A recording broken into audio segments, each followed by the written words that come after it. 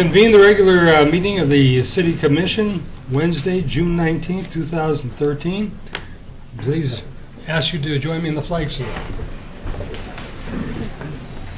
I pledge my allegiance to the flag of the United States of America and to the republic for which it stands, one nation, under God, indivisible, with liberty and justice for all. Thank you. Well, today we have some nice things that we're going to do. The first item here is a proclamation declaring June 21st, 2013 as the 100th anniversary of the opening day of the Oregon City Public Library and the Carnegie.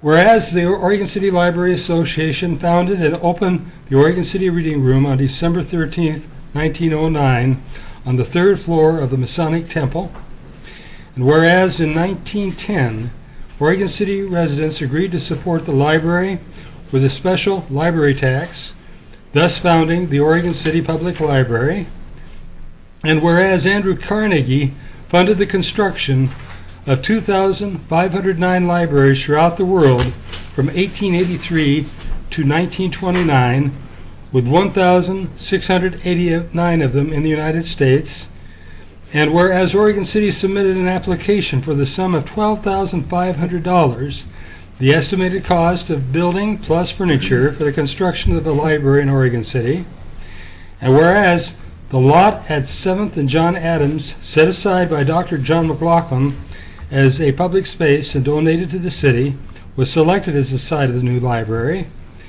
and whereas the application was approved on condition that Mr. Carnegie authorized final building plans, and whereas the construction began in 1912 on the new Carnegie Library in the 7th Street Park using a design by E.E. McLaren of Portland, which was approved by Mr. Carnegie, and whereas Robert Shelley of Portland was retained as the builder, and whereas on June 21st, 1913, a gala dedication of the Oregon City Library was held with many distinguished guests in attendance to celebrate the opening day of the Oregon City Library, and whereas in 2013, the City of Oregon City Public Library continues to serve the people of the community, and the community responds by using the library and its services extensively.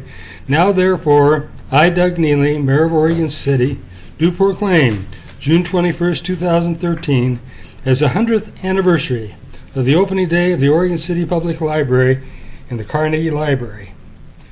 And call up all citizens to celebrate the centennial of Oregon City's Carnegie Library by attending activities in celebration of the centennial on June 20th, 21st, and 22nd, and by visiting the library to discover what was set in motion 100 years ago by Andrew Carnegie and continues to serve the residents of Oregon City today. And I've signed this, and I'd like to give Maureen Cole, our library director, some indication as to what's going to happen between the 20th and 22nd. If I'm calling her up, she wasn't necessarily expecting it, but she's told a lot of people about this, and so she's well rehearsed. Yes. Maureen Cole is our library director.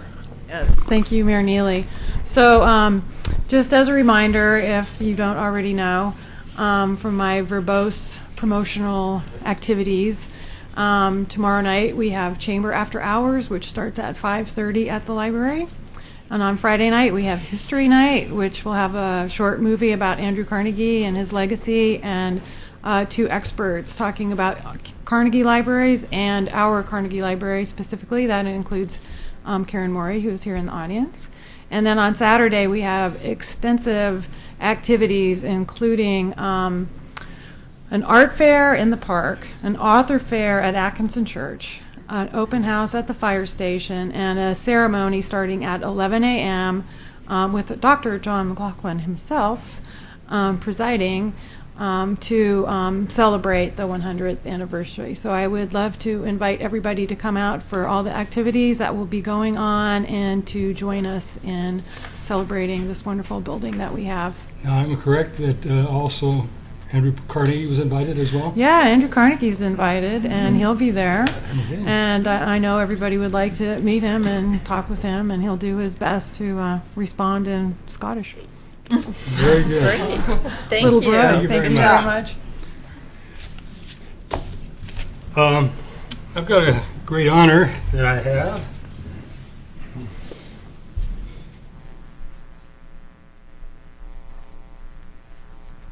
Two Oregon City students were selected to receive the, I'm going to make sure I get this correctly, the Girl Scouts Gold Award.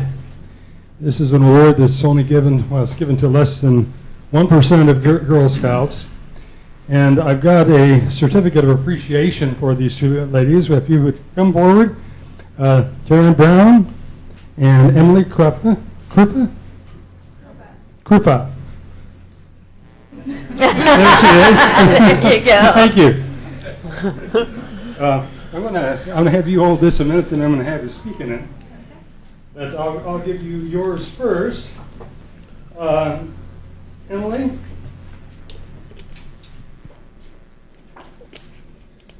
This is a certificate for receiving the Girl Scout Gold Award, which is the highest achievement a girl can earn in Girl Scouting. Emily received this award for encouraging healthier eating by creating a healthy, low-cost ingredient cookbook and presenting them to a local food bank for distribution to its customers.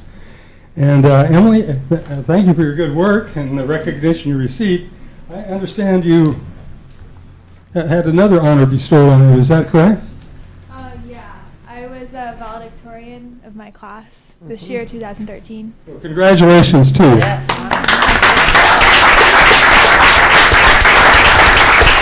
And my understanding is to be valedictorian, you have to get pretty good grades in high school, don't you? Yeah. Yeah, okay.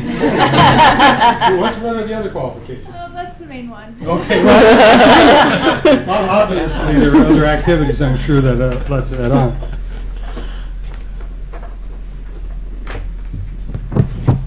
Secondly, I've got the wrong form up here. Anyway, could you say? Right here? Yeah, thank This you. one? No. No. No, there's a. Is there another one? No. There is one. Oh. I have it here. Never mind. Okay. I had 3 forms up here.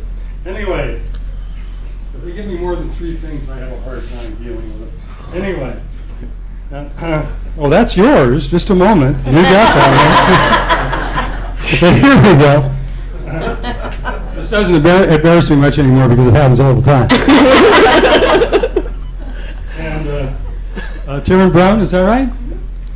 For receiving the Girl Scout Gold Award, which again is the highest achievement a girl can earn in Girl Scouting, Taryn received this award for creating a booklet describing all the clubs and activities available at her high school and presenting these to the incoming 8th graders at the freshman orientation for the purpose of increasing freshman participation. Congratulations to you both. That's great. It's a great honor to have two Girl Scout members receiving these recognitions and having them both from Oregon City. It's a great honor to me to be able to present these to you. Thank you so much. Thank you.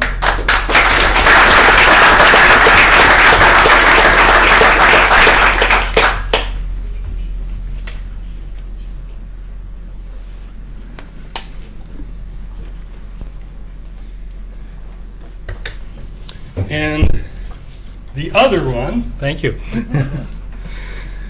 The other one is a proclamation, the American Cancer Society Relay for Life proclamation. Whereas Relay for Life is a signature activity of the American Cancer Society and celebrates cancer survivors and caregivers, members, loved ones lost to the disease, and empowers individuals and communities to fight back against cancer. And whereas money raised during the Relay for Life of the Oregon City supports American Cancer Society's mission in saving lives and creating a world with less cancer and more birthdays, by helping people stay well, by helping people get well, by finding cures for cancer, and by fighting back.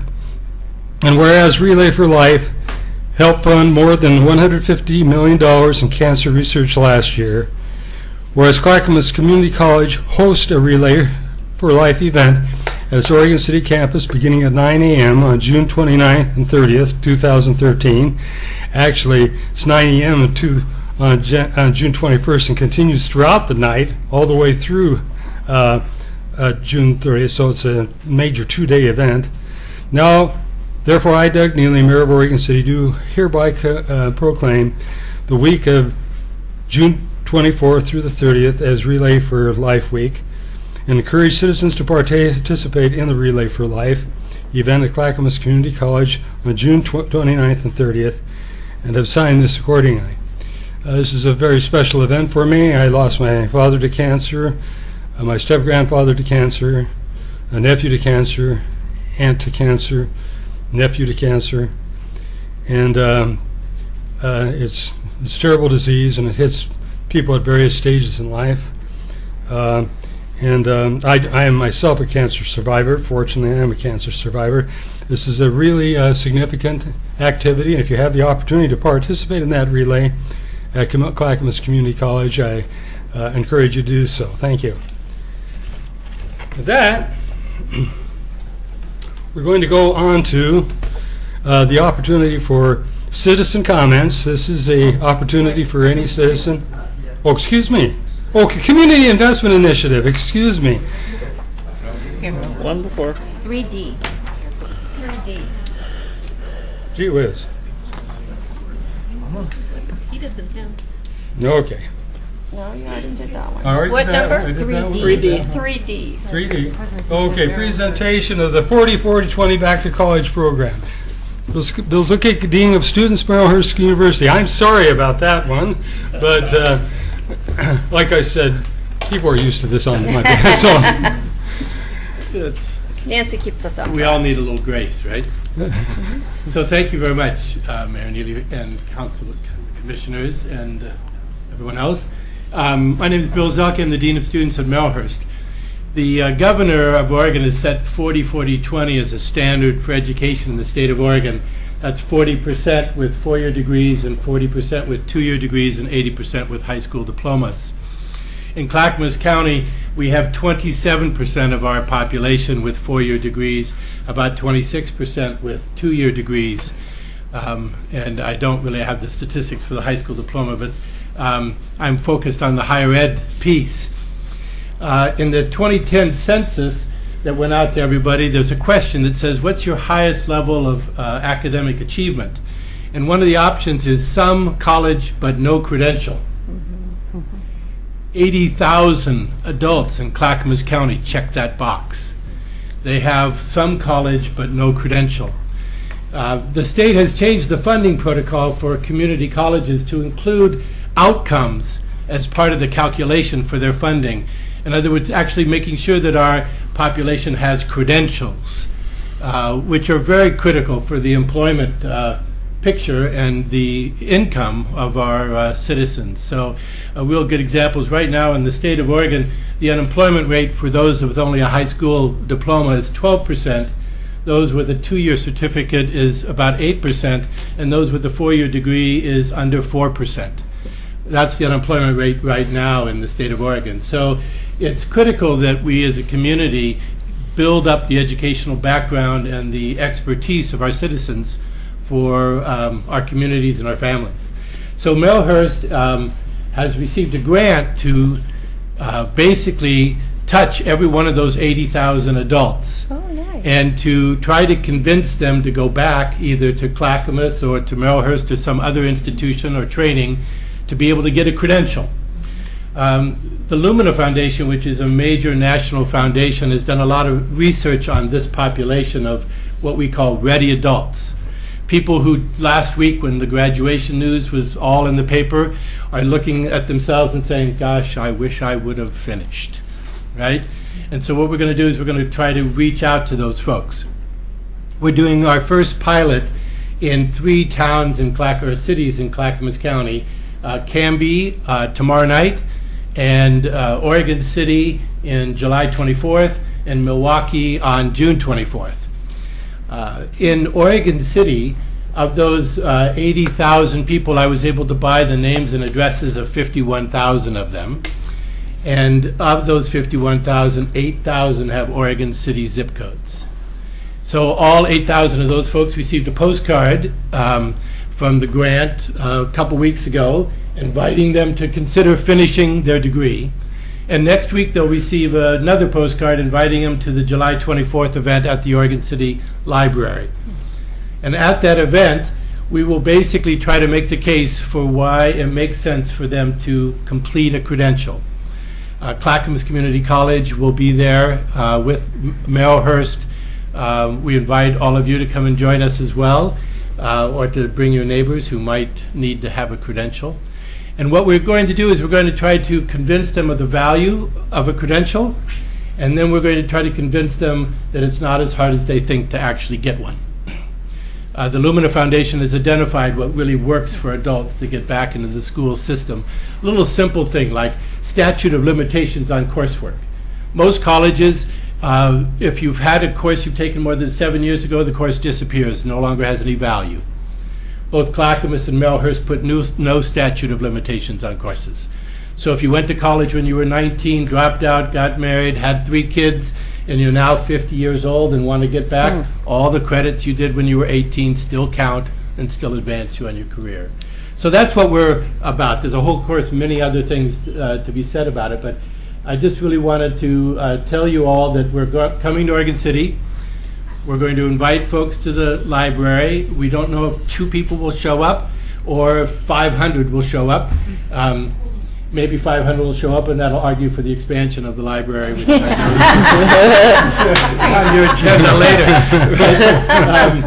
But there's just 3 things that we'll be doing once we get them there. Is we'll be focusing them either on the community college for the completed credential there, or we will focus them on the 4-year institution and the credential they can get there, or we will also have a couple of career counselors there to help people identify the world of work that they're most interested in, and then backwards look at what kind of training they might need to round out their training to get into that employment. So people approach school in many different ways, and so there'll be those 3 different pieces in the pie. So anyway, that's what we're doing. Thank you very much for your time to share that with you. And Thank you. This is I think- very exciting. cool. Thank you. I think it's really important to note that these services that are provided by the college and Merrillhurst, they're not only directed to 2-year degrees per se, AA, but there are a lot of certifications that get you into internships as well and advance you in various careers.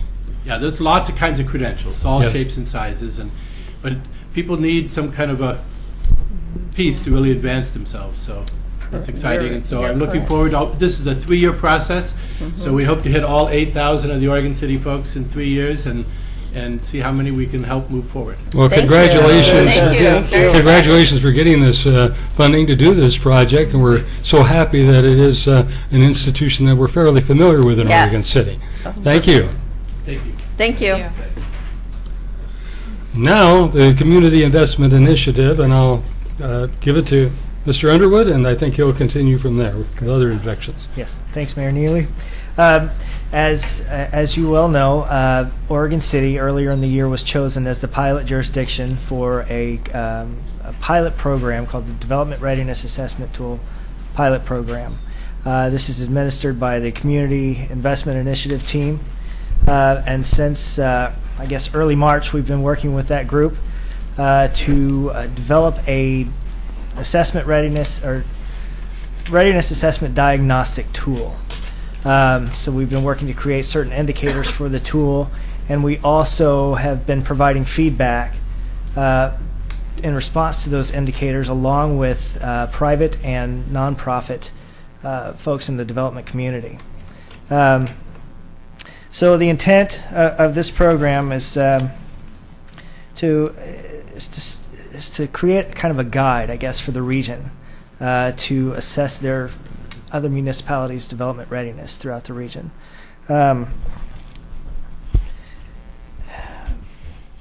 It's to hopefully add some predictability and flexibility for the developing community while still upholding the regulatory environment as well. So we are currently at the last stages of the project. I think we've got some good information to present to you tonight, and I've invited Joel Shanning and Lorelei Juntanen of the CII team to come and give a presentation of the final report. So with that, I'll ask them to come up. Good to see you both again. Hello. Thanks for having us back.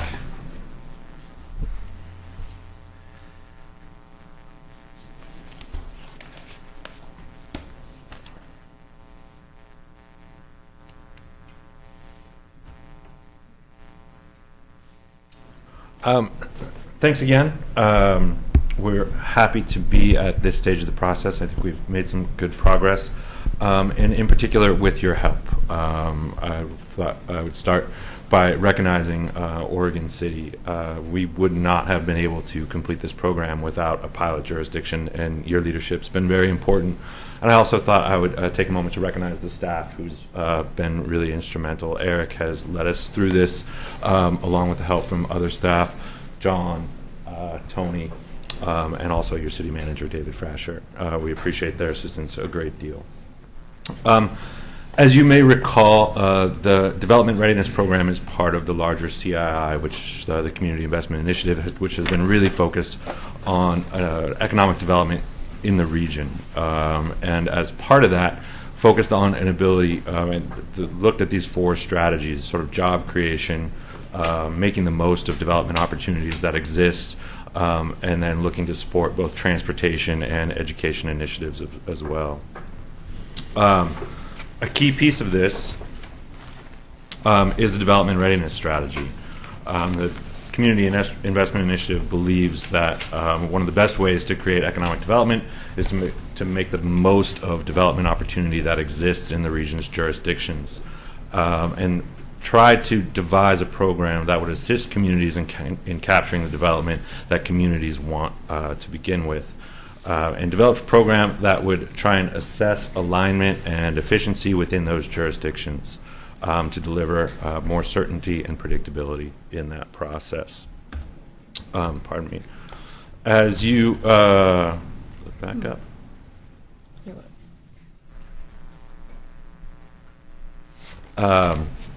Last summer, the CII kicked off its strategic plan for the fiscal year 2012-2013. Over the course of last summer and early fall, we went through sort of a discovery phase where we did a lot of research and best practices around the country. Started working on program design in the fall. Drafted a program tool and some key elements of that tool and what a pilot program might look like.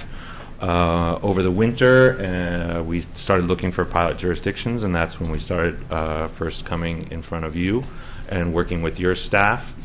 Since that time, we met with your staff a few times. We've been in front of you, had many conversations in your partnership to hone that tool, which Lorelei will talk about here in a moment.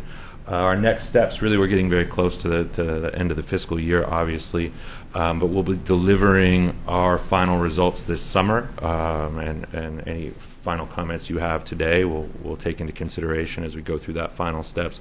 And we plan to present our final program to the Community Investment Initiative next month, and we are very close to having a memorandum of understanding with the ULI, who believes they might be able to carry this project forward in the region. With that, I'll pass it off to Lorelei to talk about some of the findings specific to the program, the pilot program. This doesn't want to seem to point at my mouth, but it sounds like it's picking me up anyway. So, hi, I'm Lorelei Juntanen with Echo Northwest. We're part of the consultant team that's been helping the CII through this process of developing a diagnostic tool. We also had on our team Group McKenzie, that's a consulting firm that does a lot of the actual entitlement work for, in particular, industrial projects, but projects of all types. So they have a lot of direct experience with jurisdictions across the region with trying to go through the process of getting development to actually come out of the ground. So our role as a consultant team was to develop a diagnostic tool, as Joel alluded to, that would be, you can think of it as kind of a list of best practices for development readiness that's very comprehensive and covers the full range of local government interactions with the development process. That was kind of a tall order, and really without the ability to test it here in Oregon City, it would have been very difficult for us to come up with a tool that would have been useful. We do have some findings about development readiness in Oregon City, and I know you're all dying to hear them, but I'm going to make you listen to me talk about the tool for a moment first anyway, because that was actually our primary job, not to assess your development readiness, but to use that process to develop the tool. And what we found through that process is that, first of all, there's a real need for this across the region. We talked, we were really in detail with your staff here, but in the process of creating it, we talked with folks in Hillsborough and folks in Gresham and a whole range of jurisdictional partners, and we also did a survey of developers. And I think across the board we found, yes, we need something like this. Yes, it needs to be very comprehensive. And importantly, it shouldn't be prescriptive. It should be a tool that facilitates a conversation with the jurisdiction about what their goals are and how those goals can be achieved. Their goals both for development and for development readiness. And all of that was taken into consideration in the process of developing the tool. We also found out some things that we shouldn't be doing with the tool. And those are, you see them up there on the screen, would stay away from personnel issues. There's nothing in there that approaches anything around the legal aspects of HR or unions. It doesn't get particularly detailed about development, what we call development statistics, which is sort of tell us how many days it takes to get a permit from this stage to this stage, because most jurisdictions just don't have the capacity to track that kind of data on a regular basis. It's probably a good idea to be doing that, but it's not pragmatic. And then the other piece is that in order to really make sure that we're getting the full range of information about development readiness, it's pretty critical to talk to customers. And the customers in this case are not just developers, but also the citizens that you're serving with the public sector role of trying to ensure that there's a public good associated with development. So those are all pieces that we found that we couldn't do with the diagnostic tool, but that are probably pretty important to be thinking about. Can you advance the slide for me, Joel? All right, so what did we find about Oregon City? In your packet, we sent through excerpted text from our draft report that's specific to our findings on Oregon City. And we found some strengths, and we also found some places where we thought it might make some sense to focus some attention to improve development readiness. And I'll start with the strengths. First of all, y'all are small but mighty. The staff were able to note a lot of places where they've been able to focus on process improvements that have made the whole system a lot more efficient for your customers and for your users. And a couple of examples of that, you allow for the completion of concurrent permits, which means that you can move really complicated processes through on multiple tracks at one time, complicated projects. You also allow, keep your fee schedule and SDC charges really readily available, and allow for SDCs to be paid over time instead of upfront, which can make a really big difference for development feasibility on especially very complicated projects that have large SDCs. And then last, we understand that your staff is working to put together a time management system. And that's pretty important because it can help to track staff time related to projects and create some of those development statistics that I talked about earlier that can give you an opportunity to create benchmarks and improve over time by working toward those benchmarks. Also, we heard a really, really strong commitment to outreach. It's probably not a surprise that can be a really difficult thing, and that Oregon City has its own special challenges associated with outreach and sort of the conversation with the public. But staff have noted a lot of really excellent steps in the direction of trying to improve that conversation. The Land of Opportunity campaign is one example, and an overall effort for staff to go to where citizens are. In the social service agency, in the social groups, in churches, in schools, instead of holding the typical open house approach and expecting that the public will come to them. So those are a couple of examples of places where we're seeing a really strong commitment to outreach, and that's a huge strength because one of the major issues that we hear across the jurisdiction is that the development vision doesn't incorporate the needs of the community, and you are clearly working toward that goal. It's a goal that will take some time to achieve, and no place does it perfectly, but you're moving in that direction. So those are strengths. A couple of places that we found where it might make some sense to focus some additional attention. I'm going to start at the bottom of the list in the way that it's organized on this particular slide with alignment of vision and implementation goals, because that is a really critical piece. That is about having a clearly articulated vision for development and redevelopment that is held consistently from the staff level on up through to the electeds and your appointed commissions, and also among the public. Now that obviously is an ideal that is never achieved anywhere, that you have perfect alignment vertically on a vision, but to the extent that you can move toward that, it helps to make the development process much smoother. There are fewer appeals, your public hearings are less contentious, and people are more in line, and it's easier for staff to do their work in quick and efficient ways. And we heard that as a concern here in Oregon City. I think you would find that as a concern anywhere that you went in the entire country, but it came to the top of the list here in Oregon City as well. A couple of thoughts of things that you might think about focusing on. One idea is to consider an independent third-party survey of customers, where customers is, again, writ large and includes developers and includes the public that you're serving. And the purpose of that would be to help to understand what they see as a development vision and make sure that that's part of how you're thinking about your planning processes and your permitting processes. Another idea would be to have some facilitated workshops with staff, elected officials, appointed officials, and make sure that you all are on the same page about what kind of outcomes you're looking for and where you ought to be focusing your attention. And ideally, all of that would tie together into a strategic plan document that would articulate that vision that you could continue to point to and continue to try to move toward as you're implementing a work program to improve development readiness. A second set of issues were around having goals and policies to support efficiency and readiness.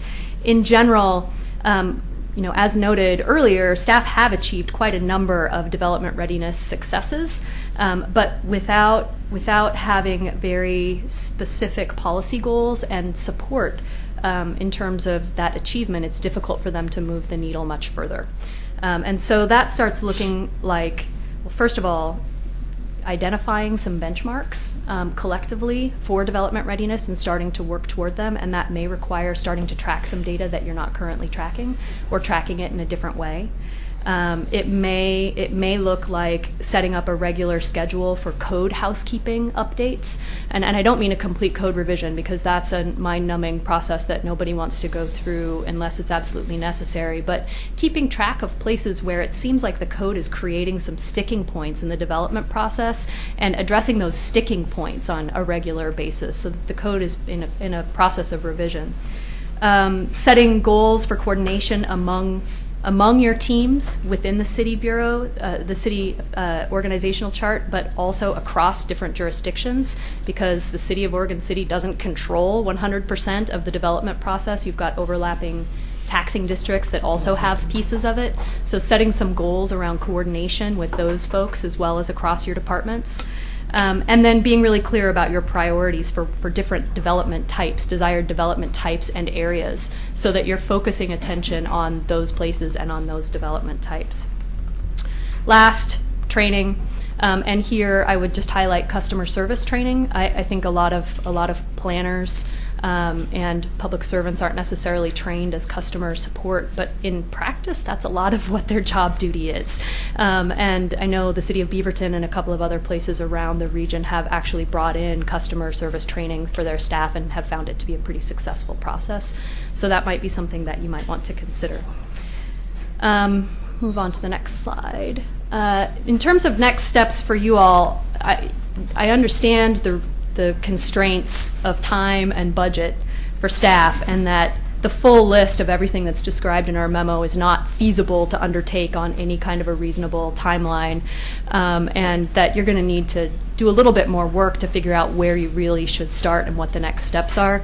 What we have recommended in our report is a follow-up pilot that's focused on implementation, that would start with the work that we've done and that would work with your staff and whomever else you wanted to have involved to develop an actual work program with a schedule and a timeline associated with it, so that you could be involved with the budgeting process and make sure that the targets are realistic and refine those next steps a little bit. We don't, Joel mentioned that ULI might be the program administrator who takes over this process and scales it up to the entire region. We don't know for sure how that process is going to unroll at this point. We think it's a great recommendation, but we're not sure how that will play out.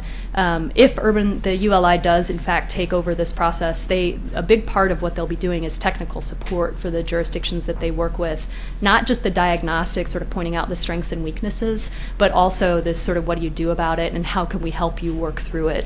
So piloting that process, that second half, the really critical implementation piece in Oregon City, so that they can work out the kinks of what that technical support looks like, would be a really useful next step for them, and that's what we've actually recommended in the report. Yeah. ULI, could you state again what that is? Sorry, that's the Urban Land Institute. Okay. Joel, do you want to say anything more about that, Joel? Briefly, if you're not familiar, they're an international real estate best practices organization. They're widely regarded for sort of objective technical assistance research. They publish books. They keep sort of fellows employed that travel around the country speaking. They do conferences. They're held in pretty widely regard, and their mission statement is nonpartisan.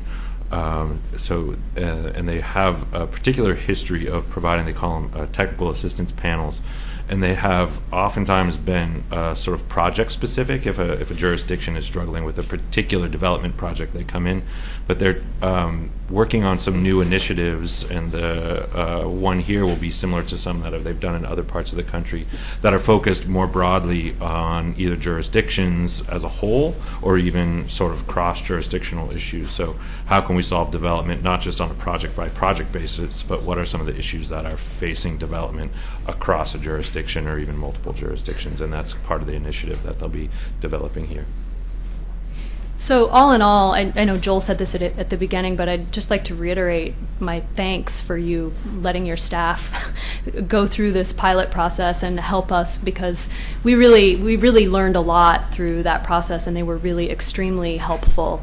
And I think we couldn't have done it without your support, and I think it's going to be really useful for the whole region, and it's obviously something that's needed. So thanks again for that. The last thing I'll say, the last slide is, can we go to the next slide? The last slide is about taking it to the next step as a program, not just within Oregon City, but as a whole program. We found it to be fairly time intensive, and your staff might be nodding and saying yes to that. And for that reason, we're recommending that there be some sort of incentive package that goes along with jurisdictions participating in this kind of a diagnostic. Possibly retroactive? I'll see if I can sneak that into the report for you, Mayor. The incentives might look a lot like technical support as you move through the process of implementing the program, so that there's the carrot associated with it. We're not going to just tell you everything that you're not doing well. We're going to help you figure out how to fix it. This concept of vision and alignment of some sort of an articulation of desired development outcomes has really come to the top as being incredibly critical to development readiness. Just having a clear leadership statement that, yes, we care about this, yes, we want it to be as efficient and effective as possible, and here's how we're going to try to make that happen, seems to make a big difference in the communities where development readiness outcomes are seen across the country. And we heard that as we were testing this around the region as well. Another really important recommendation about scaling this up to the full region is that there was a lot of concern from some of your jurisdictional partners about airing of dirty laundry and not wanting to be as honest as you might want your staff to be in this process because they don't want to put out there what your weaknesses are. So a recommendation to make sure that there's a quiet sort of ongoing conversation that happens with the program administrator that maybe isn't something that you would say aloud in a meeting like this. I will tell you that I have said aloud everything that is written into the report and that there's nothing nothing here along those lines, but that would be really important just to create some comfort for jurisdictions to participate, because it is a risk, and it is something that you have to really commit to up front and know that just looking into this creates this perception that there will be some changes coming down the pike. So making sure that people feel comfortable will be really critical. And then last, and I've said this before, additional refinement is needed. And primarily that's around, well, we've got a good diagnostic tool now that we feel pretty comfortable works. But this concept of, well, what do you do with it and how do you turn that into a series of actions that a jurisdiction can actually implement is the piece that that really does need to be worked out before we take this thing to the full region. And you all might want to be part of that process as well. So I think that's it for me. Yeah, we were going to conclude with next steps, but to a large degree we've mentioned those already. We'll be delivering the final report next month, and we continue to work with the Urban Land Institute. I'll just, in way of conclusion, say a couple more words about that, just so you'll be hearing some of these language coming out of the Urban Land Institute soon.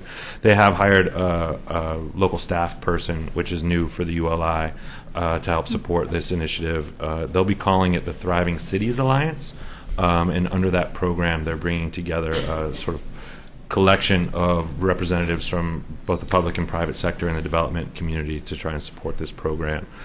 So we think it's a good home. We're still working out the details of the partnership, but we think they have a good chance of being effective. Questions or comments for us? Well, this was very good. Thank you. A lot of good work. Thank you, staff, for participating. Yeah, anybody else?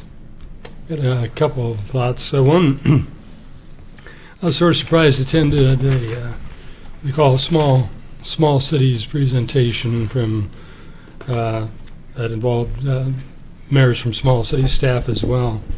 And I was really surprised that a lot of the small cities do not have we have an economic development manager. In fact, ours came in fairly recently.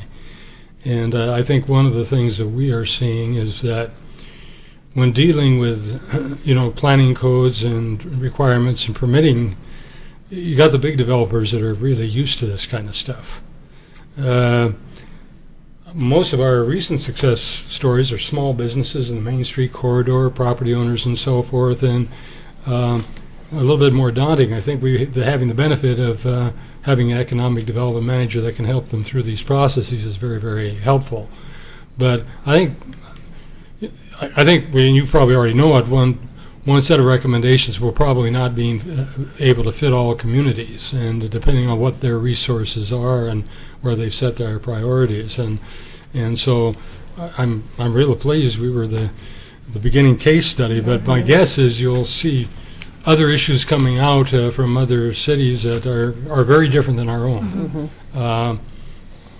The areas in which we would like to see things occur are areas in which we have to have substantial infrastructural improvements for them to take place. And, of course, that's true in most communities, that those challenges are there. And of course, the monies to support those kinds of infrastructural developments aren't there. And I don't know at what point in the community dialogue we start to deal with that and how we deal with that. A lot of people feel, well, private investment, they should pay their own way, but we see success stories that we've seen in Washington County, for example, have been private-public partnerships and so forth that have enabled them to occur. And I think this is something that has to be an educational process with the public in general, to feel that monies that they are putting forward to demonstrate what the benefits are going to be. on that particular issue, I would encourage you to stay tuned to the other CII strategies, that in particular this idea of the sort of regional infrastructure enterprise that they're working on a business plan, which will also be delivered next month, but is really trying to target more directly that particular problem of, how would you pay, or how would you create partnerships or financial packages to actually accomplish this. I mean, in the larger strategy of the CII, our particular corner of that here is to try and sort of reduce costs and maximize the efficiency of the things you already have. And they're looking a little bit more directly on how do you provide the things that you don't currently have the capacity for. And I think those things include sort of the bricks and mortar kinds of infrastructure, but also kind of some of the institutional capacity. Well, I think when I first met you all, I've gone to a lot of these CIM meetings and so forth, and when I met you all and you were working with us, I was saying, gee, it's good to see some meat being put on the bones.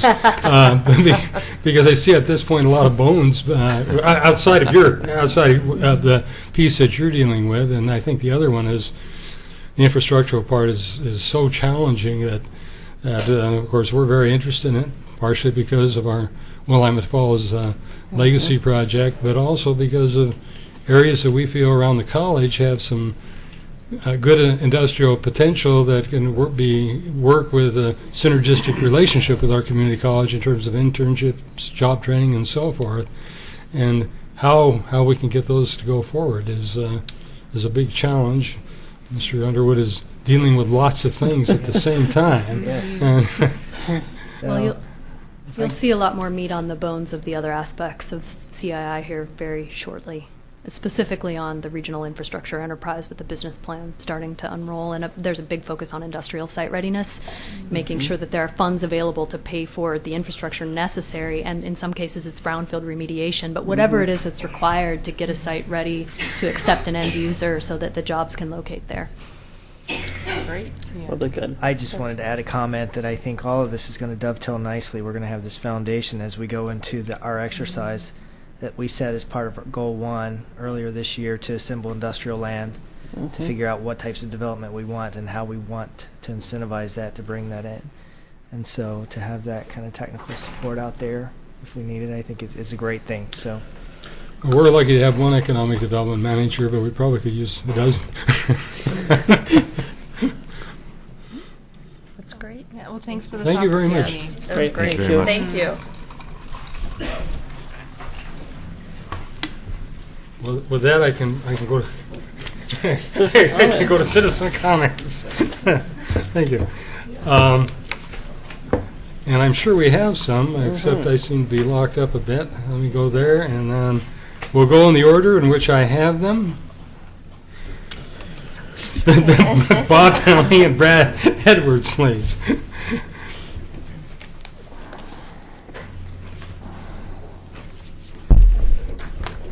When you guys sat in the back row, did you think it was going to become the front row? That was a little surprising.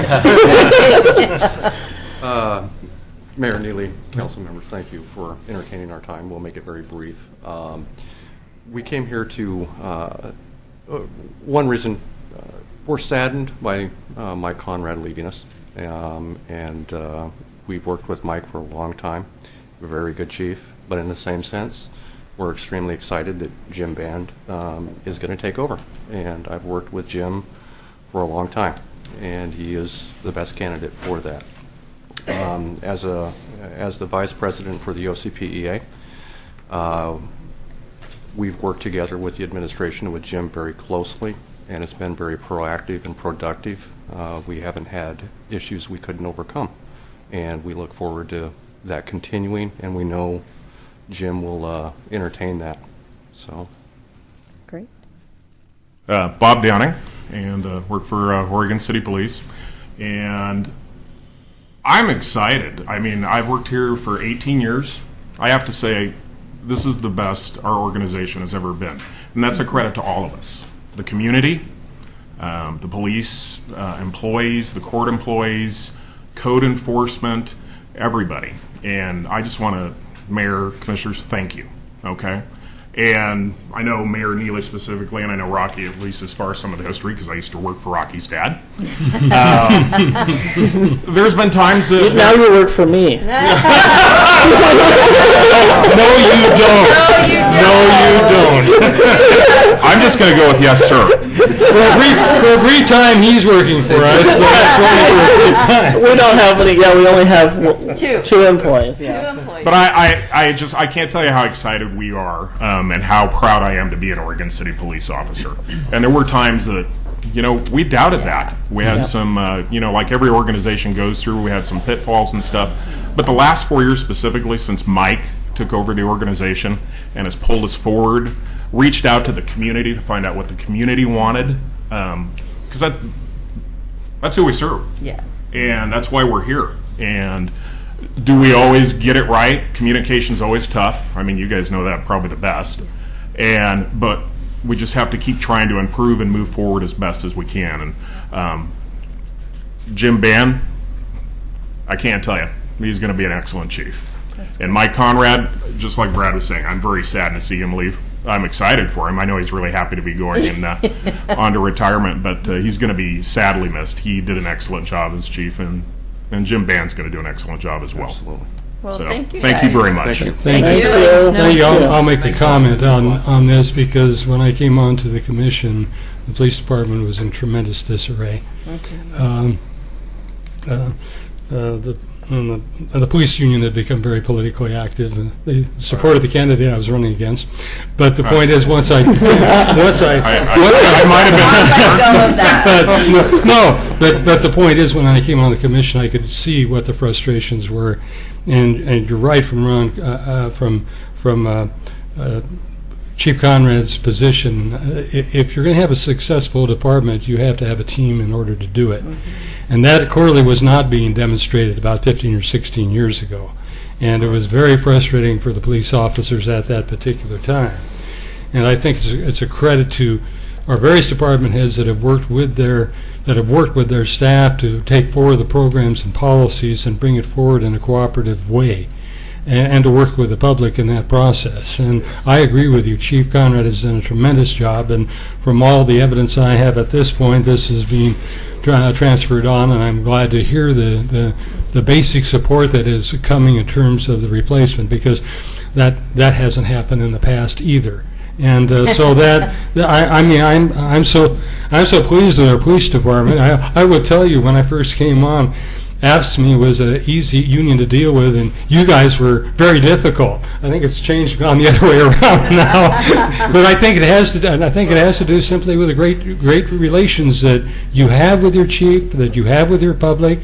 And I'm extremely pleased and happy with the performance of this police department. I think we could stand it up and as a pillar as to how a small city police department can be effective and imaginative in terms of the overlapping shifts you have there, to have more police officers on the streets when we have the greatest need for them and so forth. Some great imagination has gone into this, and I want to congratulate you all, but also recognize also the management staff that has made this possible with their working with their team.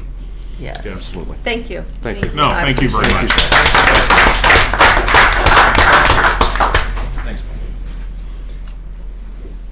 Well, let's see, Linda Orson and William Gifford.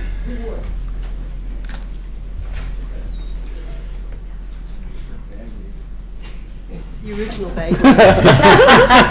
Thanks, William. But he's such a gentleman. You know, if he was kind, he'd carry up the bags. Now you're going to be characterized as a bag lady, and But he did get my chair. Yes, there you go. Bagman, yeah, that made it maybe worse. Well, Linda Orson, I am with the Friends of the Library, Friends of the Oregon City Library, and I wanted to invite you all to our business after hours tomorrow night at 5:30. The Friends are co-hosting with the library, very proud to be co-hosting, and we're also co-hosting the big celebration on Saturday. We have bags to give away for gifts, and we have the art show that's going to be going on from 10 to 6 o'clock, and children's art activities. we'll be cutting cake. There's going to be all kinds of fun stuff happening. So we hope we will see you all there, although I hear Mayor Neely will not be with us at that time. I'll be You there have on another- Thursday. You have another commitment on Saturday, though, I hear. I've asked for somebody Yes, to take yes. Okay, thank you. over. Yeah. Thank you. Mr. Gifford. Mr. Mayor, City Commissioners, my name is William Gifford. I live in Oregon City. A couple quick things just to get off the table before my comments. Thanks very much for putting the light back on the table. That's a big help instead of having to look Thank up you. there to see what the time is. Secondly, is I've never been known as a ditto head, but ditto to the cops guys. Yeah. I really got to support that 100%. However, Mr. Mayor, I suspect that what you meant to say was now that the police union is more compatible with AFSCME. Not they've flipped the other way around, and not to imply that AFSCME is contentious, but I think that they are both working with us now very well. Yes. My comments, particularly, I want to describe a technique that occasionally I employ that I call tourist eyes. It is so easy for us to become so acclimated to things that we're familiar with, that we see every day, and especially things that change slowly over time that you don't notice. And so occasionally I like to put on what I call tourist eyes and look at something as though it was the first time I ever saw it. And I have to say, the other day I was driving up Singer Hill and I saw a big bush. And I tried to see what was behind the big bush, and lo and behold, it's a sign, the McLaughlin Historic District, that when I was chair of the McLaughlin Association, we spent a lot of time and money raising money to restore that sign and to gild it, and it's a beautiful, beautiful sign. And now that we have an acting city manager who may be pretty sympathetic to issues regarding shrubbery and such, I'm sincerely requesting that the City Commission consider directing staff to maybe have to wait until fall to move it, but get that bush out of the way of that beautiful, beautiful sign that we have up there welcoming people to the historic district.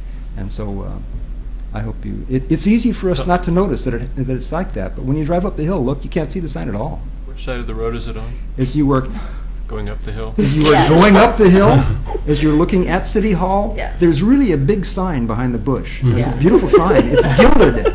You're talking about the one right here by the Yeah. back? Yeah, right by the front door. Sure. Yeah, We'll take a look at that. I appreciate it. Thank you very much. I wasn't sure if you were talking about something else that was part way up the hill or down the hill. So No, got it. as you're looking at One City right in the Hall, landscape. right, Yes, yeah, if you right could drive there. straight. We will definitely take a So look. the at that. neighborhood That's no association problem. sign, right? Kathy was too busy Yes. weeding the elevator. She didn't get to Well, the bush is very well shaped. I'll go It's take care of nicely that tomorrow. weeded. Yeah. I didn't saw. No, just move it because it's a nice bush. It's a nice bush. Hope you can save it. Thank you. Is it too big to move? I think it could be moved. Oh, okay. Very good. I think we can work something out. That's not an issue. Any more? I don't see anybody listed for citizen comments. We have no more. Thank you. Now we'll go into our regular agenda. This is the time to adopt the agenda. I am going to ask for an item to be pulled, more to have it for public information, and that's item 8J. Not that I don't think it requires any special action on our part, but I do want to make people aware that there's a recommended change in membership in the Transportation Advisory Committee, and I'll have an announcement about the Transportation Advisory Committee at the same time. So I'm asking 8J to be pulled. Anything else? So just adopt the agenda then with that exception. We'll enter to public hearings. We are actually have many items that we're going to be covering today. We've got Resolution 1317, adopting the budget, making appropriations, imposing taxes, and categorizing taxes for the 2013-2015 biennial budget. This is the first time we have adopted a biennial budget. We've been doing annual budgets before. The reason we decided to go this direction is because each time a new commission comes forward, they set forward basically 2-year goals. And it made perfect sense that if you're going to set up 2-year goals, it made sense to have a biennial budget to support those goals. So there's a major change there. And with that, I presume Mr. Arno is going to make the presentation. This has already gone through the Budget Committee, I should mention, which is made up of the City Commission and 5 additional city members. Thank you, Mayor Neely. Members of the Commission, I'm Wyatt Parno, the Finance Director for the City, and I'm here to recommend that you adopt Resolution 13-17. The resolution is required in order to complete the budget adoption process required by Oregon revised statutes that comprise local budget law. The resolution does 4 things. It adopts the budget as approved by the Budget Committee. It sets legal spending authority by organizational unit and function. It declares that the city will request from the county assessor a property tax rate of $4.40 per thousand of assessed value for each of 2 years of the biennium, and some specific amounts for the general obligation bonds that we have outstanding for when we built some fire facilities. And finally, it categorizes the property taxes under limitations established in the Oregon Constitution. Some quick notes on the budget. The Oregon City Budget Committee approved it on April 15th with a unanimous vote. There are no changes proposed for adoption from what was approved by the Budget Committee. The total city budget is approximately $132 million based on our estimates at the time of preparation. It was designed to align with the 2013-2015 Commission goals and priorities. And some of the highlights are the addition of 3 new frontline police officers dedicated to public safety. The positions will be funded with an increase of 25 cents per thousand of assessed value of the property tax rate, but the rate will remain below the city's maximum assessed value by 64 cents. There's the dedication of monies and staff resources for financing moving forward with the Willamette Falls Legacy Project. And there's additional reserves and appropriations to begin acquisition and construction for the new library and public works facility. And I want to just thank the commissioners and budget committee members that gave us a lot of valuable feedback on the budget document and the budget process through the survey that we took, and some others that provided information on the site as well. And we've incorporated a lot of those changes already, and we'll be submitting the budget for the GFOA award for budget excellence. Folks usually don't get it the first year, but they do in the second. But we're going to get a head start on it, and we'll see what happens.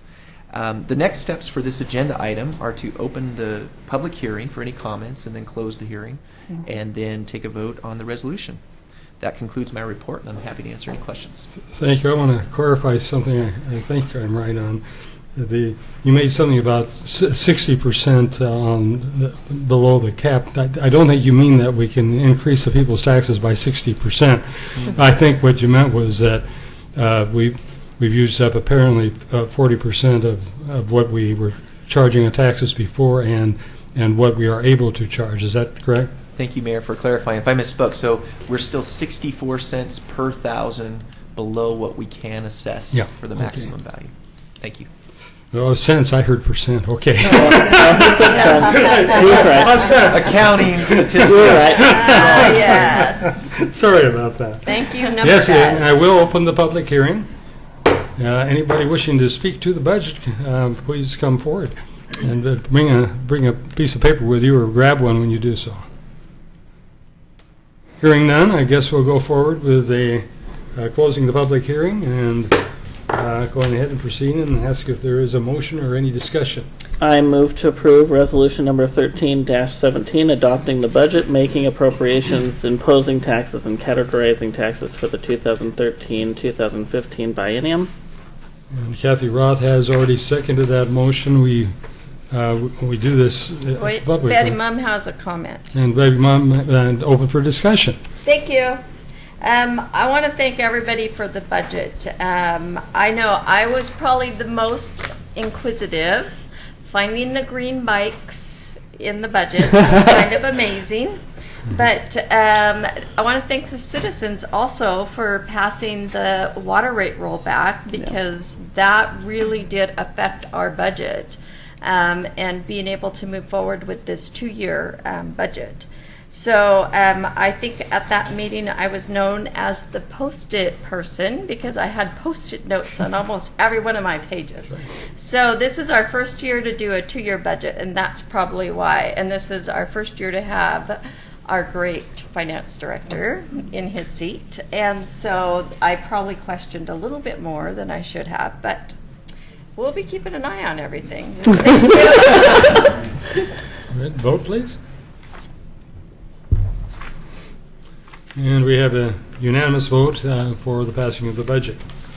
This went through a tremendous amount of discussion, and as Commissioner Mums mentioned, she was a primary discusser. And we'll go on to Resolution 1318, declaring Oregon City's election to receive state revenues for fiscal year 2013-14. Again, Mr. Barno. Thank you, Mayor Neely. Members of the Commission, Oregon revised statutes require that the city perform certain procedures in order to be eligible for the receipt of state revenue sharing funds. These funds are basically an allocation of the state liquor tax collections. The biennial budget includes an estimate of approximately $630,000 in shared revenues for the first of the fiscal years. We discussed this each of the 2 years. The funds are budgeted to support general fund operations. The next step for this agenda item is to open and close the public hearing and then vote on the resolution. And that concludes my report. And just maybe if you could just quickly say what kinds of funds these are, where they come from. Yeah, so it's when you buy some liquor, you pay a little tax, and the state collects that, and through the statute set some authority for distributing to the cities a portion of that. And we budget it for our general fund operations. We could budget it in different ways, but we put it in the general fund as most cities do. I'm just kind of curious. I mean, we always get these revenues. Of course, we accept them. We've never failed to. That's unlikely we would. Does the state legislature have the capability of changing the amount that actually goes to the cities? Indeed, they do. And in the past, the state legislature had discussed maybe eliminating the allocation of those revenues, which would be devastating to local jurisdictions. And fortunately, they did not, but we watched that fairly closely. Yeah. Okay. Thank you. Discussion or motion? And I'm supposed to look on the floor and see Commissioner Roth wants to say something. I have a question. On these taxes that are collected from the liquor sales, do we receive a portion of everything sold in the state or just what's sold in Oregon City? You know, it's a portion of everything sold in the state, I know, because they collect it all into one big pot. And there's two formulas for distributing liquor tax. It gets a little complicated. One's based on population. The other's based on a different formula. But it's basically take it all in from the city, and then the smaller cities get portions. Okay, thank you. I was going to say, didn't we just approve like 5 liquor That's licenses? what I was wondering. Yeah. We should be rolling in the dough. We'll probably get a lot less from that than we might have wanted, but I think probably. Yeah. We have a motion. Go for it. Commissioner Roth, and then Commissioner Second. Mums seconded. The vote, please. Can you speak the motion into the record, please? I move that we approve Resolution 13-18, declaring Oregon City's election to receive state revenues for fiscal year 2013-14. Again, a unanimous vote. There'll be more discussion on some of these items. I think so. I guess I didn't call for a public hearing on that one. Sorry about that. Ordinance for introducing Did we need a public hearing? 13-1002. Mayor Neely, Yes. I apologize. If I thought we did, but let's just make sure we did, Yeah, because we that's required didn't under on the that law. item. No, I don't think I did on that item. Yeah. Please open and close If you- officially the public hearing. Yes, and my failure, was there anybody that wanted to speak to us getting liquor, say that we didn't want it? Gas For money money. or liquor money? I don't see anybody. I could reopen the public hearing if somebody wants to speak. My apologies. Ordinance for introduction, number 13-1002, Oregon City Transportation System Plan. And that'll be John Lewis in this case. For some reason, I was giving that earlier to Tony Conkle, and I don't have any idea why I did that. But Well, Tony's been a big part of this too, and his staff. So. Depends who approved it last. Just pull this one up.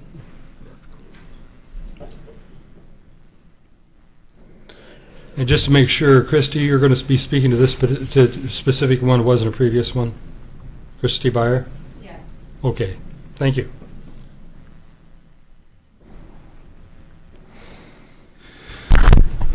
Thank you, Mayor and City Commissioners. My name is John Lewis. I'm your Public Works Director. And today we're asking you we're recommending that the City Commission approve the first reading of ordinance number 13-1002 for planning file L1301, basically approving our transportation system plan. And based on our findings within the staff report, there's several documents attached to this report, which I'm not going to go into great detail on because I've been before you many times on this topic. So, but the transportation system plan, as you know, provides a long-term guide for transportation investments into an equitable and efficient transportation system. So over the last year, we've met several times. We've done several public meetings, and we've made several adjustments and met many times as internally and with the community. But really, this transportation system plan has had a strong focus on multimodal, so all forms of travel, not just driving, which has kind of historically been the practice.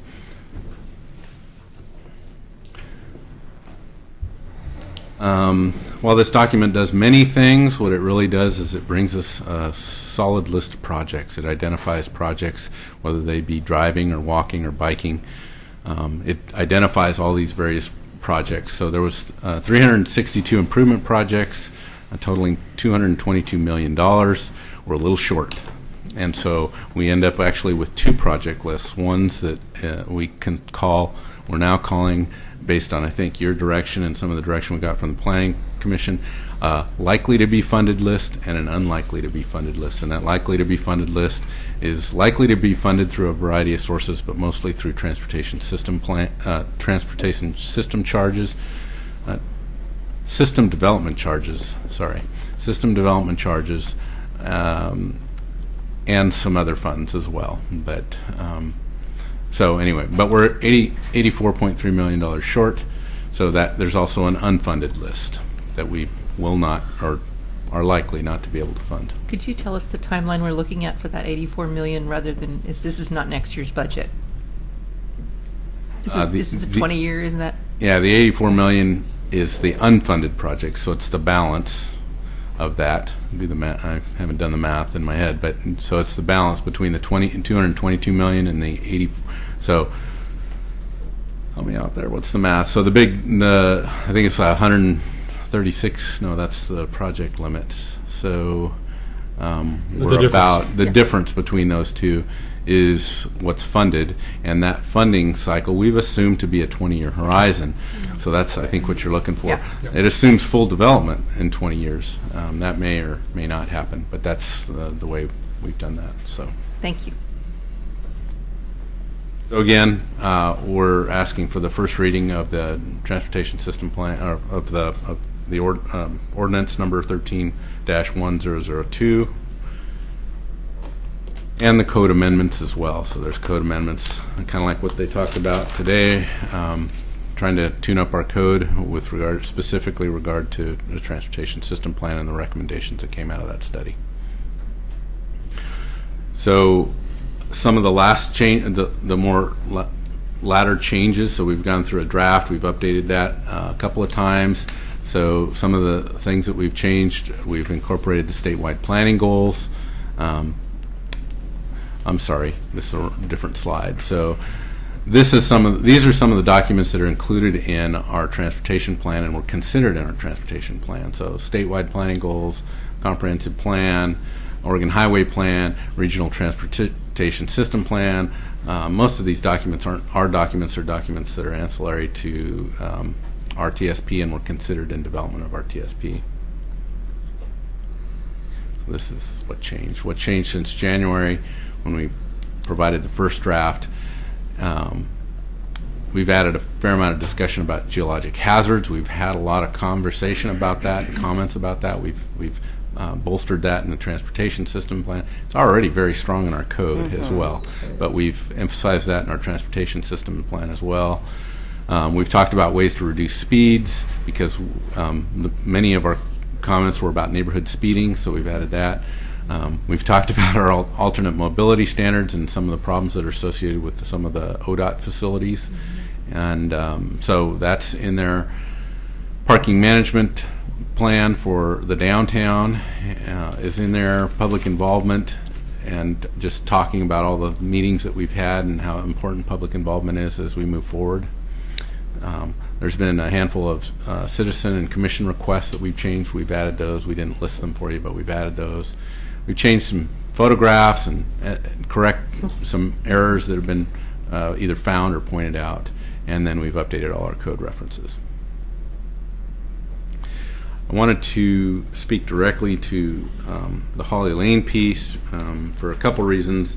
It comes up at, I think, every meeting that we've had, and so I wanted to see if I can't also switch to a different. Nancy, I'm not seeing it here on the. Let's see, maybe it's that one. Yeah. There it is. This is small. I'm gonna. Yes, I think so. The reason why I put it in a PDF file is so that we could kind of see.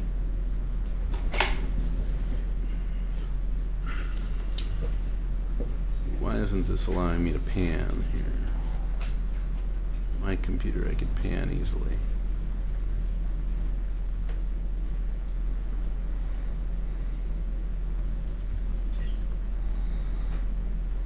Okay.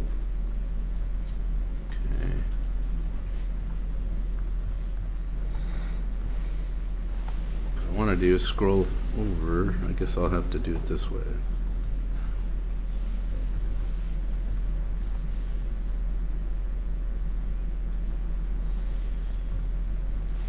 These are, this map is the latest round of Dugami maps, which are some pretty recent work that this is Bill Burns and Ian Madden, who have done a lot of work through Dugami on landslides. And this is the map section that's specific to the Oregon City area. And the things that I really want to point out is the red and the gold. So historic is the red colored, and that's movement less than 150 years ago. So that's considered the recent movement. And then the yellow is the prehistoric or ancient slides, and that's movement greater than 150 years ago. So the city has these maps, and Dugami is continuing to work on them. They're actually updating them as we speak, to add even more information. I want to focus in on Holly Lane, and I apologize for my blundering here. My computer, for some reason, I can pan around on that pretty easily. But so a couple of conversations that I've had since our last meeting was a conversation with Bill Burns, who worked to develop this, and also there's another Burns and they're not related, but Scott Burns. They've worked together in the past. They are the region's experts with regard to landslides and geologic hazards. So, but in speaking with Bill Burns about this map and specifically, he said this information is really provided to agencies to help them make better decisions about landslides, and they're not really in a position to make recommendations for us about how to use the data. They can help. They can provide guidance there, but they're not the company, or they're not the agency or the people that we would talk to when we get into specific development. But they're very helpful. They're really there to help guide designs as they progress into a project-specific need. I asked them a fair amount about Holly Lane. If I zoom out just a little bit, I'll probably completely lose where I was at, so I apologize for that. But I kind of wanted to window in on those. So they're hard to read, but Holly Lane, essentially, so this is Redland Road up here near the top of the map. Holly Lane comes down through here, all along this area, and then on out. Okay. So it's kind of right in the center of that white area that's not listed as a slide area. And so, one thing that I asked Bill Burns about was, well, what can you tell me about Holly Lane? And he says, well, Holly Lane's somewhat distant from the mapped geologic hazards that we have along either side of Holly Lane. It's several hundred feet in most cases from the mapped slide areas. He says typically slides don't occur on a ridge line. In this case, Holly Lane, for the most part, follows the ridge line of that bluff between Newell Canyon and kind of that Abernathy Creek subbasin. So, Oregon City, as you can see from here, it does have a fair amount of risks. And one of the things that both Bill Burns and Scott Burns said, Oregon City is kind of on the high end with regard to slide risk, so we do need to be pretty aware of that information. And if you look at our code, Tony, I've learned a few things about the code provisions that have been in place for several years, but hadn't always been in place. But Oregon City hits a pretty high threshold with regard to our codes and what the requirements are when you fall within some of these slide-prone areas. And so, I think the piece that I got out of my conversations with both those is that Holly Lane has potential for change. It could change and maybe even made better. There's drainage improvements that could be resolved in a future project, and it's I guess we wanted to say something to counter some of the testimony that we've heard, in that Holly Lane's a long ways off. It's again, remember, it's on our unfunded project list. It's outside of our 20-year horizon. Some of it's outside the city, but it's part of the regional transportation plan. One of the points that the state has made is that it is part of the solution for congestion along Highway 213. I have no idea what the traffic counts were like along Holly Lane before Highway 213 came along, but my suspicion is they were much higher than they are today. Scott Burns, another expert, and Doug, he said to say hello. He couldn't make it to tonight's meeting. And I did speak to him, too. Good. He called up. I should mention he is the director of the Department of Geology at Portland State University. Yes. And let me mention something else, too. The reason he's so critical for any discussions that we have, in the period when we didn't have the steep slopes ordinance that we have now, he was a prime professional testimony that we shouldn't be building in those areas, and the code was in fact changed. But we have great examples of the things that he testified against. He was quite accurate on. Yes. We've lost houses and we've lost apartment buildings in those areas where construction was put forward, and Ms. Kosinski, when she made her testimony last time, made specific reference to him, and I wanted to really get his input. It was a rather short notice, and he may come to speak to us at a different point.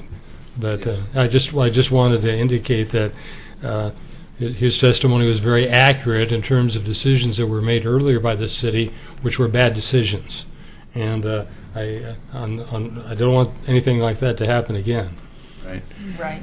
And he recognized that as well in the conversation that we had today, was that Oregon City's changed from those days of some of those bad decisions. While we still see evidence of them and have to deal with them, the apartments complex, for instance, those are recent reminders of decisions of the past. But Scott in particular was feeling like the direction that the city had made with its recent code updates to the Geologic Standards Code, just the relationships that, we can call him pretty much any time and he'll be responsive and be willing to ask. Again, he's typically not the consultant that would be used by a developer building these projects, but he is he's done so much field work in this area. So, again, he's not the one who says, should there be development or should Holly Lane be a different kind of boulevard in the future or not? He's not going to answer that. But what he is saying is that the evidence and the work that's been done will help us make wise decisions when those decisions come before us. And right now, they're not here. Yeah. So, John, could you scroll up to the other end of Holly Lane for us? I can try. I didn't do that very well earlier. So this is the end of Holly Lane near Redland Road. Right. You wanted to go the other side? Yeah, I want to see Beaver Creek? where it goes to Maple Lane. Maple Lane, right. Okay, that's down. Okay, thank you. So Maple Lane, It's right across here. Is it? Oh, yeah, there it is. right there, Maple Okay. Lane and Holly Lane. Thank you. This is great. I'm very glad you addressed this. Yes. I think one of the big concerns, if we don't mind having this discussed, because it's come up and I think it's a major concern for all of us, is that the concern is we're looking for industrial development there on Beaver Creek, and a major concern is that we don't have traffic going down Holly Lane that it's not intended to have, and that we still maintain the focus, I hope, of having Highway 213 be the main corridor of that kind of traffic. Because the challenges for Holly Lane and Redland Road, I mean, they are not at all at urban standards at this point, and may never attain them, depending on how development occurs. And when we look at this TSP, and it shows connections, of course, to Maple Lane, and a strong support that when this development occurs, the focus will still be directing traffic primarily down 213. It's an asset to us because it acts as an expressway between 213 and the campus area and the industrial lands we've identified. And of course, Redland and Holly Lane don't meet that requirement at all. So I hope that when we look at this, we focus on the transportation corridor still being primarily Beaver Creek to Highway 213 over this next 20-year period. Oh, by far, that's the expressway, and it's not the arterial, so it's the expressway. A lot of the expressway. concerns that we're having are that way, and if the commission permits me, when we've had our discussion of Holly Lane, if there's anybody that wants to speak to it, rather than doing the public testimony typically like we do after we make the full presentation, if there's something specifically focused on Holly Lane, I'd like to invite a public testimony at that point after this discussion, if that's okay for the rest of the commission. Yeah. Okay, thank you. Can I ask one more thing, which I didn't have time to look through this for? Is this the time to do it? Do you want the map back? No, not the Okay. map. There were two things that I pointed out that you told me, or Laura, I believe, said that they just mistakenly got left on that roundabout on Dunes Drive. Were those amended in here? I'd have to defer to Laura. I'm not sure if we've made those changes or not, but She says yes. Yeah, she's shaking her head. shaking her head. Good. Thank you. Yes. Thank you, Laura. I So, think you've done a tremendous job. Thank you, staff. for Yeah, I'm doing going this to- project. I think this has been a If I huge might. project. Was there any public testimony dealing with Holly Lane specifically? Christine, you want to come forward? And Selling Piper. As you come forward, I'm going to say something, if I may. Christine introduced herself as representing the Hamlet of Beaver Creek, which she was. We had an individual that was making some testimony that was representing a recognized, I would say, group that comments on planning, and we got emails from officers that they were not representing, that person wasn't representing them.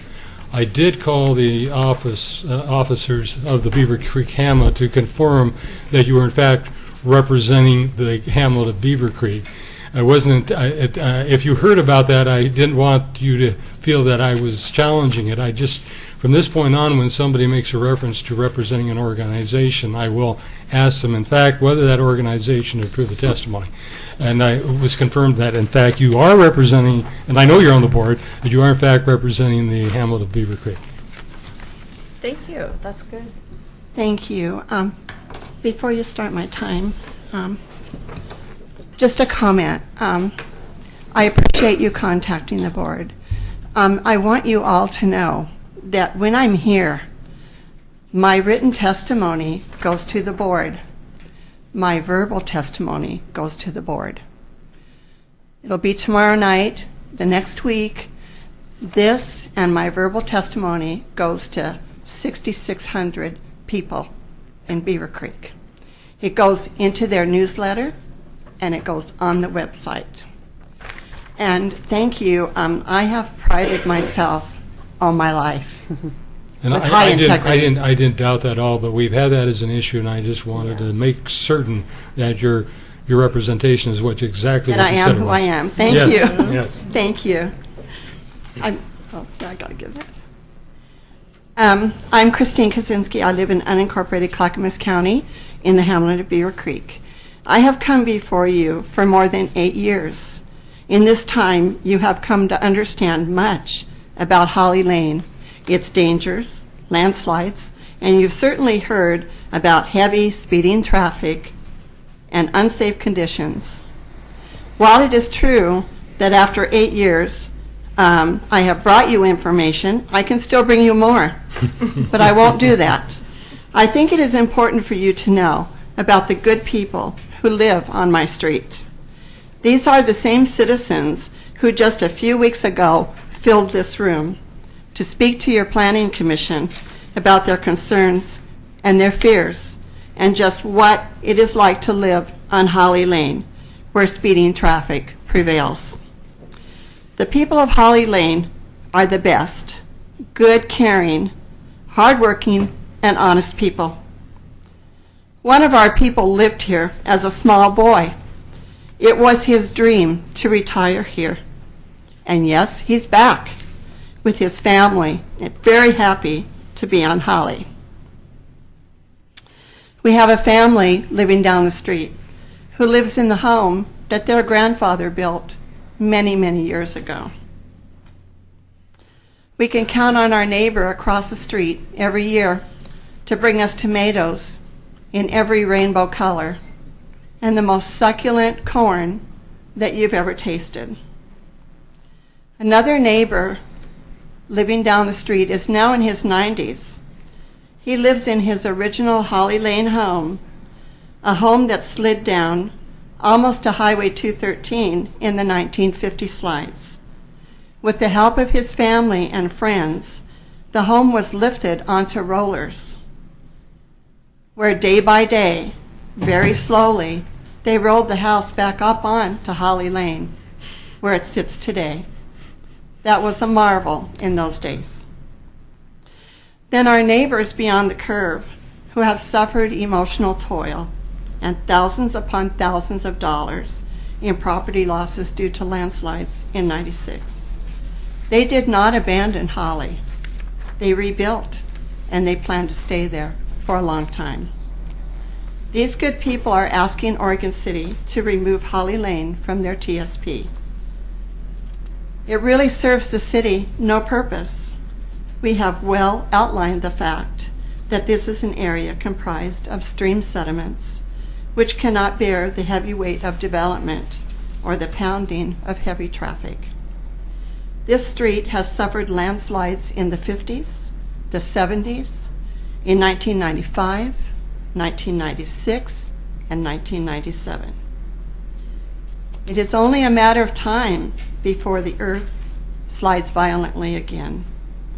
Heavy grading or widening of the street will only exacerbate the reactivation of these slides. Removing Holly Lane means you can satisfy all demands and quell the fear of these people. This short 1.5 mile stretch of a narrow road can't possibly take the amount of added ADTs per day that you are planning. You are looking for a miracle where I'm afraid none exists. These caring and good people are pleading with you to give them back their neighborhood and let them finally have some peace in their lives. I want to thank you for calling Scott Burns and Bill Burns. And if anything, it's verified a lot of information I've tried to get this city to open their eyes to.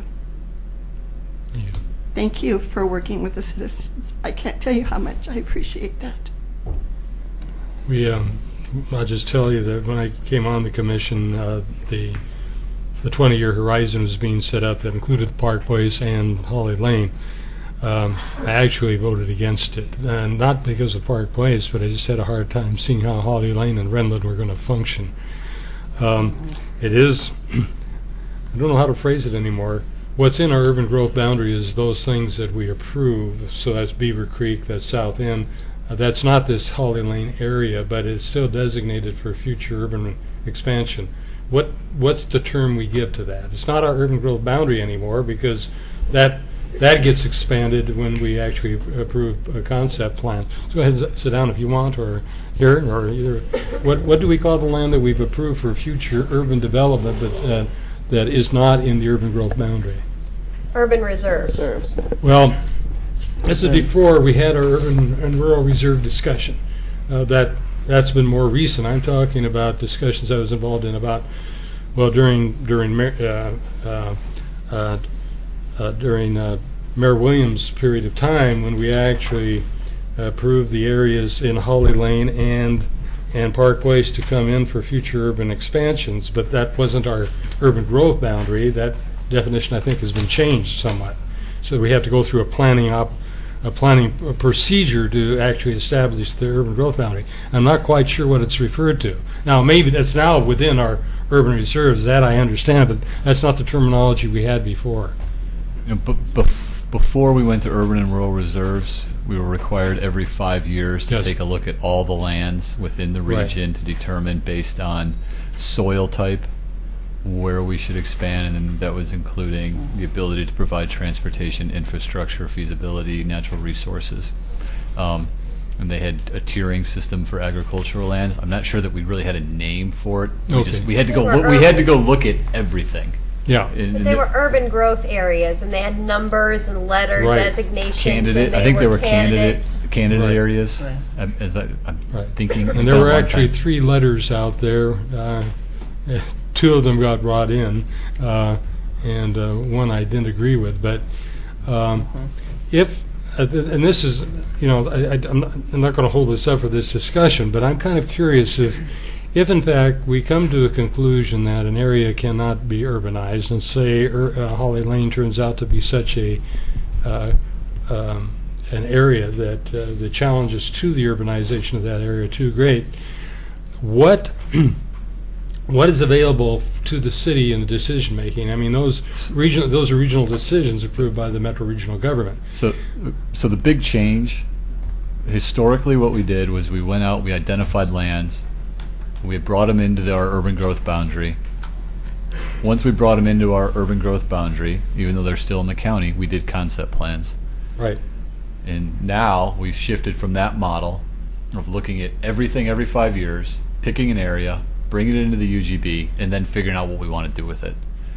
Now we've narrowed the focus to urban reserves, which are where we look for the next 50 years, rural reserves, which are off limits for 50 years, and you have this middle ground which wasn't designated, and those are considered on a case-by-case basis. But now, in order to be brought into an urban growth boundary from an urban reserve, you need to have completed the concept planning.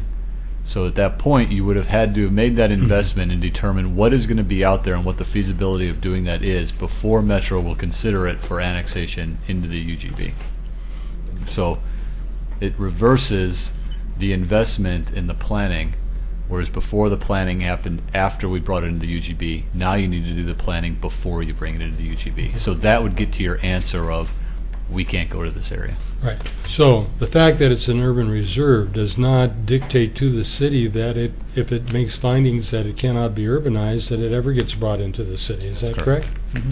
It would be initiated by the jurisdiction. It's between the city and the county to do that concept planning. Right. If it's coming into the city, most likely we would have a large part of that. Can't see the county doing planning for a and city. at this point in our horizon, we do not see going to a concept plan of Holly Lane area. Is that correct? That is correct. So I think we can move understanding the concerns that you're having. And I look at the maps of the roads, and I have the same ones. I see the areas that we're looking forward to having industrialized, and you see some different road patterns coming in. Then there's a hookup there near that Thayer subdivision that comes into Maple Lane. And the kind of guarantees I think we would like to see is that the traffic goes from Maple Lane to Highway 213 or comes directly out of those developments directly onto Beaver Creek to 213, and that we can't dictate that people can't go down Holly Lane. I mean, that we cannot do, but to make sure we develop an infrastructure to make certain that we're designing things so those trips go on to Beaver Creek and go to Highway 213, and I think that's your big concern. Am I correct? Okay, thank you. Thank you, John. Anything else you want to talk about? This is an ordinance, so Yeah. Carrie, what action do we need from? There's one more We speaker. got, yes, actually, we're still going to open the public hearing.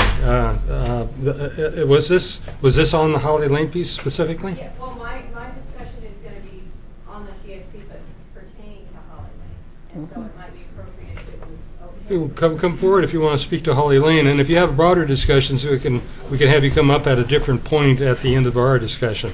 But we'll still have another public hearing after we go through all of the after we go through this piece. So if you can talk about your Holly Lane concern first, and then you're free to come back up for the next public hearing on the broader aspects of the TSP.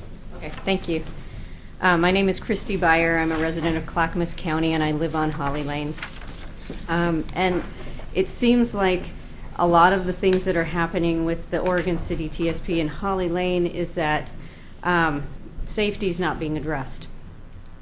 And you know, I've been talking for 10 years with the county and with city planners about Holly Lane and about development, and I haven't been impressed with what I've seen in terms of communication from the Oregon City planners and the county. And I feel like our concerns are falling on deaf ears. There is a tremendous safety issue on Holly Lane involving traffic. There is nothing at this point that has been done to correct that. There's been some little Band-Aids that have been done, but there's nothing that's been done to curb speeds or to promote safety at all. The road has no shoulder, it's just road. There's Ogden Middle School, which is right off of Holly Lane on Donovan. Kids walk to school on Holly Lane. Mm-hmm. My kids, you know, we stand right by the street, and so do the other kids. My kids, I'm out there every day with them. Because I don't trust that they won't get run over when they're out there. I've had an incident where a bus was stopped, the red stop sign was out, the red lights were flashing, and the bus driver waved my child across the street because we live on the opposite side. So they cross the street and climb in the bus. She waved him through, and right at that point a car came over the hill because there's limited sight and sped by. And if I hadn't pulled my kid back, I swear he would have died on Holly Lane that day. And so I think the biggest concern about pulling us into the Oregon City TSP is that there's a loss of control. And once we're in there, we're in there. It's a precedence that's been set. And that's why we're fighting so hard to try to keep it out of the TSP, because it's so problematic and there's so much discussion and there's so much miscommunication and misunderstanding and anger going on right now that I think it's a very poor decision to put it in the TSP. I don't care if it's 20 years out. It's in there, and once it's in there, it's in there. And that's really scary. Holly Lane has been designated by the Oregon City School District as, I quote, hazardous for the health and safety of students. I talked with Ogden principal Libby Miller 2 days ago, and she's very concerned about the safety of kids with the developments that are happening on Maple Lane and the potential developments up on Park Place, what that's going to do. We've already, this year, they added 300 new students. So it's a major bus route for the entire Oregon City area. So you've got buses going down, you've got parents driving their kids to school, and then you've got subdivisions like Crabtree Terrace on Maple Lane that are lining up right with the intersection of Maple and Holly. So when you talk about let's make sure people have an alternative to go to Highway 213, the subdivisions are lining up to go straight down Holly, despite the fact that we've been told by the developers and the planners, oh no, we're not going to do that. Well, then why are they lining up? I've been told specifically by city planners that Highway 213 has failed it cannot carry the capacity that it's expected to carry. And so those drivers are going to go somewhere, and they're going down Holly Lane. There is no other route. We've talked with the county, we've talked with the city about having an alternative north-south connection, maybe within the city limits, maybe, somewhere where it's not landslide ridden, where it's not on a bus route, that might be a better solution. And that has fallen on deaf ears. I think this is, personally, given the topography we have, it's a hard thing to visualize where we would take it. I mean, you can't go down Thayer, can't go down Maple Lane. Holly Lane, those would be far worse than Holly Lane, as you know. But I'm going to suggest something that the current county commission chair and I and our city manager have had conversations on other topics. I think we should be able to get together, perhaps with also representatives of the school district, to initiate this discussion, because I understand the great concern that's there, and to find deaf ears in the part of the city because it's not in the city, and then probably deaf ears on the part of the county commission because they know the city's going to have the greatest impact on it, and we should have some mechanism of having a dialogue between those districts, the county, the city, and the school district, to see what actions can be taken to deal with this problem that currently exists. That would be wonderful. Yeah, and the thing we can't do is we can't prevent people from going down Holly Lane. No, absolutely not. Yeah. But you can not encourage it. Right. Or overly encourage it. Well, thank you. And you'll be free to come back up to talk about the TSP in more general terms. Thank you. Thank you very much. Mayor, I see there's two commissioners. I just wanted to add one other thing. Those safety improvements that we've been hearing, Carrie mentioned those at our last meeting. I think you were here to testify last meeting. Were you Yeah, not, today's Carrie? session, right. Oh. Christy, sorry. Yeah. I mean, we've heard those, and to me, when I heard that testimony, I thought that, the city has more ability to improve on safety improvements along Holly Lane if it's in our TSP than we do if it's not, and that would help resolve safety issues. The county, and I wouldn't say that communications are always great between the city and county, but I know the county's moving forward with a couple of projects that add shoulders to Holly Lane. That includes some widening as well, but minor widening from what I understand. So, if it's not in our TSP, we don't have any ability to make not that it's our road. It's still a county road. But so we don't the even communication have a right to be at the table to have the discussion, right? Right. I think we would have a stronger right of being at the table with the county on concerns and how they're. I wasn't thinking of pulling off the TSP, but I think the assurances that they want is that the development that occurs within the 20-year horizon, it's going to focus on using Highway 213. And I take that the nod to indicate that is the kind of commitment we're seeing at this point. That 213 is going to be. 213 is going to be, but Holly Lane is designated as an arterial. So, but 213 is where we want to point traffic to. That's right, and that's the assurance that I think we have to give here. Okay, go. We can't control where people drive.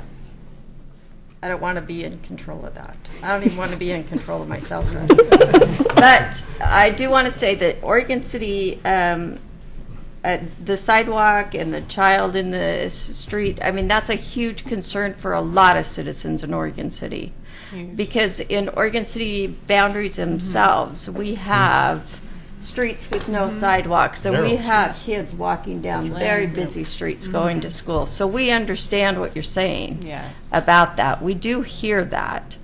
But I think for us to be at the table to have the discussion, right now our county commissioners are reaching out to our city mayors and city staff, and I think this is the prime time, like you suggested, to have that conversation. I mean, I just think that we need to move forward with this, and we need to be at the table. Because this is a very important road in our city. It has Ogden Middle School, and now with the sixth graders going Yes. there, Yes. I'm sure traffic count has increased just because of that alone. Yes. And safety is a huge, huge issue. So. Yeah, and students in my neighborhood go to Ogden School. I mean, that's their Yeah. designated middle Yeah. school. Yeah. So it's not a mirror. It's not. I was going to say mirror. I didn't mean that. It's not a middle school designated just for rural students. A good portion of our students here in Oregon City attend Ogden. Yes. Yes. There's only 2 middle schools. That's Yes. one of them. So. Yep. So we can continue. So, but I want to make sure that we vet all the concerns we can on this Holiday Lane situation because it's such an I important. really appreciate both you, John, and Mayor Neely for going the extra step on this and contacting and reaching out to the people. I don't have any more slides, but we have this ordinance, and then we have the ordinance adopting the code changes that. So. Don't we have to have like a public meeting on this one, or did we? Yes, he's gonna open it up. I opened an informal public hearing on the Holiday Lane. I'm going to open the public hearing on the transportation system plan, and I believe we have one person lined up. As soon as I switch off, I'll find out. That's Christine, not Christine Kaczynski, but did she poll? Christy Byer was the Yeah, lady that she just came. spoke. Oh, are you going to speak Well, I again? think she had some broader concerns. I just wanted to address. Good, come on up. No, come on up. You got another 3 minutes. I planned it that way. My name is Christy Byer. I'm a resident of Clackamas County. I live on Holly Lane. I wanted to address some concerns about the big picture approach that historically I haven't seen with Oregon City. I'm hoping that what I've heard in the last couple meetings has been very positive, and so I am very hopeful that that things are changing.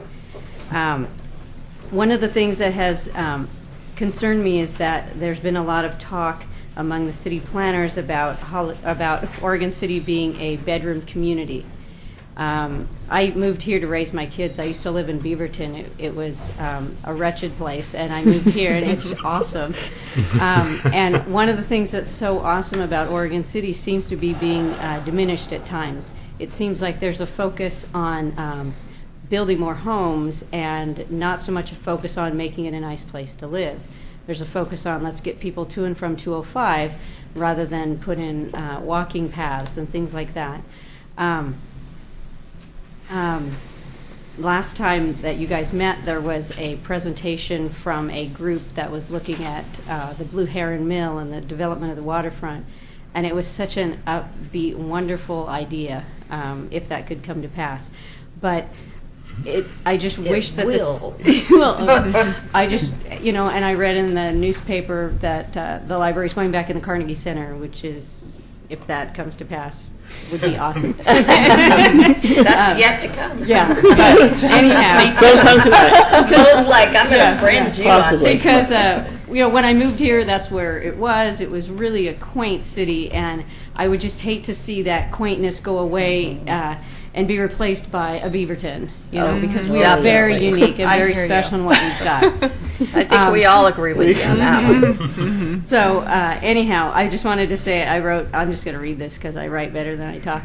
I love the presentation several weeks ago about the waterfront of the Blue Heron Mill. Plans like these unite people and bring people to community. A community works together to find the best solutions to problems, not just the ones that serve to make it money or are quick fixes. I would urge Oregon City to continue to look for the best solutions, to be proactive in how they handle and allow development, and to listen to residents both in and out of the UGB who love Oregon City as I do, so that by working together we can have buy-in from all parties and a resulting solution that works for our community. And that was all I wanted to say. Thank Well, you. thank you. Thank you. On that upbeat statement, which was, of course, broader than our TSP, but I appreciate that. The reason I'm very confident you will see the Blue Heron site being a walkable area is because our number one partner in this effort is the Metro Regional Government. And their interest in it was not planning the site. Their interest was, in fact, having the riverfront a walkable area and having the falls public access point.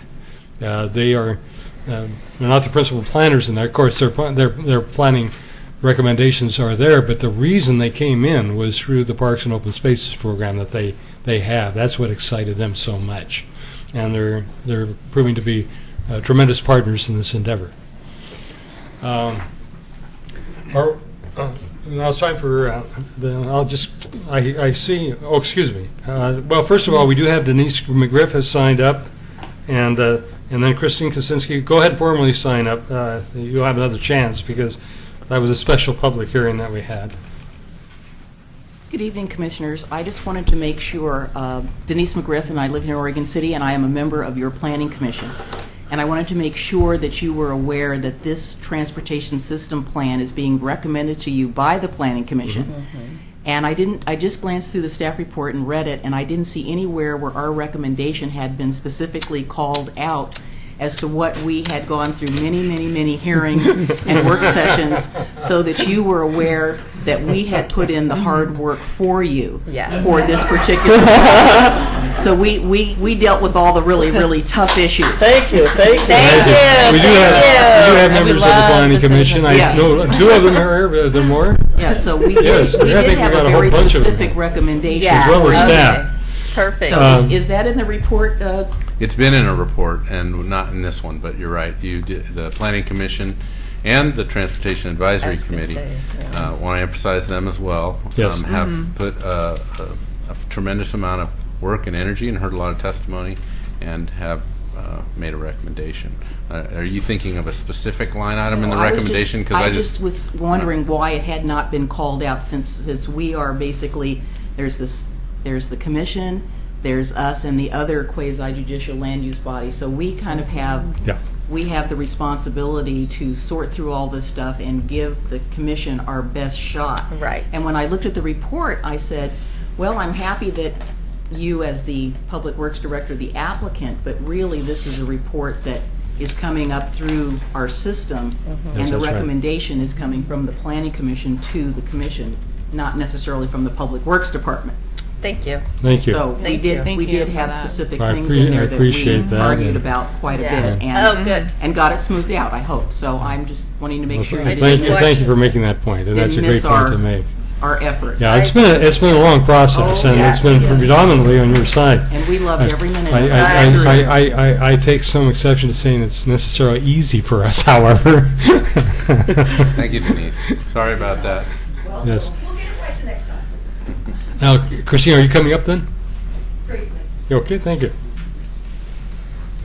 I guess one other thing about Christina, in the conversations I had with both Bill and Scott Burns, they were familiar with Christina. They had talked to Christina before, and they recognize the passion there as well as we do as well, and they were complimentary of her involvement, and I thought that was worth mentioning. Okay. I would just like to let my wonderful planning commissioners know that we went further and put them in the ordinance. Unanimously. Nice. But we will get it in the staff report next time. Christine Kaczynski, Hamlet of Beaver Creek. We did, unfortunately, put the Planning Commission through their paces.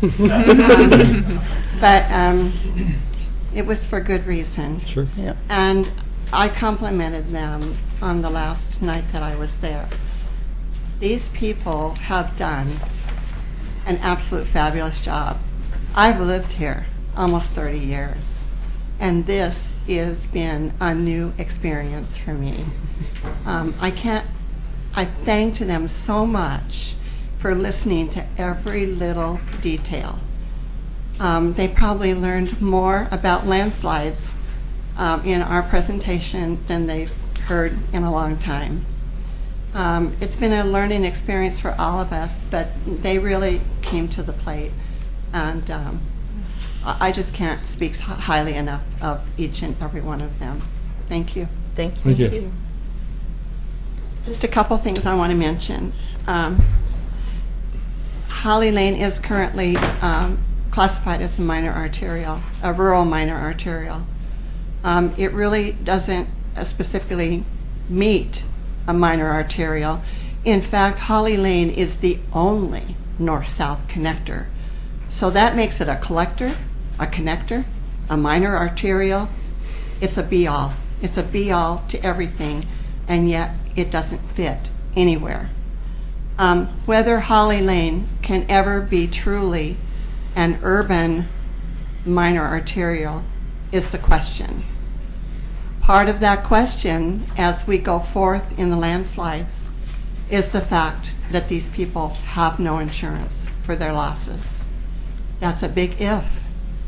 We can all say that maybe these white areas are okay, but slides are happening in our area on 8 to 10% grade.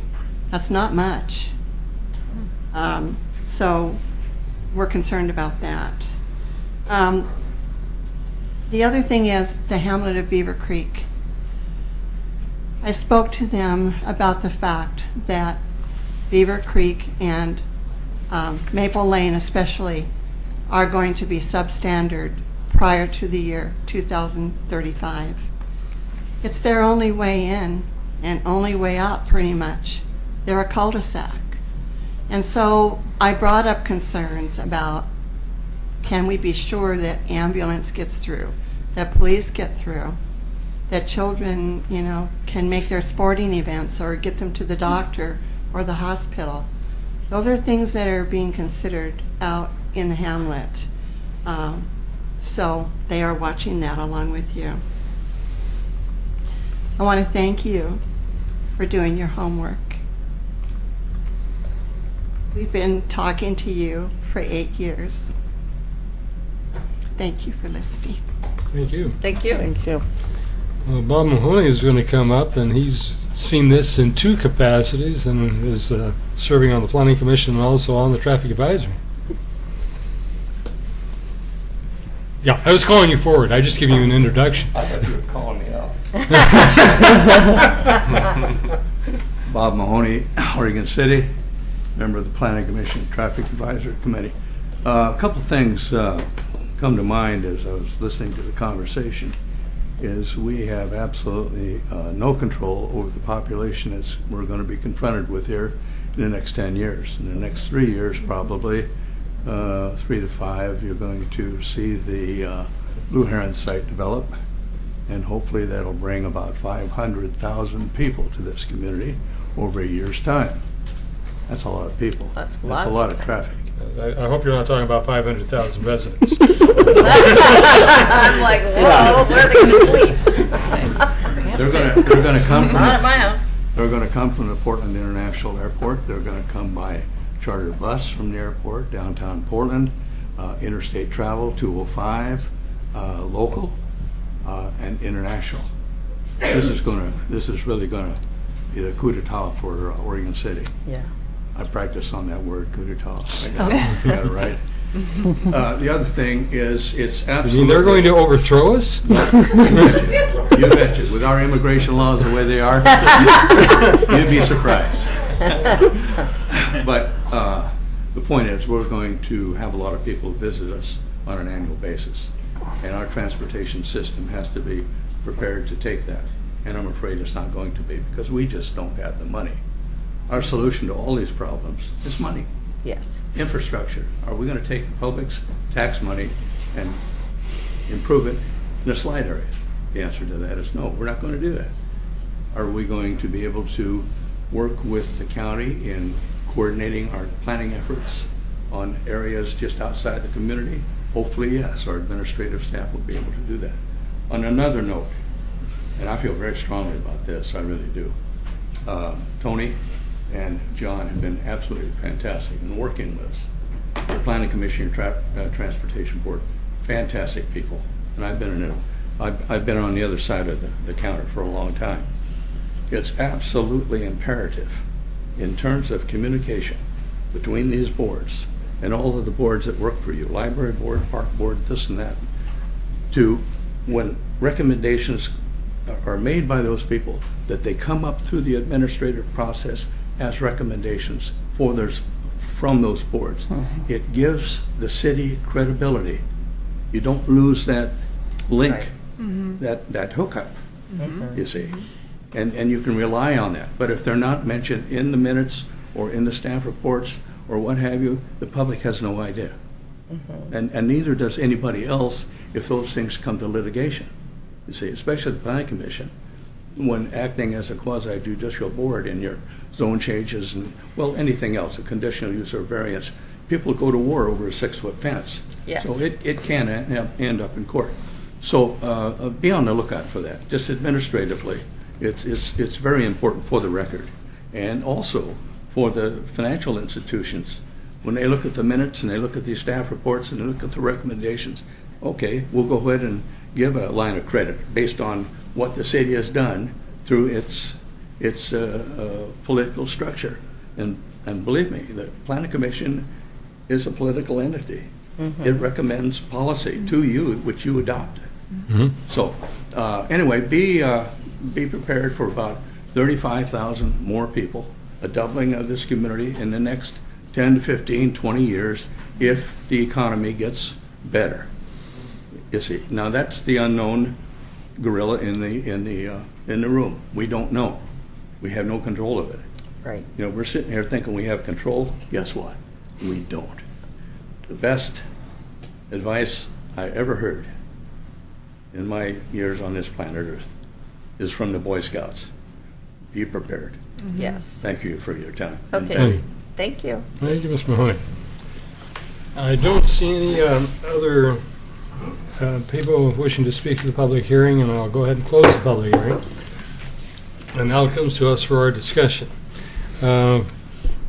Commissioner Roth has asked a very specific question, and we've had nods, but I guess we'd probably want a more formal statement as to the issues on Dunes Drive. Was that correct? Yeah, there were 2 issues. 2 issues. I can just tell you the page numbers 15 and 3. Correct. One was the Dunes Drive, and one was, I can't remember the other one. Hi. Laura Turway, planner with the city. So you did have a couple of issues. One was regarding street names around Dunes Drives. Not street names, the roundabout. Yeah, it was It's still listed shows in there. as a roundabout on the plan, and we wanted it to show up as intersection. Might need a minute to look on that one. I was thinking it was the street names that were posted No. on No, there. no. That was a mapping error.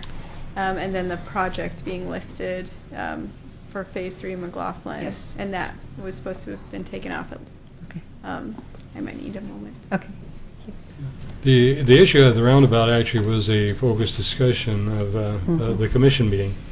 I think there was more than one reason we had issues with it, but as it's going through its Phase 2 work, we wanted to see that as development occurred, mixed-use development occurred in the Cove area, that we would like to see our public transit system going on the Main Street extension, because we're gonna have a lot of people in the Cove area, and it made sense. Right now, all the buses turn off of McLaughlin directly into the transit center, and it only makes sense to since the bus stops that occur on McLaughlin occur before they don't pass Dunes. They stop there before Dunes. We would like that bus traffic to go through on the Main Street extension, and that might have been problematic in terms of a roundabout as well.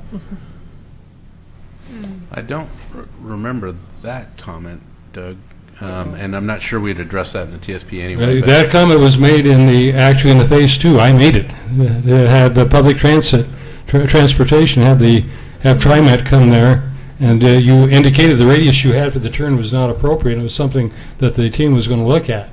Oh, for McLaughlin Boulevard Phase 2? Right. Okay. Right, but it wasn't a TSP.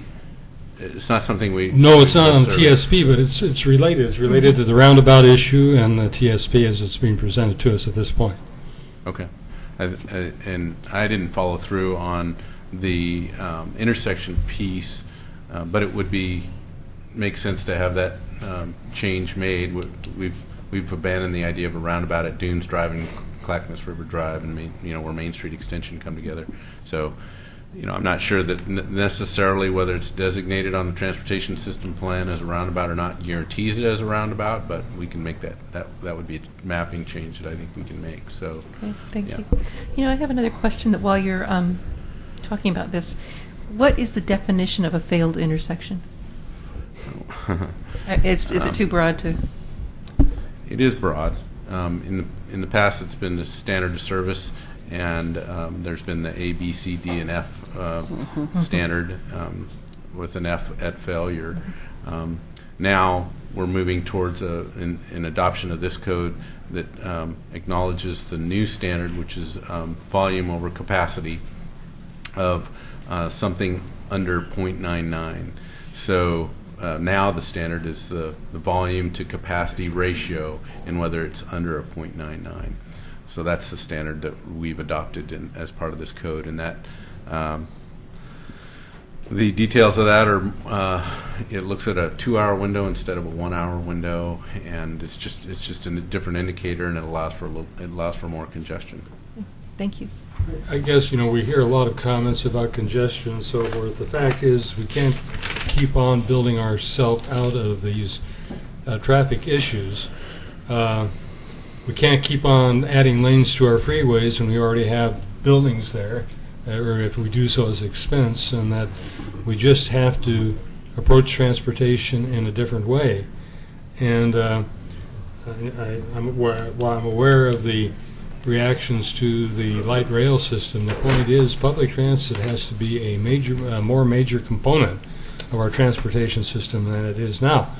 It is improving. TriMet's having internal issues at the moment, but they'll get through those. I'm confident of that. But the concerns about walkable communities is more than just walking for exercise. It's a case that we have to rely less on the car, and we're going to have to struggle through that. But I think we'll be able to deal with that in a longer period of time. It'll be a long time. A longer period. No, it won't be that long of a time. We're seeing improvements being made at this very moment in terms of the light rail to Milwaukee. So, are there any other issues that are before us, or that anything that would require? Do you say there's a second point besides? Based on our, I can't remember, was it at the work session or the last meeting? Commissioner Roth identified Project D73, which is the McLaughlin Boulevard Improvement Phase 2, and it was identified as unlikely to be funded. We changed that to under construction, so that one's been addressed. Okay. Your second one was D40, which referenced the single lane roundabout. So we would recommend, Ms. Richter, if we can, to read in that we would remove the reference to the roundabout from D40, as well as the description in D62, which references back to D40. Right. And I think if we do that, we could address the issue you raised. Okay, thank you. And we'll bring a revised version for the second reading. Okay. Great. So what would be the first reading? Can the attorney tell us? Reading by title only, I believe, because we've had the right notice. Is that correct? Right. So. And we can still accommodate that all within the second reading, realizing there'll be revisions in the actual document. And you're going to state what these revisions are. We can assist you with that. So we'll do a first reading with the revisions. Yes. Does somebody want to put forward any other comments, or we want to proceed with a motion? With motion is, I think, the main maybe, and seconded. So the answer is yes, we want to proceed with the motion. Yes. Okay. So Kathy Roth making the motion, and Betty Mum seconding it. And do you want to make the motion for a first reading with the revisions? yes, with the revisions of ordinance for introduction of number 13-1002, Oregon City Transportation System Plan, planning the L1301. Yes. Is that what that? Yep. Planning file. Okay. And do we want this? We need to state the title. State the title of the ordinance. So we don't need to. Do we need to put in the revisions that she was suggesting for the first reading? We ought to state them, but either Tony can do that or.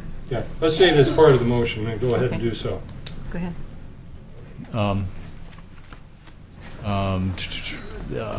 The project D40, the Main Street Dunes Drive Extension Operational Enhancements, the project element will remove the reference to its installation of a single lane roundabout. And project D62,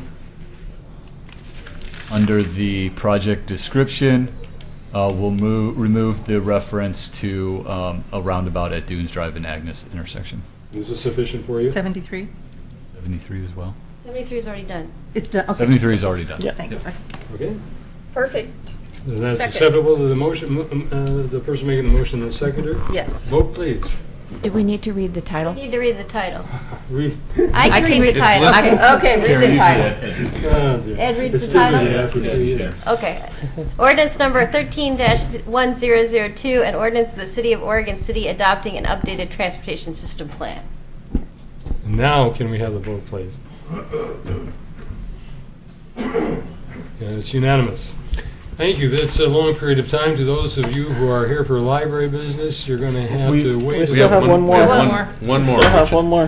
We got one more for you. One more before library. Wait, can I make a suggestion that we, like, there's nobody signed up for the second part of your transportation. Can we move the library forward? No, I don't. No. I think that'd be a mistake. I was going to ask, actually, irrespective of the second piece, that we take a 10-minute break. All right. And the library people have to even wait longer. So we're taking a 10-minute break with that.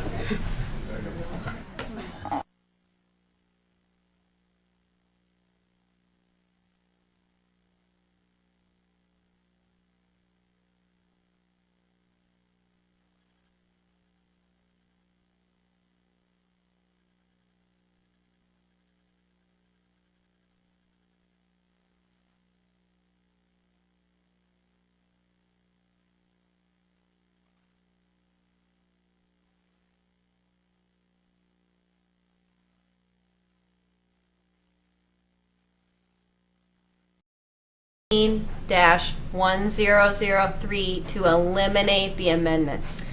Move to approve. I second that. Okay, so Yeah. what she said has been the motion, and the second came, I guess, from Commissioner Roth. Is that right? Yes. I'm off the chart here. Yes. And it's already been No, two up vote. me. And the point is, actually, what she had recommended earlier had been done. Right. And so, but we had a dialogue that was interesting anyway. And it's The problem is that- a unanimous motion to undo what we did. The problem is Main Street Extension, while it's a short little, or not, while Dunes Drive is a short roadway now, in our TSP, we show Dunes Drive at the Main Street intersection, having a roundabout there, which is near the Cove. Yes. The roundabout that you were talking about, that Commissioner Ross was talking about, was a roundabout that really wasn't shown in the TSP, but was shown in the McLaughlin Boulevard Phase 2 plans as having really wasn't a roundabout, but it was a circle there, right? And that's what you wanted to make sure wasn't in the TSP. So that's been, that's no longer there. So if that's enough clarity, great. If I need to go into more mapping, then I can do that. We'll be happy to go through Next. the next step. Unless I hear an objection. And the next item, a related item, a ordinance for introduction, 13103. It's a planning file amendments to the Oregon City Municipal Code associated with the TSP. And I presume it's in whose hands this time? Well, it's got my name on it, so we'll go through it. So it's in your hands. There's not, again, this is in relationship to the Transportation System Plan, which you just heard. Staff recommending that the City Commission approve the first reading of ordinance number 13-1003. For planning file L1302, which it's amendments to the Oregon City Municipal Code associated with the Transportation System Plan. So, let's see. Did I just read this amendments to municipal? Yes, so I'm reading the right one.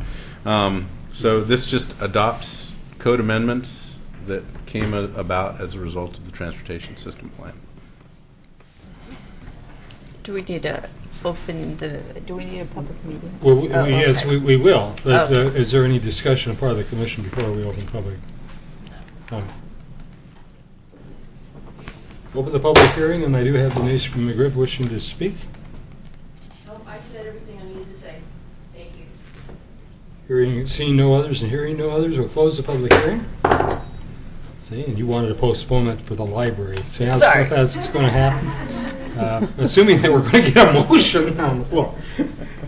I have a motion to do what we said we were going to do. Go ahead and make the amendments to the city municipal code associated with the transportation system plan, seconded by Carol Pauley.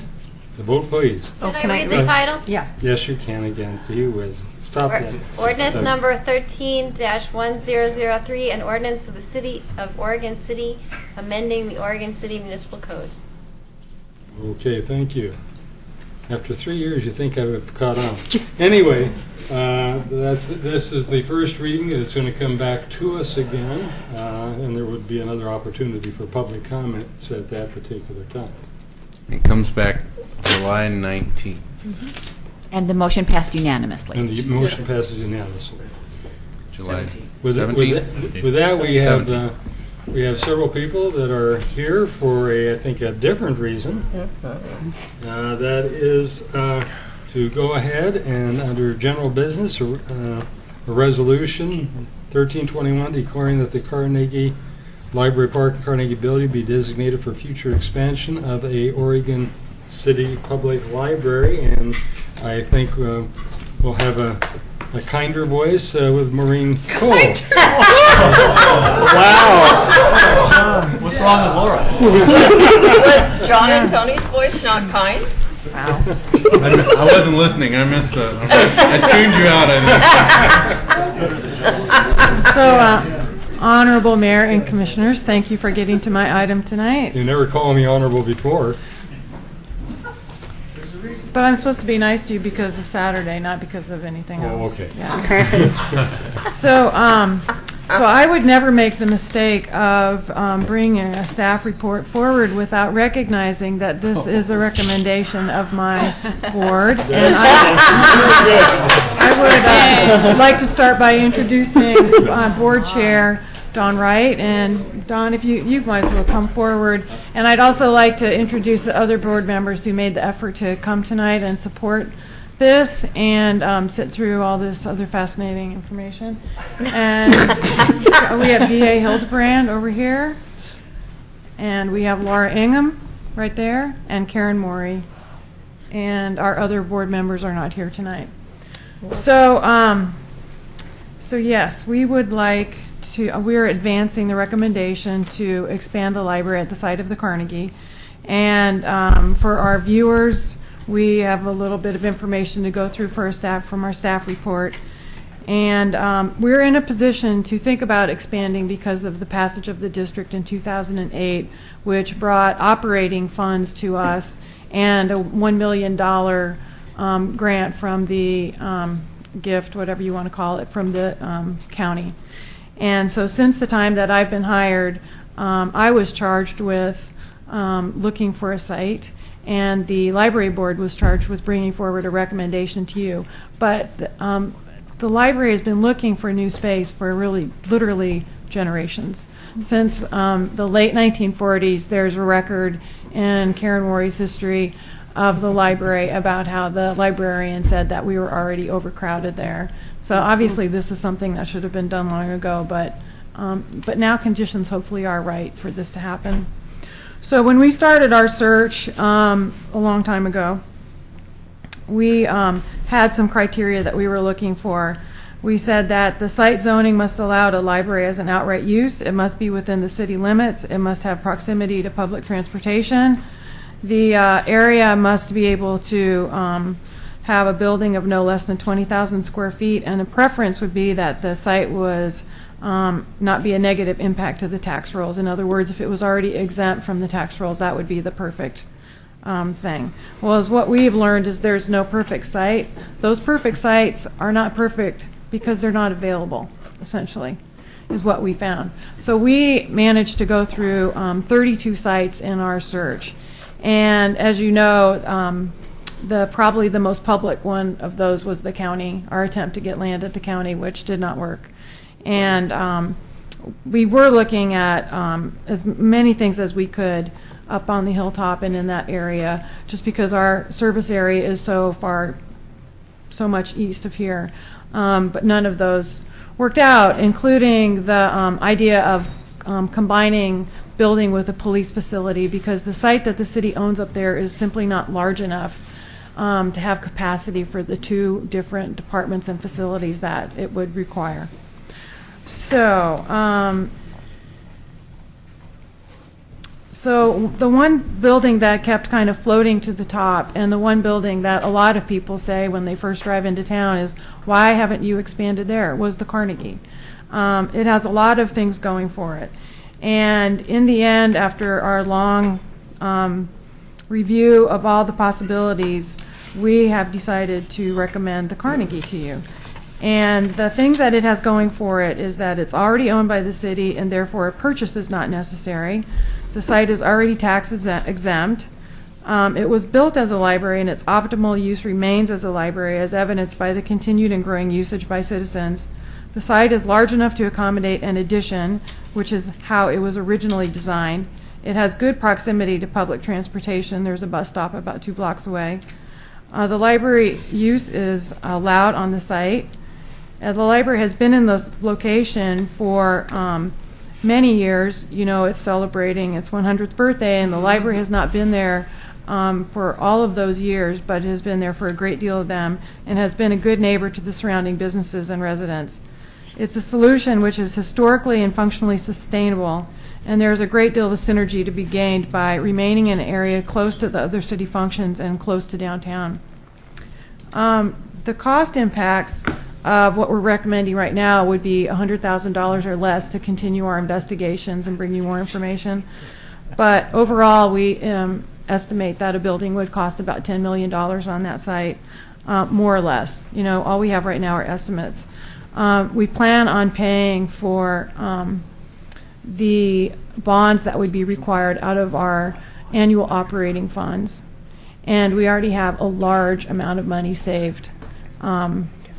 Probably by the time that we build, we will have about $4 million already saved towards the building. So that would require a bond of about $6 million, and we believe, and we'll get, you know, more detailed on the money aspect, that we can pay for that out of our operating funds.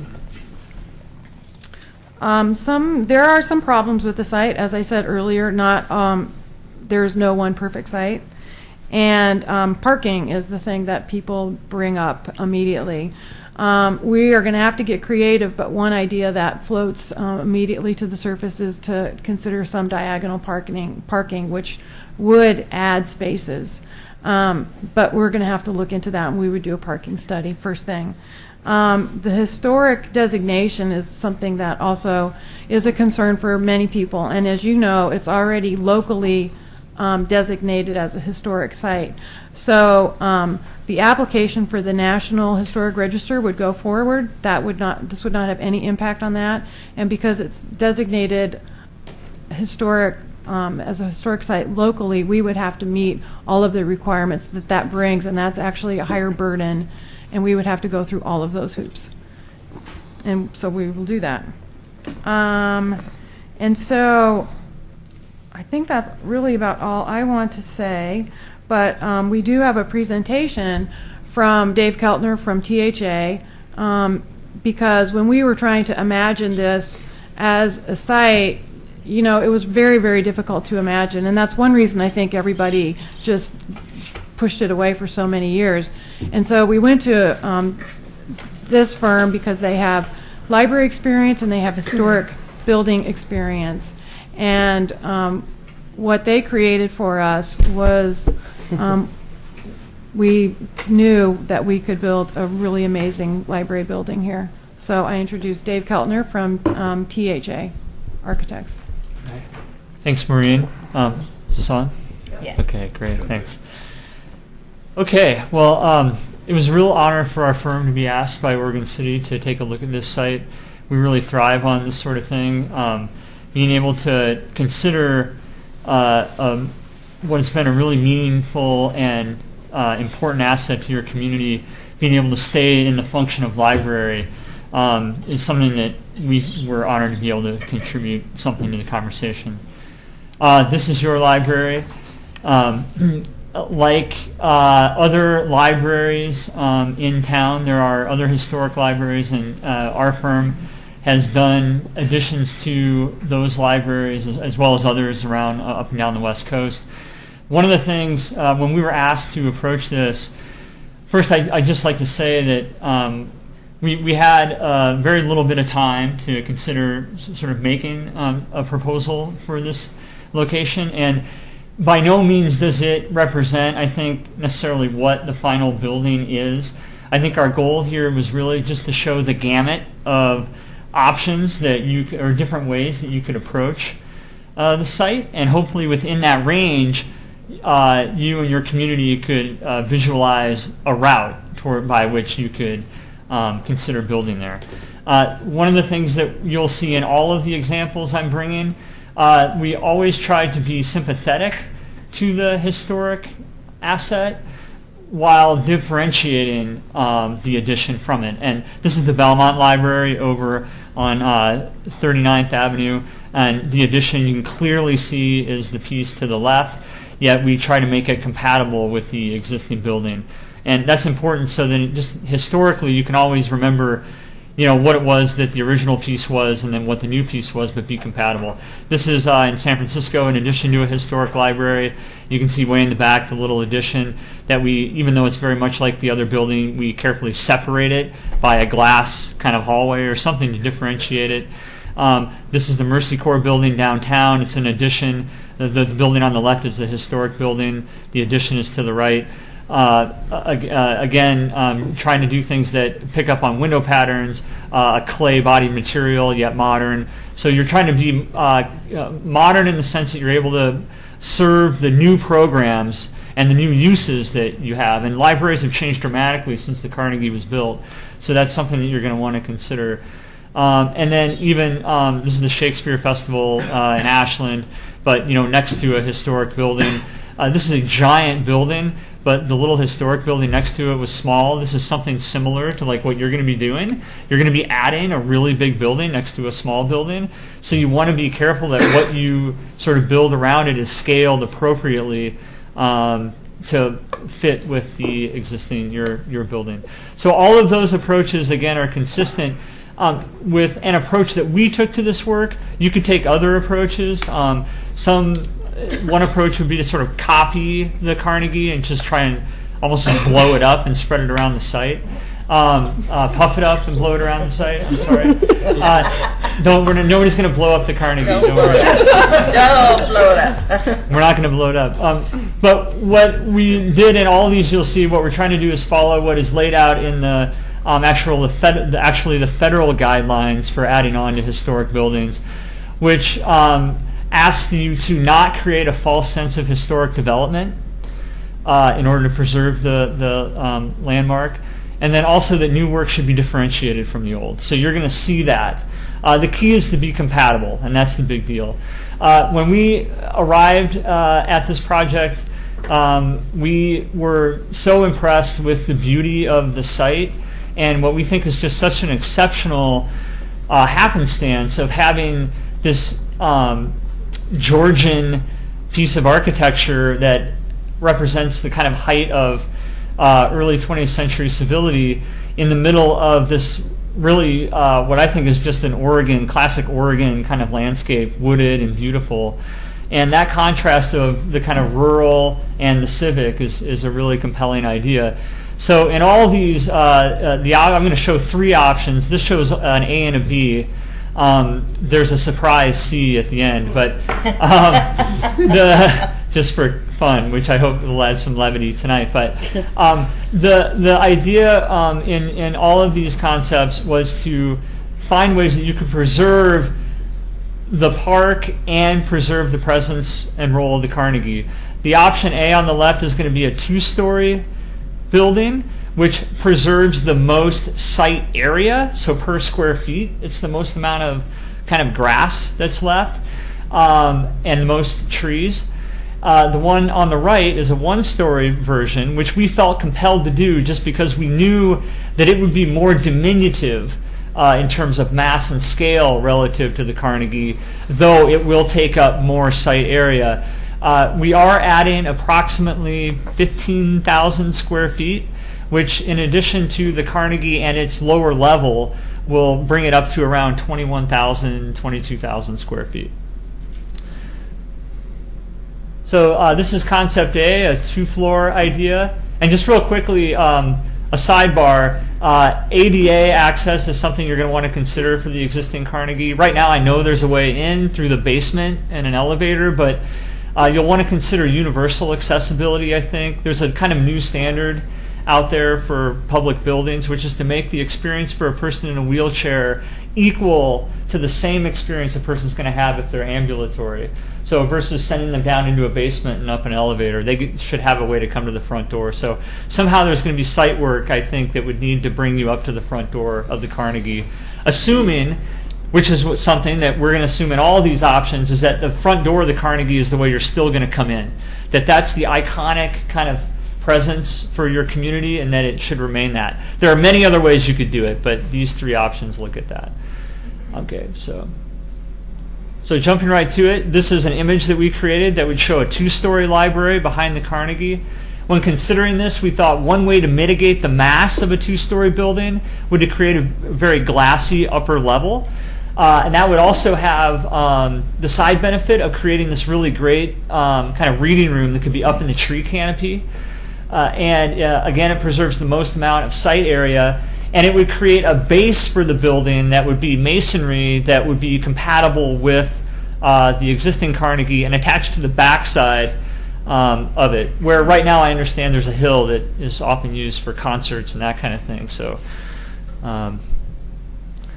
this idea is that these are a couple of reading rooms that we knew of. The one on the right is our building, the Hillsdale Library, which has an upper level reading room that is raised above the street a level, and the trees across the street really make the wall an experience of the reading room, which is great. The one on the left is a library by James Cutler in Maple Valley in Washington, which I've always adored, and it's got a really great relationship to the trees around it as well. This is what the image on the top shows what the 2-story library would look like standing from the street looking at it. One thing to consider is that these buildings are never seen in flat elevations the way architects' drawings are. They're always seen in perspective. So if you are looking from the front, the building diminishes as it retreats. From the end, you can see one of the outcomes of if you set the floor of the new library even with the floor of the Carnegie and carry that back into the site, you can see that the building gets set into the hillside. And so this would actually work out quite well, because you would end up with a balcony up at the second level that you wouldn't have any kind of security issues, which means that you could walk right out of that reading room out to a balcony and look down kind of onto the park and around. Okay, this is fun. We had this idea that, just to make an image for this, we thought, the Carnegie has all this great ornamentation on it, and we're modernist architects, so everything has to be honest now. And so one thing we thought is, how can we make a modern addition to this that is a real honest expression of structure, and do it in a way that can match or work with all of the kind of detailing, the fine detailing that's on the Carnegie. Because in reality, I think the reason people are so drawn to these historic buildings is because back in the day, people really took care to put real detail in them that provided kind of a play of light and shadow on a more human scale. And so we were just looking at the ways we could turn what are essentially fake elements on here, all the little dentals, which used to be actual beams in the building, and all the columns, which are kind of pasted on, which used to be actual columns in the original, 3,000 years ago. That's what this all developed from. If we could actually bring that vocabulary into the building, and this is suggesting at the second level of the library, you could actually have the structure of the building be real structure that could have a kind of rhythm and scale that would be compatible with the rhythm and scale of the ornament of what was hearkening back to structure on the Carnegie. So then concept B is the 1-story, and here the idea was that you would essentially make a very glassy kind of building that would not compete with the Carnegie, but instead sort of reflect it. This rendering actually shows more transparency. This is more like what it might look like at night. Actually, during the day, you'd have more reflectivity off the glass. You'd actually see the Carnegie reflected in it. This is a precedent that we thought was quite good of an addition to a historic library of a similar vintage, where a kind of glassy extension is so differentiated that it sort of enhances or reinforces the presence of the actual thing that you're celebrating. And then you can see here in the upper image, it really much less competes with the one-story building. The disadvantage here is that you take up more of the site, although it does fit. And one other advantage that we would consider when we start designing this is that one-story libraries are, frankly, more functional. They're easy to, you get more bang for your buck in them, and they're easier. You have fewer staff that you have to oversee it, also. This would be, the same kind of concept you could bring. On the right is the Academy of Sciences in San Francisco by Renzo Piano, which he did this whole canopy out in front of this historic building that really had a kind of scale and level of beauty and detail to the thing that helped integrate it. In this case, you would, instead of having a treehouse kind of reading room, you would have reading rooms at the ground level that would have that really kind of glassy presence with the park, like these two examples. Now, the issue with a one-story library in this case, one of them that you'd want to figure out is how to deal with the kind of back corner of the thing. If you do try to keep it at the height of the Carnegie and preserve that floor-level connection, it does end up quite kind of buried in the hill, kind of at an awkward dimension. It's sort of at that point where you can almost start to think about climbing up on the roof if you were a really agile kid, So there's a few of those around. Yeah, right. Okay, so anyway, but that's the kind of thing. There are lots of ways to contend with that. But what we did is we thought this is option C, which kind of dealt with that, which was this idea that because. And this is kind of out there, but we thought, well, one of the greatest things about this place is not just the Carnegie, but the park. And is there a way that you could actually not compromise the park as much and actually maybe improve some aspects of it? So we thought if you added a green roof on top of this and actually lifted the volume of the library up as it came towards the residential street, toward the back, that you could eliminate that kind of climbing problem. But then you could actually get a green roof on top that could come down and connect to the ground, like we're showing in this image. And you essentially take on the building that instead of an addition to the Carnegie, it's an addition to the park. And thereby somehow not, competing with the Carnegie in any more than the current hill does behind it. That's the end of the presentation. Thank you. You can have a concert on the roof. Yeah. That's right. That's the idea. I love it. The stage is the roof is the stage. Not sure how we'd mow that grass right there. That's right. That's what we were talking about. That's the park. It's a little tricky. Yeah, goats. Goats. No, we decided It's a Nordic idea. We decided that mows. Yeah. And these are just all concept drawings. I think when people see these, they recognize that these are things that can be done. It's not necessarily, I think you indicated that, it's not a finished product, but it puts us forward some great ideas. Yeah, this just grew out of our massing study to help us understand how much space it would take up, and then it was pretty much, okay, we see how much space it could take up, but we still can't imagine what it would look like. And so these guys provided us with 3 really great options in order to understand what it would look like. So we're available to answer questions. Matt Newstrom from Cressa is here, who was the consultant who helped us with the search and the price and the timeline estimates. And I don't know if we have any questions for him or not, but he's available. And I don't know if our board members want to say anything. I'm sure other people want to. I'll make one statement. I come from a long line of librarians. My late wife was a librarian.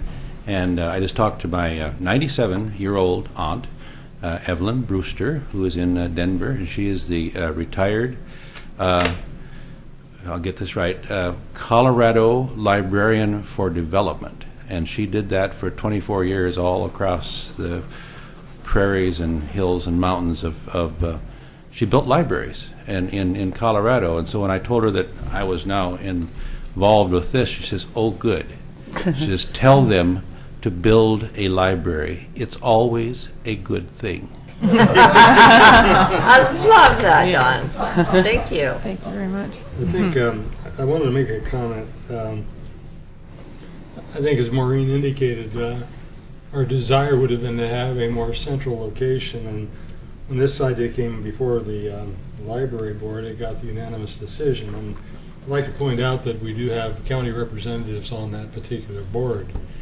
And the unanimous decision included two people, one that lives way out on Spangler Road, has a vineyard there, and another one who lives on Ferguson and Wilson. And so even though I'm sure they would have liked to have seen someplace more central, this kind of image really motivated them in terms of what could happen at the Oregon City Library site. And I think it's important to recognize that there was input at the board level from people outside the city. I think we've had some more options presented to us than we saw this at a study session, and I think we were very excited at the study session of this possibility. Of course, the question is, concerts in the park, well, maybe they still could be accommodated. One of the things that I think we have to consider in the long-term future is, as this becomes a greater tourist destination, we're going to have people visiting that will look at different recreational options that are available in Oregon City. And if we have the concerts in the park, we're going to have more people coming to them. And, I've seen, with our top draws, I've seen up to 1,500 people in the time the concerts have been running in the park. Sometimes just sitting room only on the yard. So we'd probably hit a point anyway in which our concerts in the park would have to have a venue that actually could seat more people. It's kind of too bad for we that live in the neighborhood. It makes it very convenient for us to go to. And what we always want to make sure is that we have is a community place. But on more than one occasion, I saw that at that time the chair and his wife of the Beaver Creek of Hamlet were coming to our concerts in the park. So it's always had a draw beyond our neighborhood and even beyond our city. I think we're all very excited about this, and I appreciate Maureen taking some time and talking about why so many of our other options didn't come into fruition. I did promise Phil Yates, who wasn't able to be here. He was out of town. He is on our Urban Renewal Commission meeting. He called me up and he said, "Yes!" to this. And he was served, I believe, previously on the board and felt that the building of the Carnegie site would be a better option. I think it has a great possibility. We've seen a great drive to development there on Main Street. This done in the right way, I think we'll get more and more people coming to the library, and we'll see probably greater development in terms of mixed-use development on the 7th Street corridor as well. I think this could be a major driving factor in terms of what might happen on our 7th Street corridor. And I probably shouldn't have taken the lead in this, but the point that some 20 years ago I served for 4 years on the library board and went through some efforts to get a library built that failed. My greatest dream, actually probably greater than anyone else, any other that I have, is within the remaining year and a half I can participate in a groundbreaking ceremony at this particular site. And so I decided to take the lead role in speaking, is because I've had such a long-term involvement in the library itself. And so I'm sure there are a lot of people here that want to talk. Yeah. So I'll go flip over here and find out who they are. And we'll have Karen Morey and Karen Martini please come forward. And we'll try not to get them confused. They spell the Karen differently. And well, they're both KMs. And Karen, in the order in which they come, Karen Morey first and Karen Martini next. All right. I'm Karen Morey. Happy to announce I am a resident of the city of Oregon City.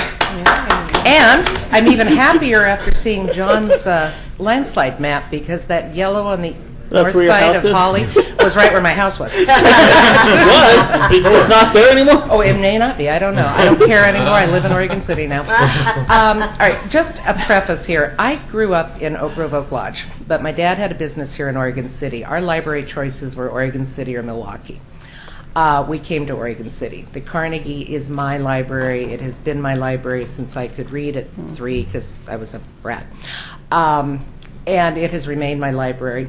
And initially, when discussions had come up about expanding on site, I am sort of the, oh no, that's our beautiful gem. We got that horrible 60s glass thing off of it. We got it restored to its original beauty.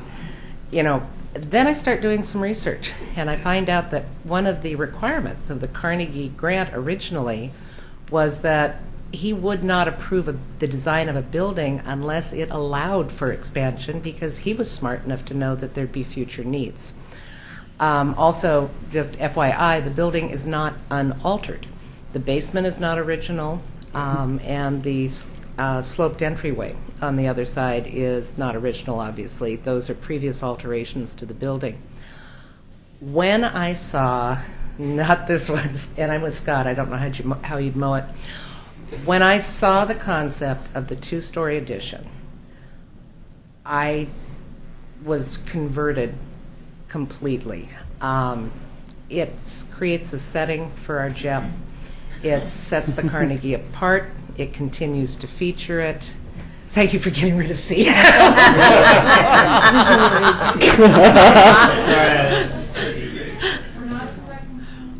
Yeah, it's all. Yeah, it makes it the star of the site. And one thing about the concerts, Doug, you can all sit up around that glass and get out of the sun and the rain. So, you know, we're not out of concerts here.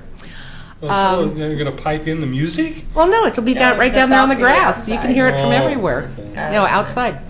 I'm in love with this. And honestly, with my knees, and especially after moving, love the handicapped access, and I kind of like the soft way they've done this. I hate the stairs on that building. It's the only thing I don't love about my gym.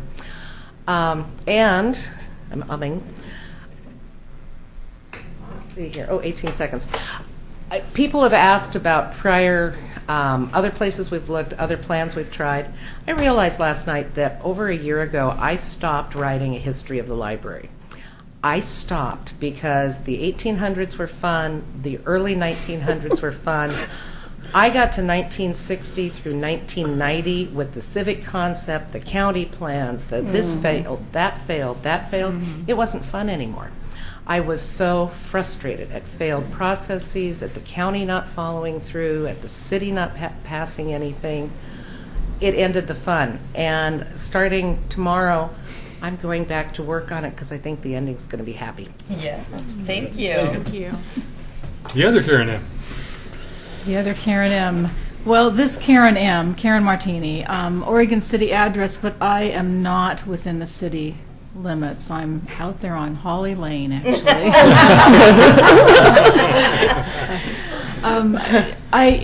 So much has been said about this library, and the plans are so gorgeous, and Maureen and Karen have laid out the case so beautifully for why we should be doing this now. I served on the library board too, not with Doug, but probably I followed you maybe by another 10 years. It was about 10 years ago. And I did a stint on the library board, and at that time, too, we were looking and looking and looking, and we could be doing this for another 100 years, looking for the perfect library site, and we know it's not there. This is so beautiful. I mean, I get emotional about it, too, because this is my library. I love this building. This concept is gorgeous, and I think something really wonderful can happen on this space. And so from a personal perspective, since I don't live within the city, but I'm going to dedicate a whole lot of my time and effort to this project. So I know, and it's on record. What am I thinking? I happen to know she raised funds for the College Foundation, so that excited me a great deal. I think there's so much opportunity here, and I think this library is just a spark plug to get people really wrapped up in something exciting in Oregon City. So I'm very hopeful and encourage you to move forward with the designation of this site. Oh, thank you so much. Thank you. Thank you. Kimberly Walsh and Linda Orson, please. In that order.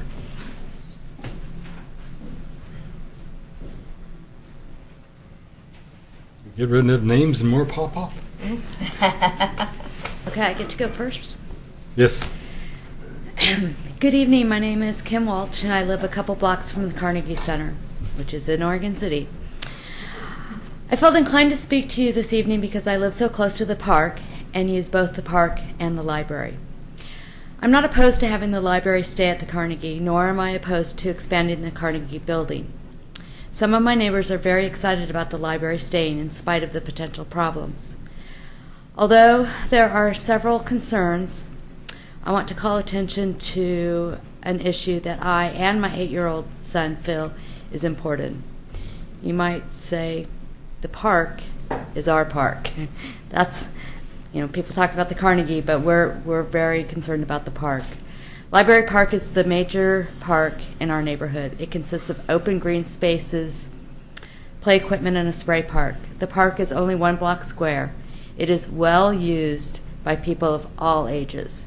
People enjoy not only the play area, but the grass area around the building. People have picnics, play ball, roll down the hill, and just run around. It is home to wildlife and wonderful trees. If the library expands, our community and neighborhood will benefit from having a library which would be an adequate size for the size of our city. However, I want to remind everyone that this decision will come with a loss of park space, a loss of open green space, a loss of play space for our youth. It may well be that expanding the Carnegie Center is in the best interest of the city and the library, but it will impact a very important and well-loved park. If the city goes forward with this plan, I ask that you all remember this and work to minimize the impact as much as possible. Thank you. Thank you. Thank you very much. Linda. Linda Orson. I'm with the Friends of the Library, and I've been a friend of the library for at least 15 years. I remember when we moved the books out of the library up to Danielson's, I took home a couple of sections of books and stored them at my house for several months until we got the new library fixed. And I just want to say I am so thrilled that we have finally found a location. Again, it's not perfect. It's not close to my house, but I think this is a good choice that has been made, and also being very, very much the artist, I can see beautiful pieces of artwork up along that second story. There are nice sculptures there, a few down the garden too, but I want to say I approve of this very much so. Thank you. Thank you. Thank you. Ryan Shaw and D.A. Hildebrand, please. In that order.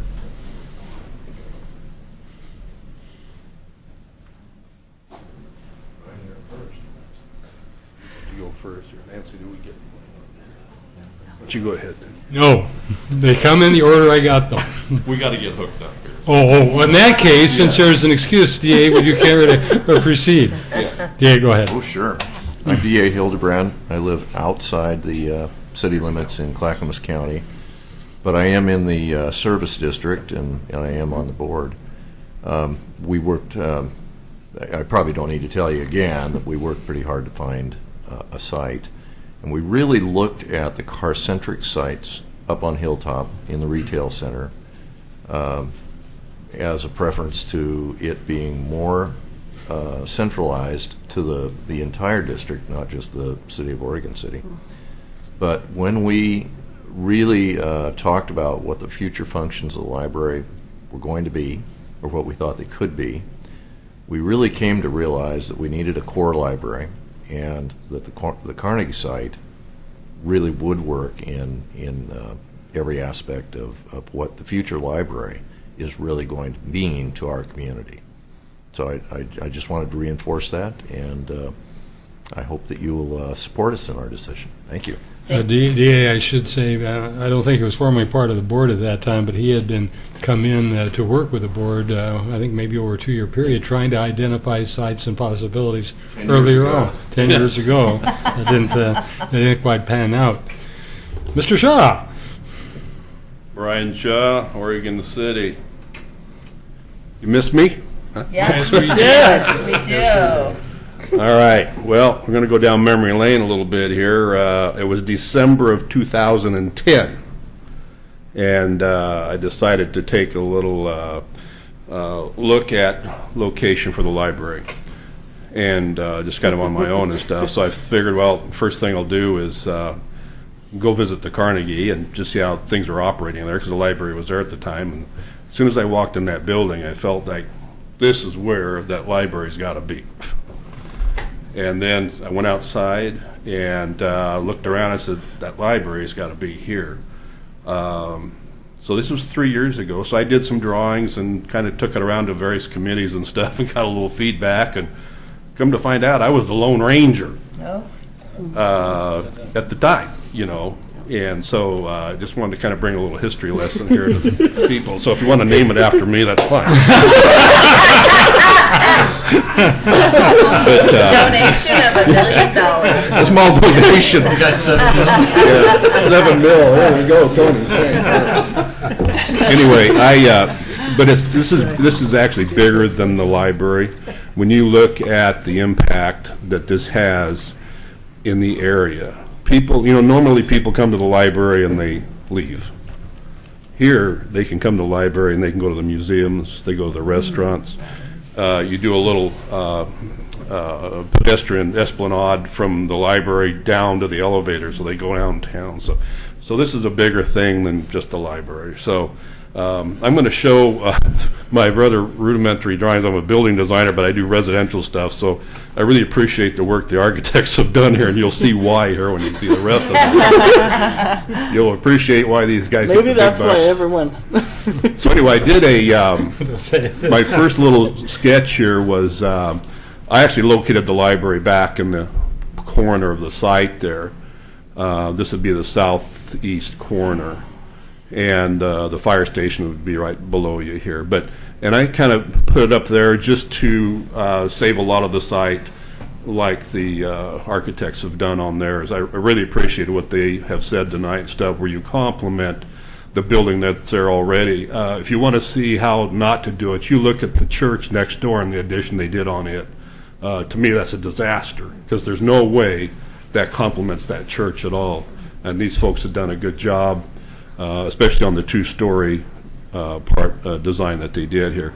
So I took, just very quickly, I did a drawing here of showing how to put the new library back in the corner there, and then throwing the parking kind of in the front of it, and I went to some diagonal parking on there too. So I did, and then on the next one here, if I can do this right, here I took the parking out of the front and created more of a plaza, pedestrian plaza in front of the library, and then did the diagonal parking, but I'm going to use the green area that is just grass right now, catty corner from the Carnegie, and put parking there, hopefully not interrupting too much of the Sister City program there, that project they have. So up on the right there, I was just doing some little details, second floor, how to skylight the thing and everything. But anyway, this is the whole thing here, is to really make this a pedestrian environment, because that's what it's going to turn out to be as you get people coming and going here in the restaurants and the museums and everything. So it's really then more than a library, and I guess that's what I can tell you. So it'd be nice, Mayor Neely, that Mr. Carney could be here tomorrow night for the grand opening of the library, had somebody listen to me in 2010.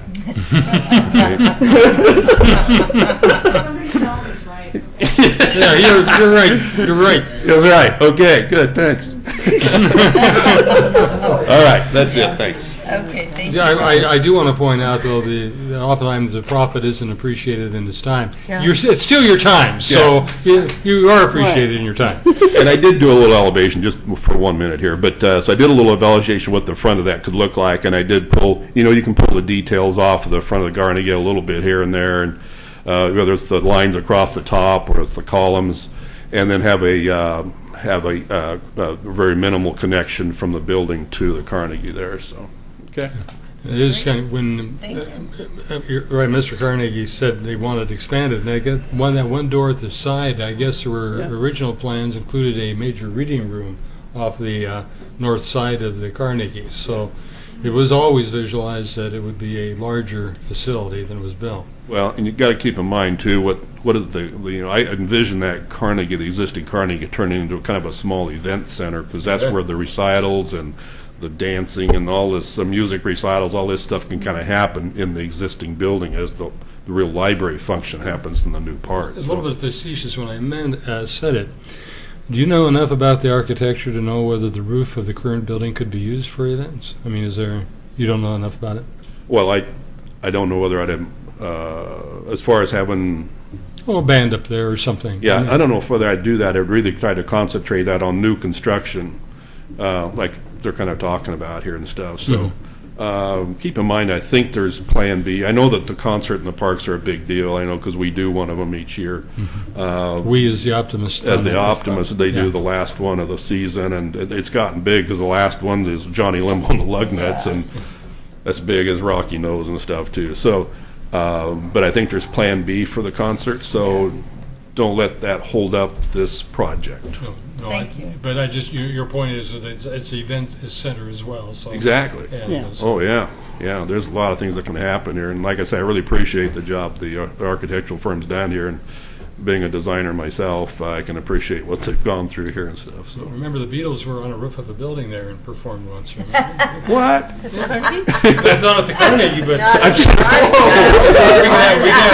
we can have the next generation of whoever it's going to be up there on the roof. That's right. Okay. Thank you. Pink Floyd? No, that's not the next generation. Just pink. Oh, just pink. Yeah. Very good. And we still have more people to come up. We have before us Patrick Sweeney. Bill Daniels is originally on the list. He's not here. He had mentioned, because he called me up, and I wanted to put forward his concerns as well. There was a concept to actually have the development of the Carnegie be tied up with other developments of facilities that we needed, and his specific address was the possibility of the police department and the library being built at the current site where the old city hall and the current police department is located. I think Maureen addressed his concerns a bit here, and that there simply was not enough room. I also mentioned the fact that even if we were to build enough room, we'd have to remove the police department somewhere else in order to build both structures. That is, you couldn't have the current facility stand there at the same time trying to build a facility large enough for both the police department and the library. We could move them into the basement of the Carnegie. I think the union would be very upset. Just like the gold days. So he was on the list, and he's no longer here, and I just wanted to kind of mention what his concerns were. And please, Mr. Sweeney, go ahead. Oh yeah, I'm just. I actually came down here just to be educated on all this, and decided I'd go ahead and throw my 2 cents in. I'm in support of the expansion of the library and Resolution 1321. As a father, as a public school teacher, as a McLaughlin neighborhood neighbor, OC, Oregon City homeowner, we're in desperate need of a library. I believe in libraries for many reasons. We all know the good they do, especially being an educator, the literacy dedication for children.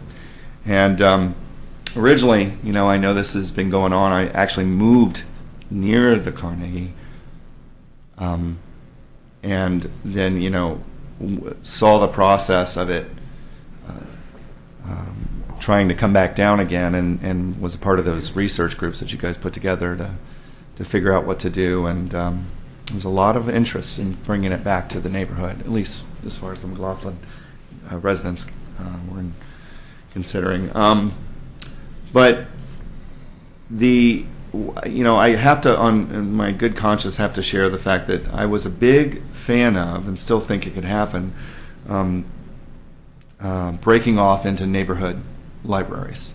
And rather than thinking of it in terms of a castle mentality, which I think is, as we see in urban areas now, kind of an outdated system. You have neighborhood libraries where we use technology to order to suit the books that we need rather than go in and shop.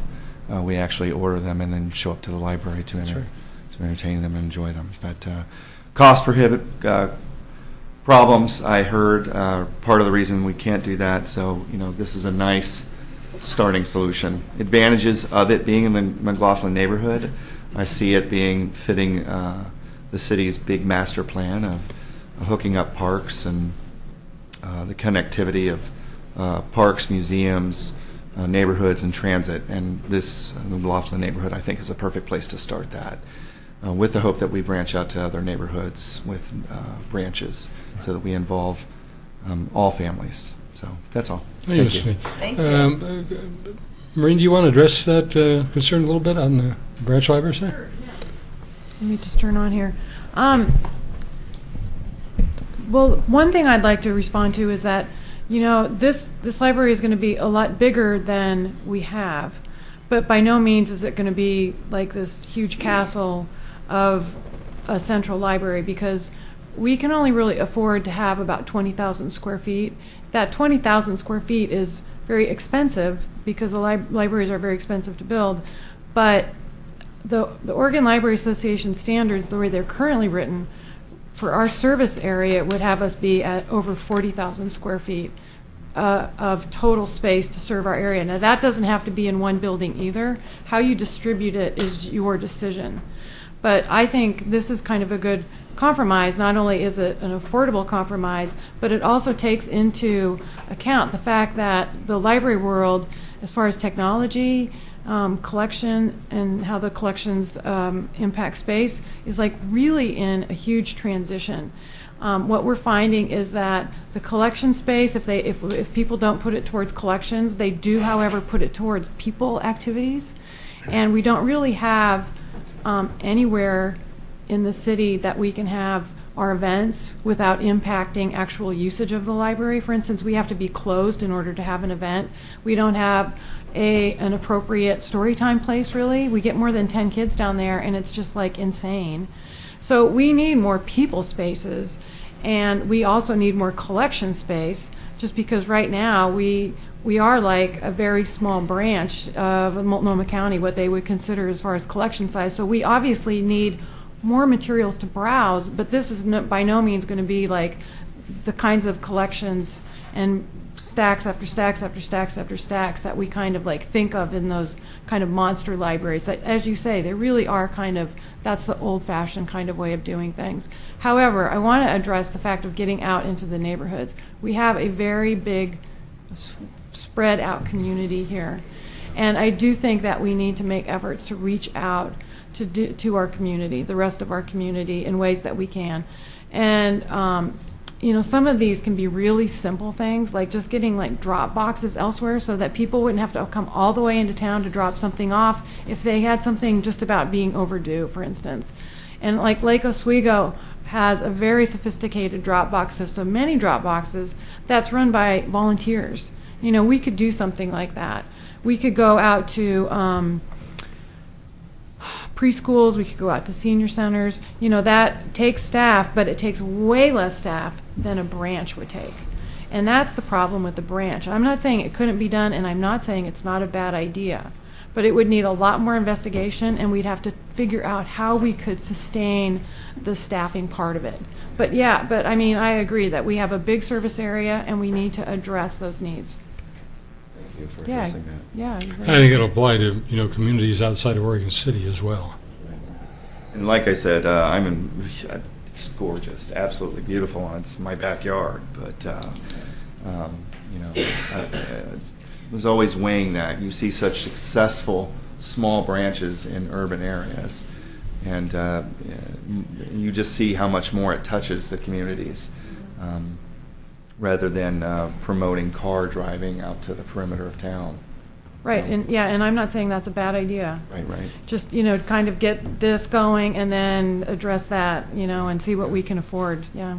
And it's the backyard for most of us on the commission, and Yes. the others that it isn't the backyard on, it's almost the next neighborhood down. So we're I think we're all closely tied to this place. Right. Thank you, Mayor. Thank you. Thank you. Commissioners. Appreciate Thank it. I'm going to take citizens before we get to the commissioners on the list. So Denise McGriff.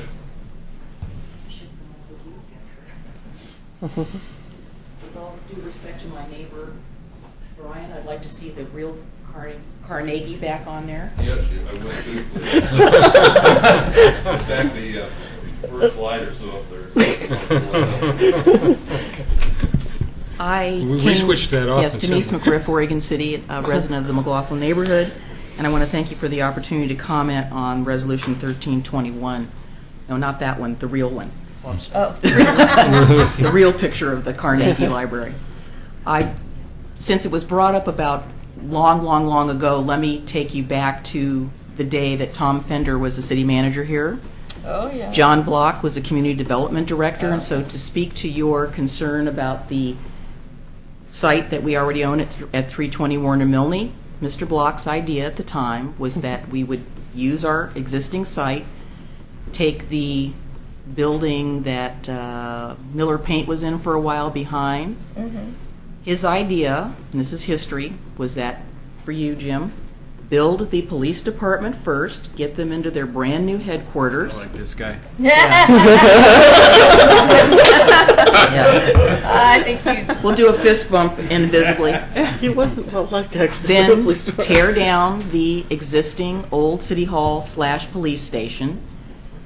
It would be a 2-phase project, and you build the new library police complex in a 2-phase process. That way, the police get in their new facility, they tear down the old facility, the library is where the library is, and then when that part's ready, you move up. There was plenty of parking. I don't know where that plan is and where that design is, but I have brought this up at every McLaughlin neighborhood meeting that idea has come up and said, this is what was planned, this is what the city council was really interested in at that time, and I was staff for the community development department.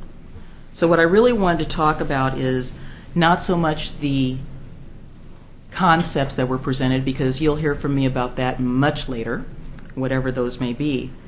But as many of you know, a lot of us in the McLaughlin neighborhood were involved in convincing the Urban Renewal Commission to do the restoration when that was not such a great idea. We spent a lot of hours, and I say we because some of those people are still in this room and other people are watching. We also spent a lot of time participating in the Carnegie reuse and library relocation process that was led by Kogan Owens Kogan. There was a lot of red dots, a lot of green dots, and a lot of dots all over that process. Rocky remembers that. So I'm not here to talk about the history so much, but the process. I commend the library board for the hours that they've put in, because being another person on a board, I know the hours that are put in. But what I'm really concerned about is that things have changed since the last major outreach process that we had here. And I wanted to know where the outreach process for this resolution, leading to this resolution, happened. Where did that happen? I go to every McLaughlin neighborhood meeting. I attend some of the CIC meetings, not all, but I am aware of what's going on with those. And it seems to me that the other thing that I saw in the report and the schedule, I didn't see a citizen involvement outreach process. And maybe with all the enthusiasm that we have, and obviously we all feel very strongly about the Carnegie Library. I don't really know anybody that doesn't. We all feel that it is our building. We feel that it is part of our neighborhood. We feel it is part of our city. And so to come to this decision, to me, and the resolution, again, I ask, the outreach. We have a neighborhood association process. There could have been some representatives coming from the library board to say, hey, y'all, what do you think about this idea of keeping the library here? I was one of those people who put a red dot on it and said, yes, I think we should consider that. I appreciate the fact that Brian came to our neighborhood association, he's a member, and said, hey, what do you think about this idea? We had a lot of discussion. I think there was a lot of support for his concepts and a lot of support for his idea, and we wanted to see that brought forward. We don't exactly know where that went. But at least somebody was out there looking at that. So, but I do, Brian, do not want to name the library after you as much as I really like you. So I think he gives us enough money. Yeah, well, that's true. He could have naming rights. I forget that. Never mind. Give me a brick. Well, we have those bricks. I have a brick in my house from the other library with a plaque on it for participation. So I guess so. That's my question. I don't want to see the cart get before the horse. We pass a resolution. It's a done deal. The schedule doesn't account for any citizen outreach. I didn't see that built into that. So I guess I'm saying I'm being a little bit nitpicky to say it's better to have more input, better to have more process. You bring everybody along than not. And that's been a hallmark of this community, and it's one of the things I've appreciated about this community, that people do have the opportunity. Sometimes you have to go out to them, and that's what the South End Concept Plan has been doing. We've been doing outreach to everybody and their dog, and some cats and dogs too. So I just want to see more than less, and maybe the appropriate thing to do tonight is to just table this, see if we can do some more outreach. The neighborhood, some of them are going into hiatus. We do not in McLaughlin because we just like to meet. Maybe there can be some more participation to get a read, to get a feel, you know. Does Rivercrest think this is a great idea? If they do, then that's more the merrier. So thank you for listening. Appreciate it. Thank you. I'd like our library director to address that. I know we had a major survey that was done. Well, we had an informal survey which was done, which I put together, and I am not a formal survey maker. So I did create an informal survey a couple of summers ago, which about 60% of the people at that point in time said that they would prefer to have the library somewhere on the hilltop, which included just like basically anywhere on the hilltop. You know, it was like all kinds of different places. So we have that bit of information for what it's worth. And that, you know, everything else has been very informal as far as outreach. You know, I think we thought that this idea was always kind of on the table, never really off the table, and people could tell us what they wanted to think at any point in time. You know, that we were charged with bringing forward a recommendation. Many of our conversations were in executive session because they were aligned with negotiation type of conversation. So it just kind of, this was the result, the timing wise. And I kind of... Also, you know, you've got the library board meetings that are always open to the public. They are always open to the public, yeah. And yeah, I guess I don't really have anything more coherent to add to that. Yeah.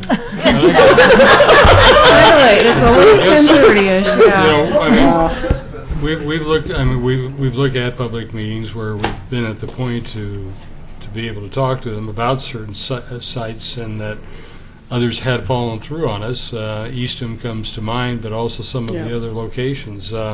They.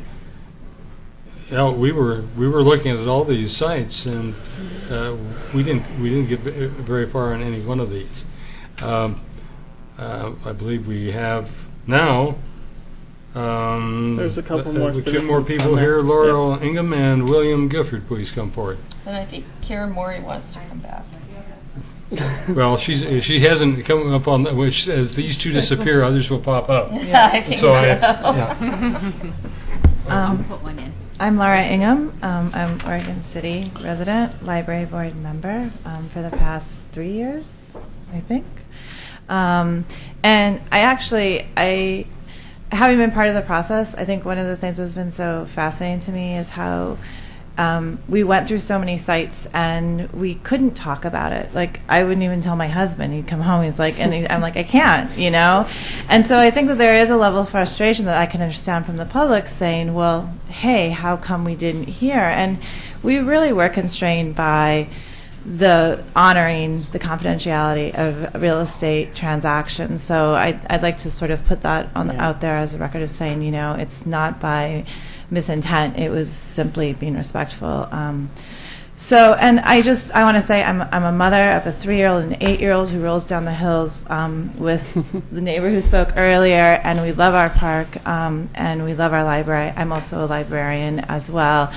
So I'm very invested in the process, and I just simply want to thank the commission for really understanding the value of moving ahead with this site, and that's all. So thank you. Thank you. William Gifford?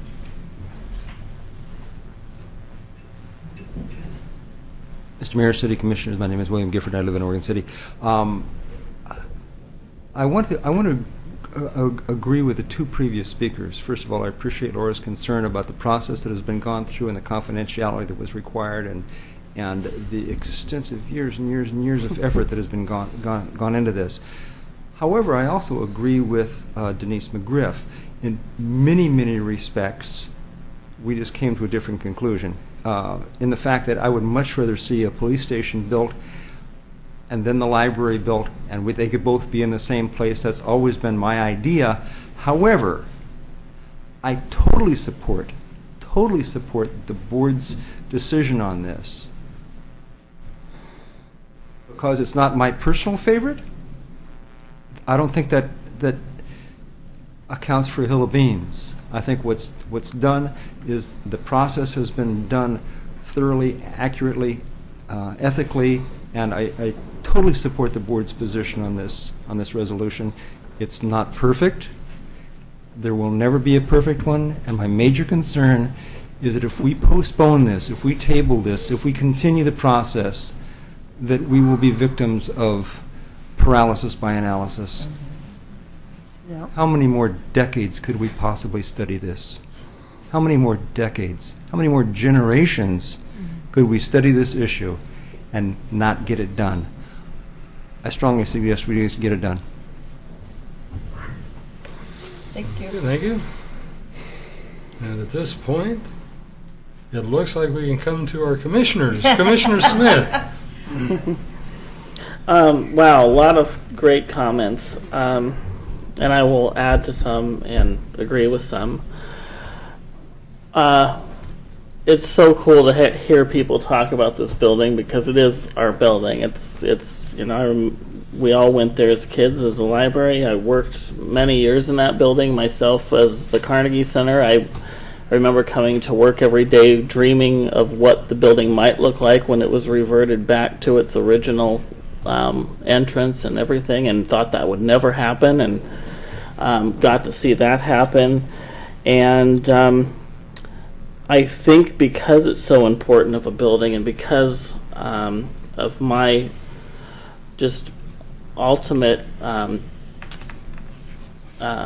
commitment to the historic buildings and the city's heritage, I had a hard time with this one. I had a hard time seeing this building be expanded in a way that I felt comfortable with. I remember looking at Brian's drawings 3 years ago. At that time, I didn't see it. I had concerns about it. I still have some concerns about it. But we have gone through, I don't know of any other project in the history of the city that has had as much public outreach as this. I think we're all exhausted. I think we now are at a place where we can see the possibilities. When these plans were brought to us, to the commission a couple weeks ago, it just changed me. I mean, it completely changed me. My whole vision of this building and I had to see it. And I can see myself looking at the each of these plans and thinking each of them are incredible.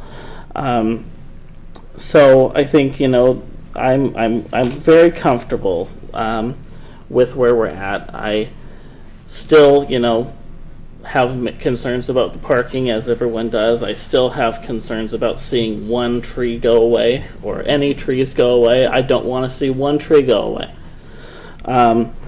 But I think maybe it can be done.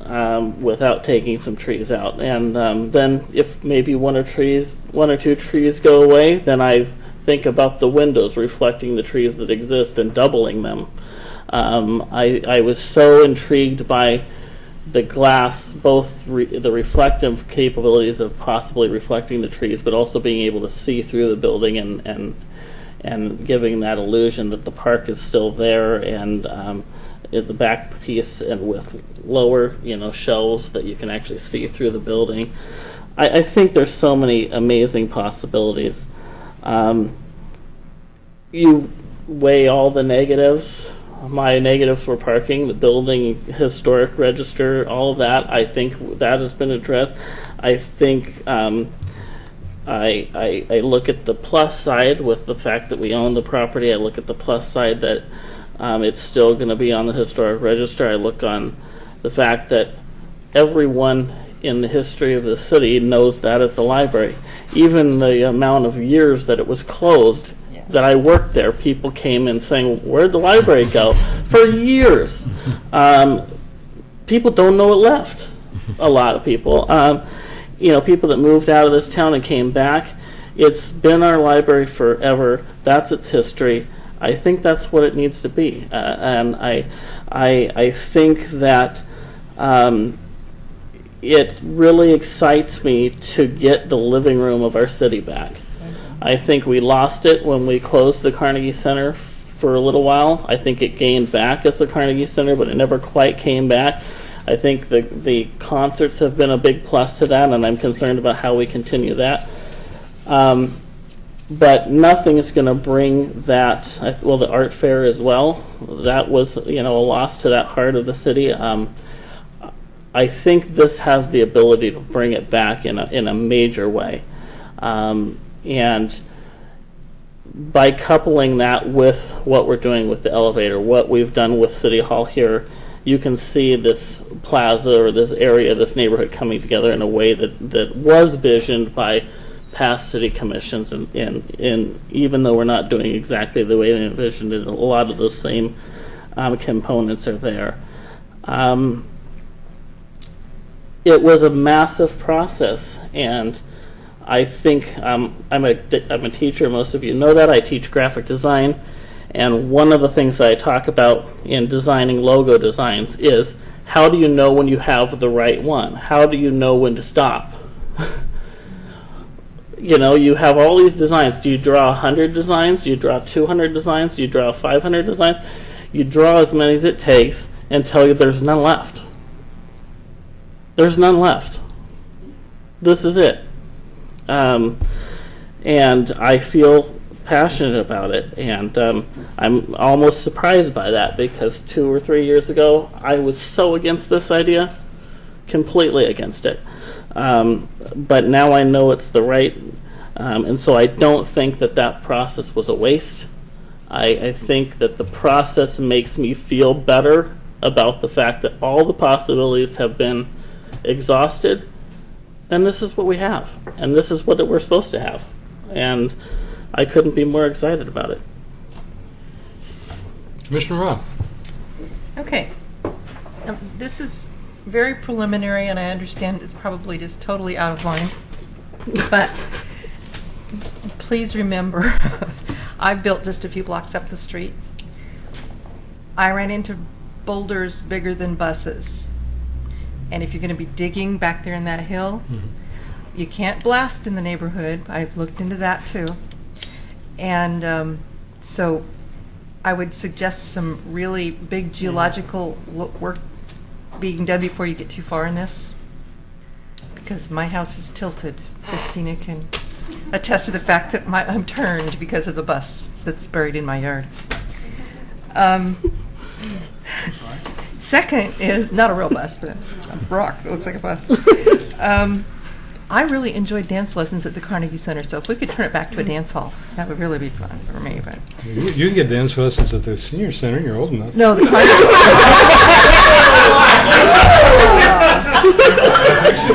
Oh my God! Carnegie was really fun. We're just going to blame the lateness on that comment. Oh my God! We'll give you the out. Okay. The other thing is I want to agree with Rocky on two things and some of the other people that talked. I've been in the Oregon City area, not in town, but in the library district, for 38 years. And I'll tell you, as long as I can remember, we've been talking about the library. And I've been going to concerts in the park for almost that long. At the beginning. So it's just time to get it done. We can't continue talking about this for another 138 years, whatever. And one of the things that I think that is limiting that, it was in something that I heard earlier this evening when we were talking about the transportation plan. I find a mindset in certain populations in the city that are against growth and don't envision that growth can happen in any way other than what's always happened before. This can be growth. Same thing as I think, I lived on a road that, similar to Holly Lane, fell off the cliff in a slide. It was closed for 13 months, but it's the only way to get there. So you've got to deal with what you've got. And you may not like that there's 300 cars coming down your road now rather than 100 when you moved in 30 years ago. It's just the way it is. So I think that we need to move forward, look at the fact that we are a growing city. That's the only way we're going to remain viable. And when like Rocky was adamantly, and Brian can tell you, adamantly in the camp of no addition to the library. No, you do not put something on the Carnegie. And then when they did the church, it was like, whoa, no way are we going to add anything to that. But when we saw these drawings, both of our mouths just dropped open. And I've become a convert, and so that's it. Mr. Roth. You are. You just finished. Never mind. Just kidding. You want another 3 minutes? I kind of spoke out of turn at the very beginning, but I guess that's just because my heart was in it and I had to say a few words. But just a couple. Regarding the trees, we know we're losing the Dutch elm trees anyway, tree by tree. We know they're going to have to be replaced. We've been replacing trees as they've disappeared. I think it's a case of replacing them in probably different areas of the park than the ones we're losing. And we can always have a mitigation thing for trees. One thing I wanted to talk about, the public process has only occurred, just begun. I mean, there may be reasons that we don't know about that this site can't work. We're going to have to do a parking system plan. We're going to have to look at the issues of the geologic cost of trying to put something there. It may prove that it's more expensive than we can do. This is a resolution selecting this as the preferred site. It doesn't mean that it's necessarily going to be the site. We will go through a public process in this particular effort. But the point is, at one point we have to decide upon a site to see if we can do it or not. And that's the decision basically that we're taking right now. Mm-hmm. So, are we ready for any kind of a motion? Oh, yeah, I'll move it. Oh, Carol did. So I'll second. I got it first, yes. You probably ought to say what the motion is. Declaring that the Carnegie Library Park, Carnegie Building, be the designated for the future expansion of the Oregon City Library. And I second. I think you were too late. Oh, no, you were too late. No. Yeah, very good.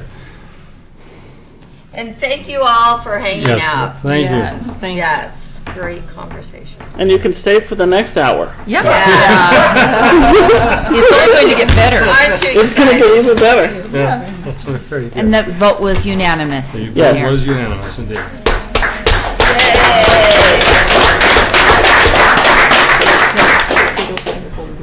Good job. Before us now is a personal services agreement between the City of Oregon City and Walker Macy for Willamette Falls Legacy Project Visioning and Master Plan Project. Skip one. 7B, Mayor. Oh my goodness, yes, you're right. The one that's there. It's 7B 13415, Resolution 1322, requesting designation of a vertical housing development zone, and I'll bet this is Tony Conkle. No, this No, is it's not. It's, of course, it's Eric Underwood. Thank you, Mayor. This is a resolution to establish a vertical housing development zone for the city. This proposal was brought to the commission last month for authorization to proceed with the application process. This is a state-administered program that offers a tax abatement incentive to encourage mixed-use development projects with both a residential and commercial component. Any one project may be eligible for up to 80% property tax abatement for a period of 10 years on new construction. The proposed zone is located entirely within the city's MUD, that's mixed-use downtown planning area, which is also entirely within the urban renewal district.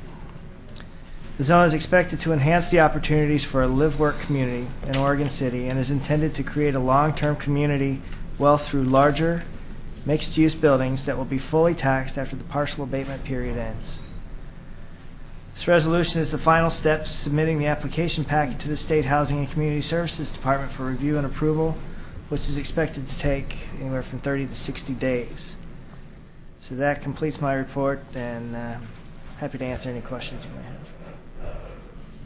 Yes. Could you talk about a little bit what the requirements of vertical housing program is? It's more than housing, and perhaps Right. speak to It's a mixed use, so there has to be both a commercial and a non-residential and a residential component to it. So the ground level of any new development would be that commercial component. Whereas if you were to build a residential level on top of that commercial, you would be eligible, given state approval, for a 20% tax abatement, and 20% thereafter up to 80%. So that's 4 stories above a commercial for 10 years. Now, on the Main Street area, we do have limits in terms of how high that buildings can go. Right, and I believe our building height is 48 in the 48 core. feet in the core, which is the Masonic building. Mhm. So we don't go beyond that height. Right, and outside of that, it's 55 feet, I believe. 75 feet. So. We've heard this at study sessions before, and I have Commissioner Roth requesting to speak. You do? Or I guess maybe you just haven't been. No, I removed. really would, but it was just mental telepathy that did that. Oh, So- you got to. Well, you're green, and your time remaining is. is Yeah, you're not done. stated. This does not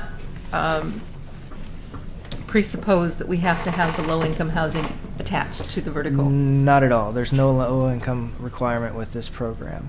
The only thing is, if a low-income housing project was proposed, then there would be an extra monitoring fee that project would have to pay. Thank you. Any other questions?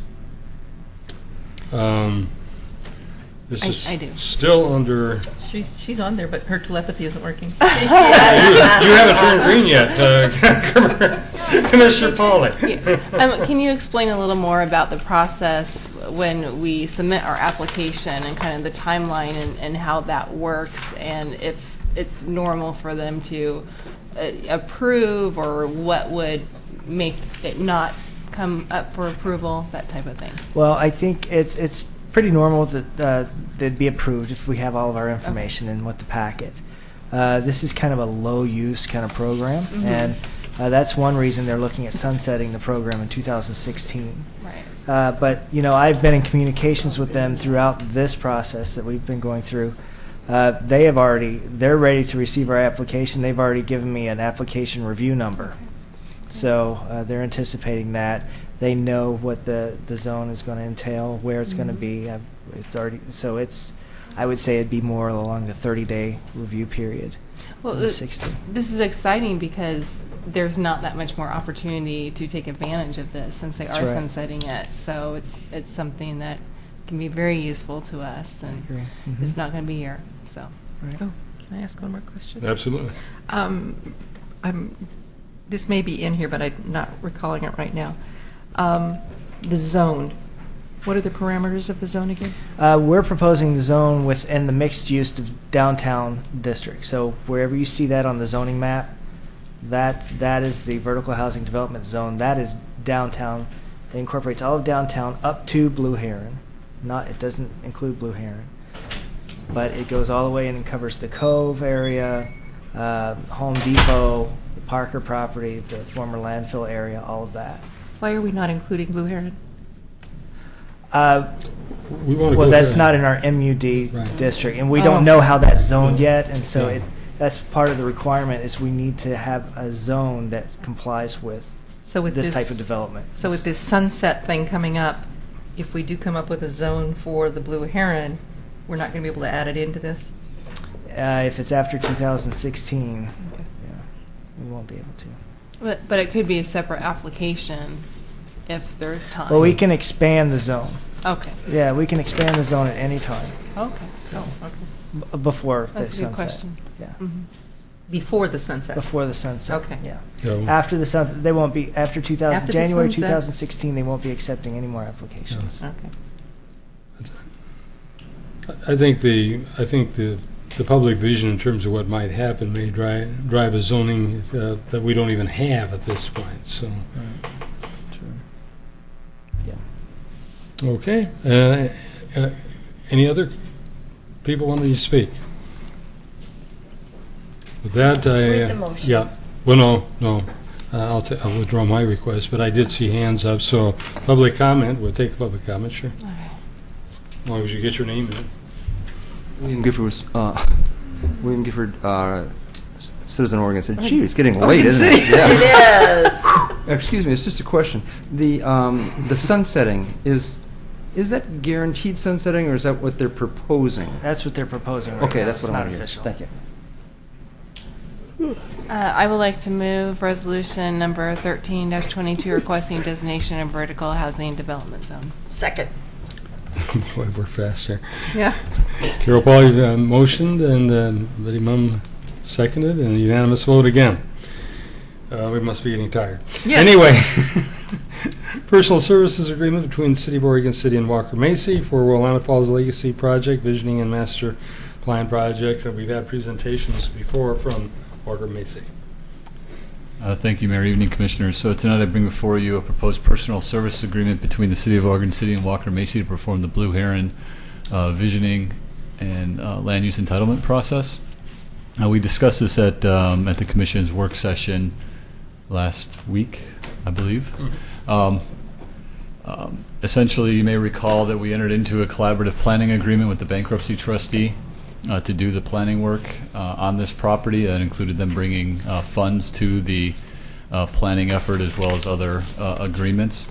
We also entered into an agreement with Clackamas County to bring funds and staff to the process. We ourselves, as the city, has committed funds to this process and staff, and acting as the project manager of this project. A large component of the funds to be brought are through the construction excise tax program through Metro. That process is taking a little bit longer than was anticipated when the applications were submitted. We are anticipating that those results will be out hopefully within the next month, 4 to 6 weeks. And that process goes through the construction excise tax grant applications are reviewed by a citizen committee. A recommendation is made to Martha Bennett, the CEO of Metro, and then she forwards on a recommendation to the Metro Council for their final approval. So there's some time in there to get all of those procedures completed. So before you tonight, as I stated, we do have $100,000 of city money that we've identified for this project. We are requesting that you approve the Walker Macy contract with the direction to myself that we do not exceed $75,000 in funds, or we identify if there's an issue with that CET grant that we stop and assess the project. So it is a little unusual in that we do not have all the funds guaranteed at this point, but it is it is something that we are bringing forward believing that we are going to be fully funded through that project. Because of the aggressive timeline that we are trying to move under, that is the reason we are bringing this unusual request before you tonight to move forward without all that funding in place. As far as the scope of work that is proposed in the contract, that was vetted with all of our partners as well as the consultants and the sub-consultants to ensure that the objectives of the program are being met, that the work can be completed on time and within budget. So with that, I'd be happy to answer any questions. Commissioner, we'll go for commissioners first in the discussion, then we'll go to citizen comments.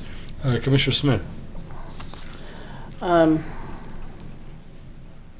First is maybe a comment or a question, which I almost brought up at our last meeting, but Denise McGriff's comments tonight about the Carnegie Center reminded me again.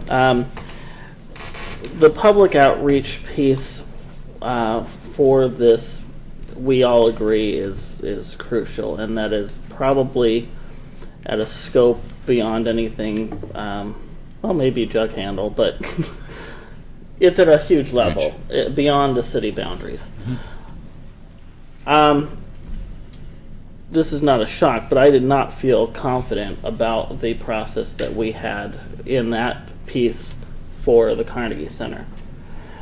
And it's the same, well, Kogan is the company that's doing our piece for the public outreach. So I do have a little concerns about that, and I guess my question is how much interaction do we as at the staff level have in that process as it goes forward? We were given a pretty good idea of the timelines in terms of meetings and open houses and things like that, but in order for me to be really comfortable, I want to kind of know that there's an interaction between the staff and our consultants that's going to make that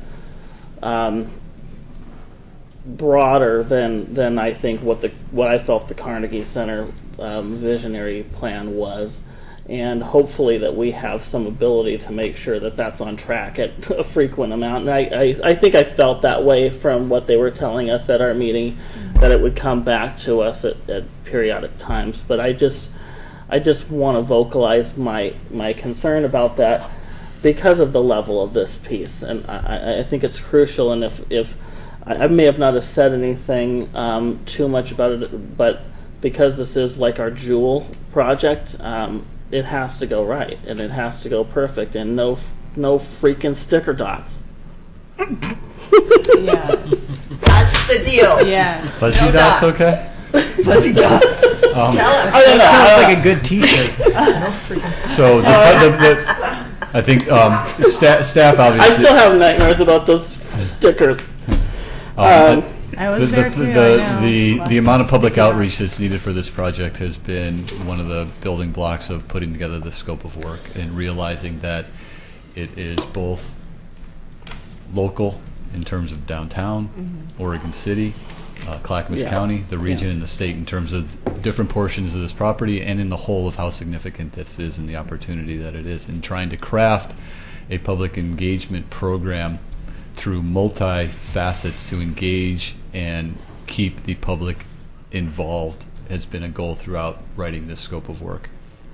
And so essentially we're relying on lessons learned from the South End concept plan in terms of going to the folks, really trying to get out to these groups and engage them where they are, rather than just relying on the traditional, here's an open house, come talk to us. That's a component of it. But there's also, there's quite a bit of reliance on the staff of Oregon City, Clackamas County, Metro, to hold these community conversations, these outreach of where we will be going to these stakeholders. So it's dual faceted in that, yes, Kogan is the overall driver of the public participation program, but it does rely on social media, community conversations, a technical advisory committee, a governance committee, and open house community events, large scale and small, in order to engage that and try to get, I think, what you're looking for in terms of a lot of outreach, a lot of information, Right. a lot of input. Not Okay. sure, does that answer your Yeah, question? I feel good about that. I guess the other piece is kind of a vague one as well, and it's one I bring up as a graphic designer. I don't know how many different there's a whole section there about branding and logo design of what this project's going to be, and I don't know how many different logos there are in the city representing things, and no one has a clue which is which, and it's all confusing, and it drives me nuts. But I also understand that there has to be this, marketing piece that is so unique to making that stand out. I just hope that the consideration as part of that outreach, I think, really needs to be, all these partners and everything. How does this?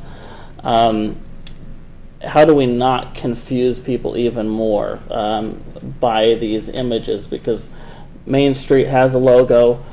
The Willamette Falls Heritage Coordinating Area Coalition. All the heritage groups within the city all have their own logos, and the city's redone its logo, and then CHP has Historic Oregon City logo, and people don't know the difference. People just don't know the difference and what they represent, and so I think we have to be careful about that, but at the same time creating something that is okay. I get it, and if that means that it's this main parent logo with here's all the partners, and so people understand it in some way, and that's not an easy thing to do graphically, but it's a little. We're in those discussions right now about the difficulty of we have so much knowledge that we've gained over the last 2 years. Just explaining the partnership. Right. And then you get into the values, and then you get into what spins out of those values. And so, really the logo is something that's going to draw you in and be consistent to get you to where that information is. Right. Trying to make it stand out, but not have it be busy, confusing. You can't explain everything in the logo. Right. And so that's certainly something we're conscious of. Yeah, I've hit the button here myself, and I was looking at the agreement here, and let's say we fail to get the grant. There's no indication here of a provision for that. That I saw. Is there? No, you're asking my questions. Oh, does it say we don't get the grant? And we put this forward, we've got to come up with the money anyway? In the personal service agreement that we use, our standard personal service agreement with contracts, there's a provision in there that we can terminate the contract at any time for any reason. So essentially, we would be immediately stopping all work and assessing where we're at. And is that something we see here? I hadn't spotted. It's on the PSA. It's on. It's item 4 on page 1 of the. Oh, yeah. The agreement shall detailed in Exhibit standard B. Conditions. It's the standard conditions attachment. Okay. And that Exhibit B is something that we attach to everybody, no matter what. Okay. Correct. Well, thank you. It says the agreement may be terminated without cause prior to the expiration of the agreed upon Very term by mutual written consent or by the city upon 10 days written notice of the contractor delivered by certified mail or in person. Okay. Very good. My hope is that I anticipate, because we've got such a great partner, that we'll probably see that money coming in. I'd like to see us to make some kind of a commitment that we're going to go through this anyway. But since we got Metro as a great partner, I'm not that concerned about it. Anything else from the commissioners? James Nacita.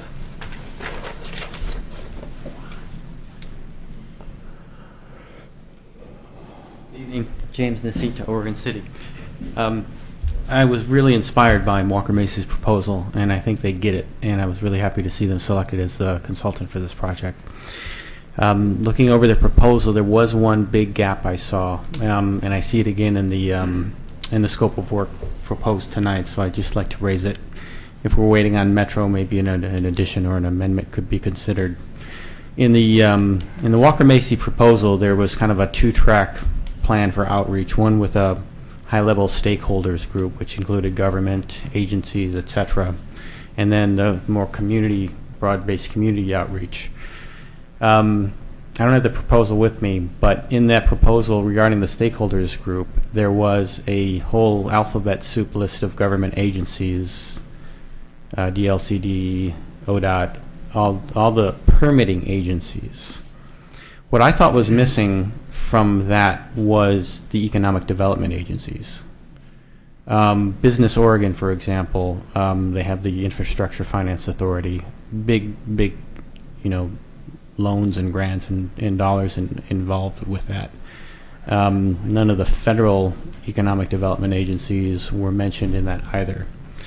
And looking at the scope of work, I don't see those agencies mentioned also, and I really think at a project of this scale and this significance, bringing those grant-making agencies, those economic development agencies, really at the outset, I think would be really advantageous. And I'll throw out the idea that maybe parallel to the permitting agencies, we could have another group of a collection of the agencies that are involved that we might be making grant applications to and loan applications to as part of this project. So, thanks.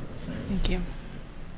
I think that, and I appreciate the comments, and as one of the partners in this is the state, and that includes the Regional Solutions Office, which is our main contact that we work out, which is under the governor's office, and they provide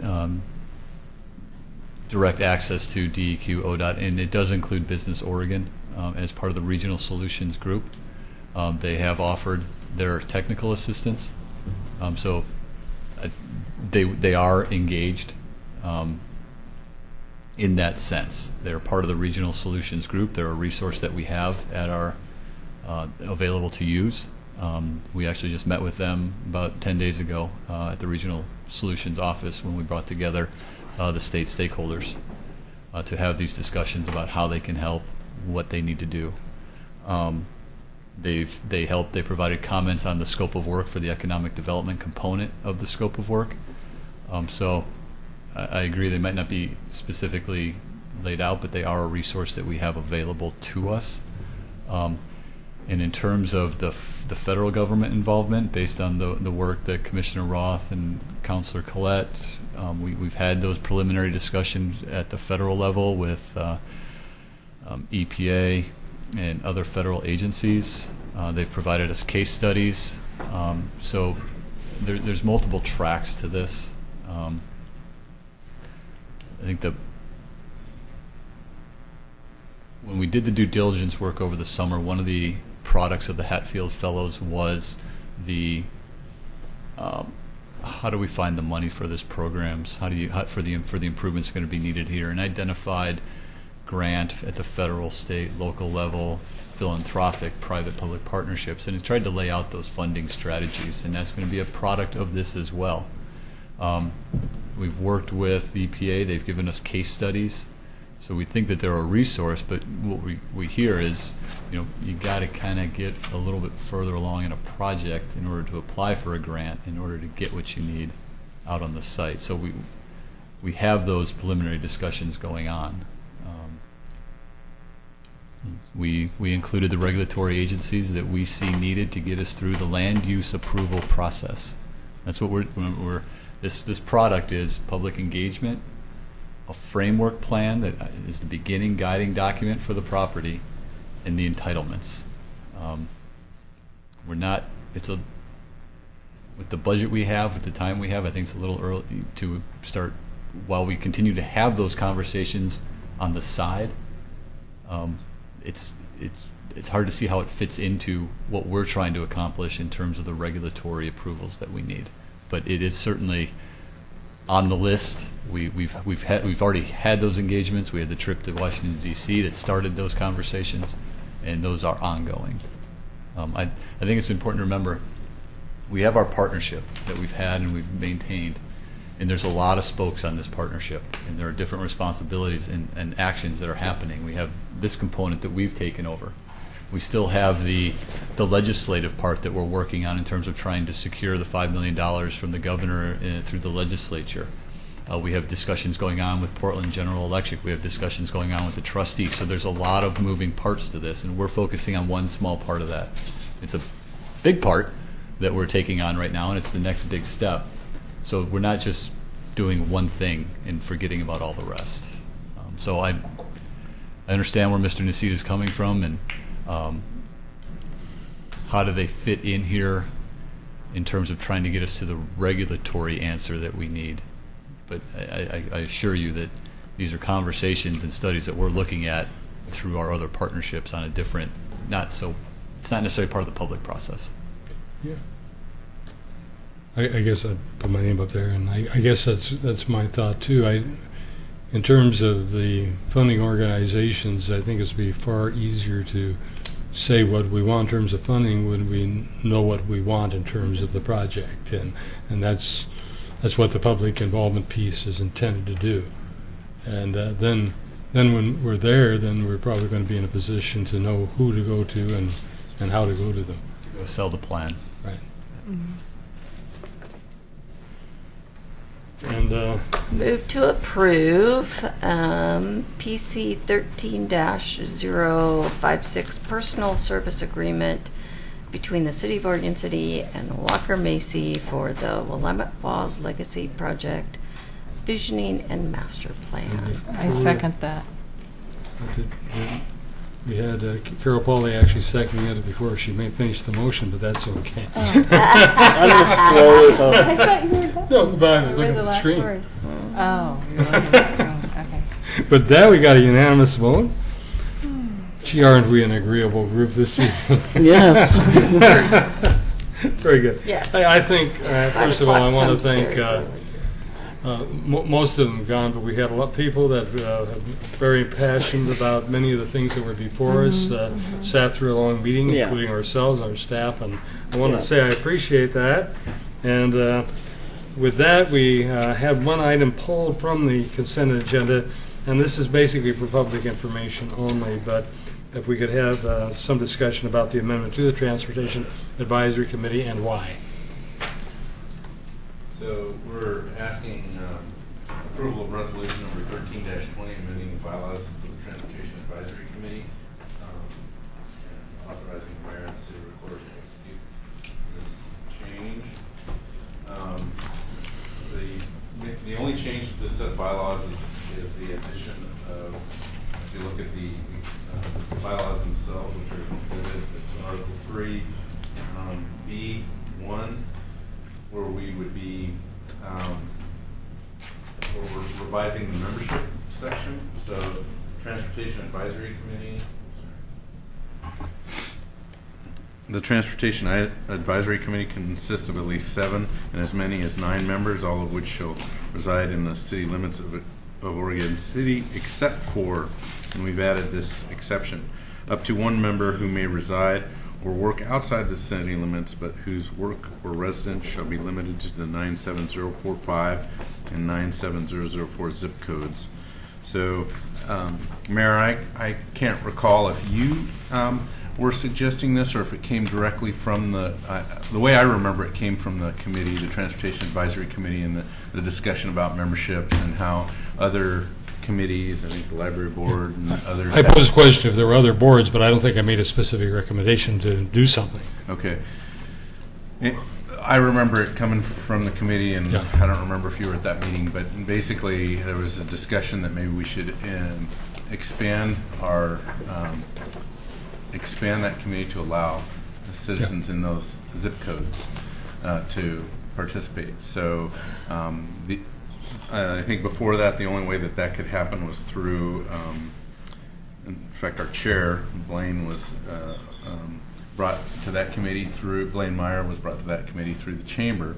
He didn't live in Oregon City, but was the chamber member. So anyway, the Transportation Advisory Committee is actually bringing that recommendation before you, so they've made a motion to adopt this, and we're asking you to adopt it.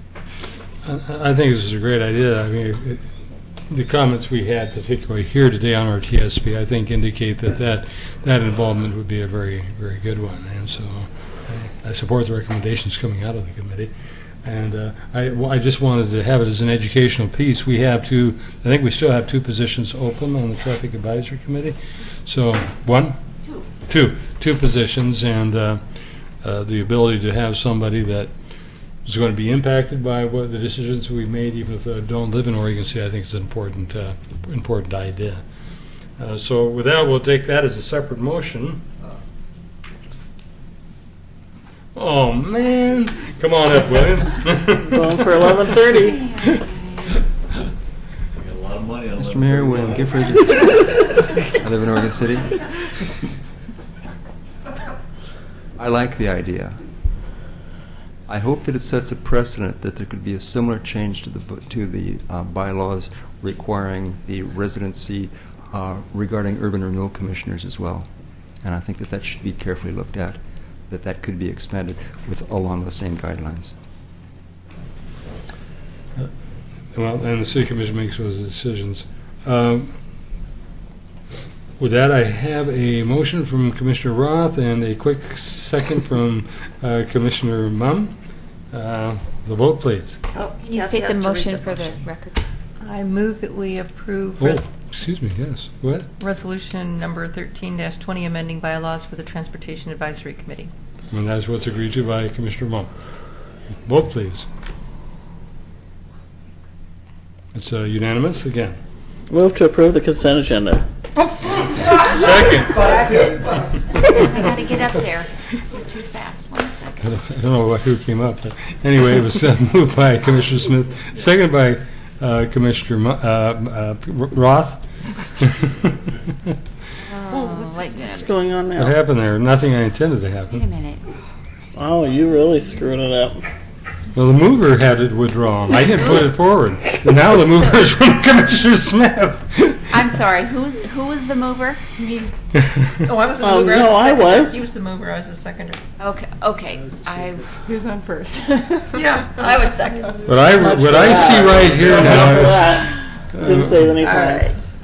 We now have as the mover, unless somebody objects, Vote already. Commissioner Smith and Commissioner Roth, and we have the vote, and it was unanimous vote. I did push the withdrawal, so it wasn't my fault. Anyway, with that, City Manager's report, and our acting City Manager, Scott Archer, has got this opportunity to talk to us for a whole half hour if you want. Let's see, how many? I've got a stack of items for you this evening. I'm kidding. I was wondering if I was going to say good morning, Commissioners. No, it's still good evening, Commission. I do have just a few very brief announcements, but important. First of all, 2 things related to the end of the Oregon Trail site. The first is that we have, as you all know, we've been planning for quite some time to welcome the Oregon California Trails Association, also known as OCTA, convention coming to the greater Oregon City area the last week of July. And we will be hosting the kind of the closing and culminating event on Friday, July 26th to both host the OCTA folks and welcome them and say thanks for coming to Oregon City and basically put on a party for them, as well as invite our whole community to come and enjoy the festivities. And I think you've probably sort of seen and heard some different bits of information, but we're kind of officially putting out all the publications now. And would you mind passing that down? This is just a little sort of a mini flyer of that. You're going to see all over town here in the next couple of weeks, and press releases are going out, so you'll see things in the newspaper. And of course, this is in our summer trail news that just came out that I'm sure you've all seen by now. But we're calling it the End of the Oregon Trail Celebration and Concert on the Green at the end of the Oregon Trail site. We will be on Friday, July 26th, beginning at 6 p.m. We will be having music featuring both local and kind of regional and world touring musicians. We've got a great lineup of entertainment. We have food and beverages available for purchase. We're going to have we're going to feature Oregon wines and Oregon craft beers for sale at the event. We're going to have kids events, kids activities, balloon artists, and things along those lines. We're going to have just all kinds of a lot of fun things. The concert is free, so we invite our entire community. Please come and enjoy this. It's going to just be a celebration of the Octa, but it's also going to be a celebration of the end of the Oregon Trail, just because it's an Oregon City thing, and we're going to have a lot of fun. So you'll be seeing a lot of this hitting the community, and also this is just sort of, besides for the commission, this is kind of an announcement to the community that are watching.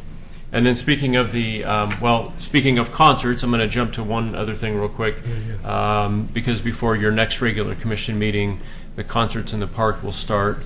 Our summer concerts in the park begin on July 11th, and then they go every Thursday through August 22nd. The first will be, as is our tradition, the Willamette Falls Symphony, and we invite the community to come on Thursday nights beginning July 11th to the Carnegie site behind the Carnegie Center while that site still exists back there. And then lastly, back to the end of the Oregon Trail, I wanted to revisit something with you. I know it's late, but I do need to talk to you about something that is timely. As we have discussed on a number of occasions, and also most recently at your May 7th work session, the city and Clackamas Heritage Partners have been working on, in partnership, both facility and programming improvements to the end of the Oregon Trail site. As we discussed at your May work session, CHP is, per their grants and all the different things that they've had in motion for about the last year and a half now, since we entered into the working partner, kind of the formal agreement with them last year. CHP is planning to open to the public more publicly the uses of the interpretive center beginning this summer. At this point, they are anticipating to do so around mid-July. That's sort of the target time. The city has been addressing some of the facility issues that we've discussed with you previously. There's some short-term and some long-term issues. We believe that through our city efforts and through the funding that we've got available both in this year's budget as well as in the budget that you just adopted this evening, we have some money in there for some additional improvements at the site. And in working with the continued partnerships with CHP, with our tribal partners, and with other identified groups and partners, we believe that the momentum of things going on at the site will be able to be successful in finding the longer-term solutions that are going to be necessary to sustain the operations at the site. I know that this has been a concern that's been expressed by at least some of the commissioners, so I wanted to bring this back to you one more time because because of your meeting schedule, I guess you'll have a work session between now and then, but not a regular city commission meeting. And with that, I wanted to make sure that there are no objections to this progression that is taking place with the site, with CHP's program plans, per what we've discussed. And if there are, tonight would be the time to let me know, because we're kind of getting to that point of no return, and so I wanted to bring that to you, just to, even though we've discussed this more formally and more at length at other meetings, that just making sure that the commission is okay, and if not, please take the opportunity to let me know so we can take other action. Okay. Now, that's the only comment I made. It's just about time that Elvis Presley visited the capital of the Oregon Territory. It's been long overdue. I agree. And that's the end of your report? It is, unless there are any comments to that, what I just mentioned there with the programming issues. Yeah, and I don't have anything to report either. I have a question. Yes, go ahead. Was the camping with the tribes issue resolved? It's not, but it will be. We'll be bringing it back. Isn't it coming up real quickly? Well, it's coming up at the end of July. Oh, I thought it was And we beginning. do have, I forgot that we're not having our early July meeting, so I was thinking we had a couple of commission meetings to get that wrapped up, but I was reminded yesterday that we only have actually one more business meeting between now and when they want to do that. What I am proposing we're going to be doing is that, I don't know what the date of the second meeting in July is, okay, July 17th is still before the date that they're going to be doing that. In anticipation of that, and with the expression of support from the commission previously to bring this back to you, we're going to be bringing back an amendment to our ordinance, and we're going to have to do an emergency amendment where we basically do the whole thing at one reading, where usually you have to do the ordinance 2 readings over a couple of meetings. So I'll be bringing that back to you as an emergency ordinance. Just the way that timing happened with some other priorities, I didn't have an opportunity to get it back to you by tonight. Plus, like I said, I had forgotten that we weren't having an early July business meeting. So it will be brought back to you before the time that that's going to occur. I've been in contact with the tribe, and as far as I know, they're still planning to do that. So. Thank you. Just to make sure that then we want to make sure if there are any issues regarding the ordinance, when you see them before the commission meeting, be sure to express them to staff so they can deal with them. Since it's going to be an emergency ordinance. So Can you say that one more time? I'm sorry. if any commissioner has any issue with the ordinances, it's going to be presented to let you all know ahead of time so you can deal with any of those issues. Correct, yes, thank you. If people hadn't picked up on it, we're not having a meeting on July 3rd. So, very good. Any other comments for the good of the order? There's one down here. One more minute and Tony wins the pot.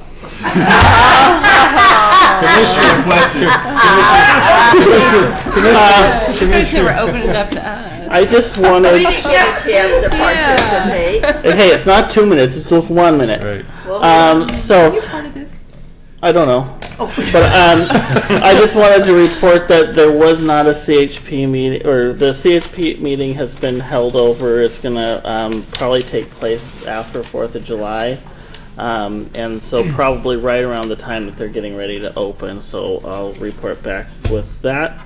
The only other thing I wanted to point out is the article you probably already seen in the newspaper about the elevator, which was really cool. And I just wanted to thank I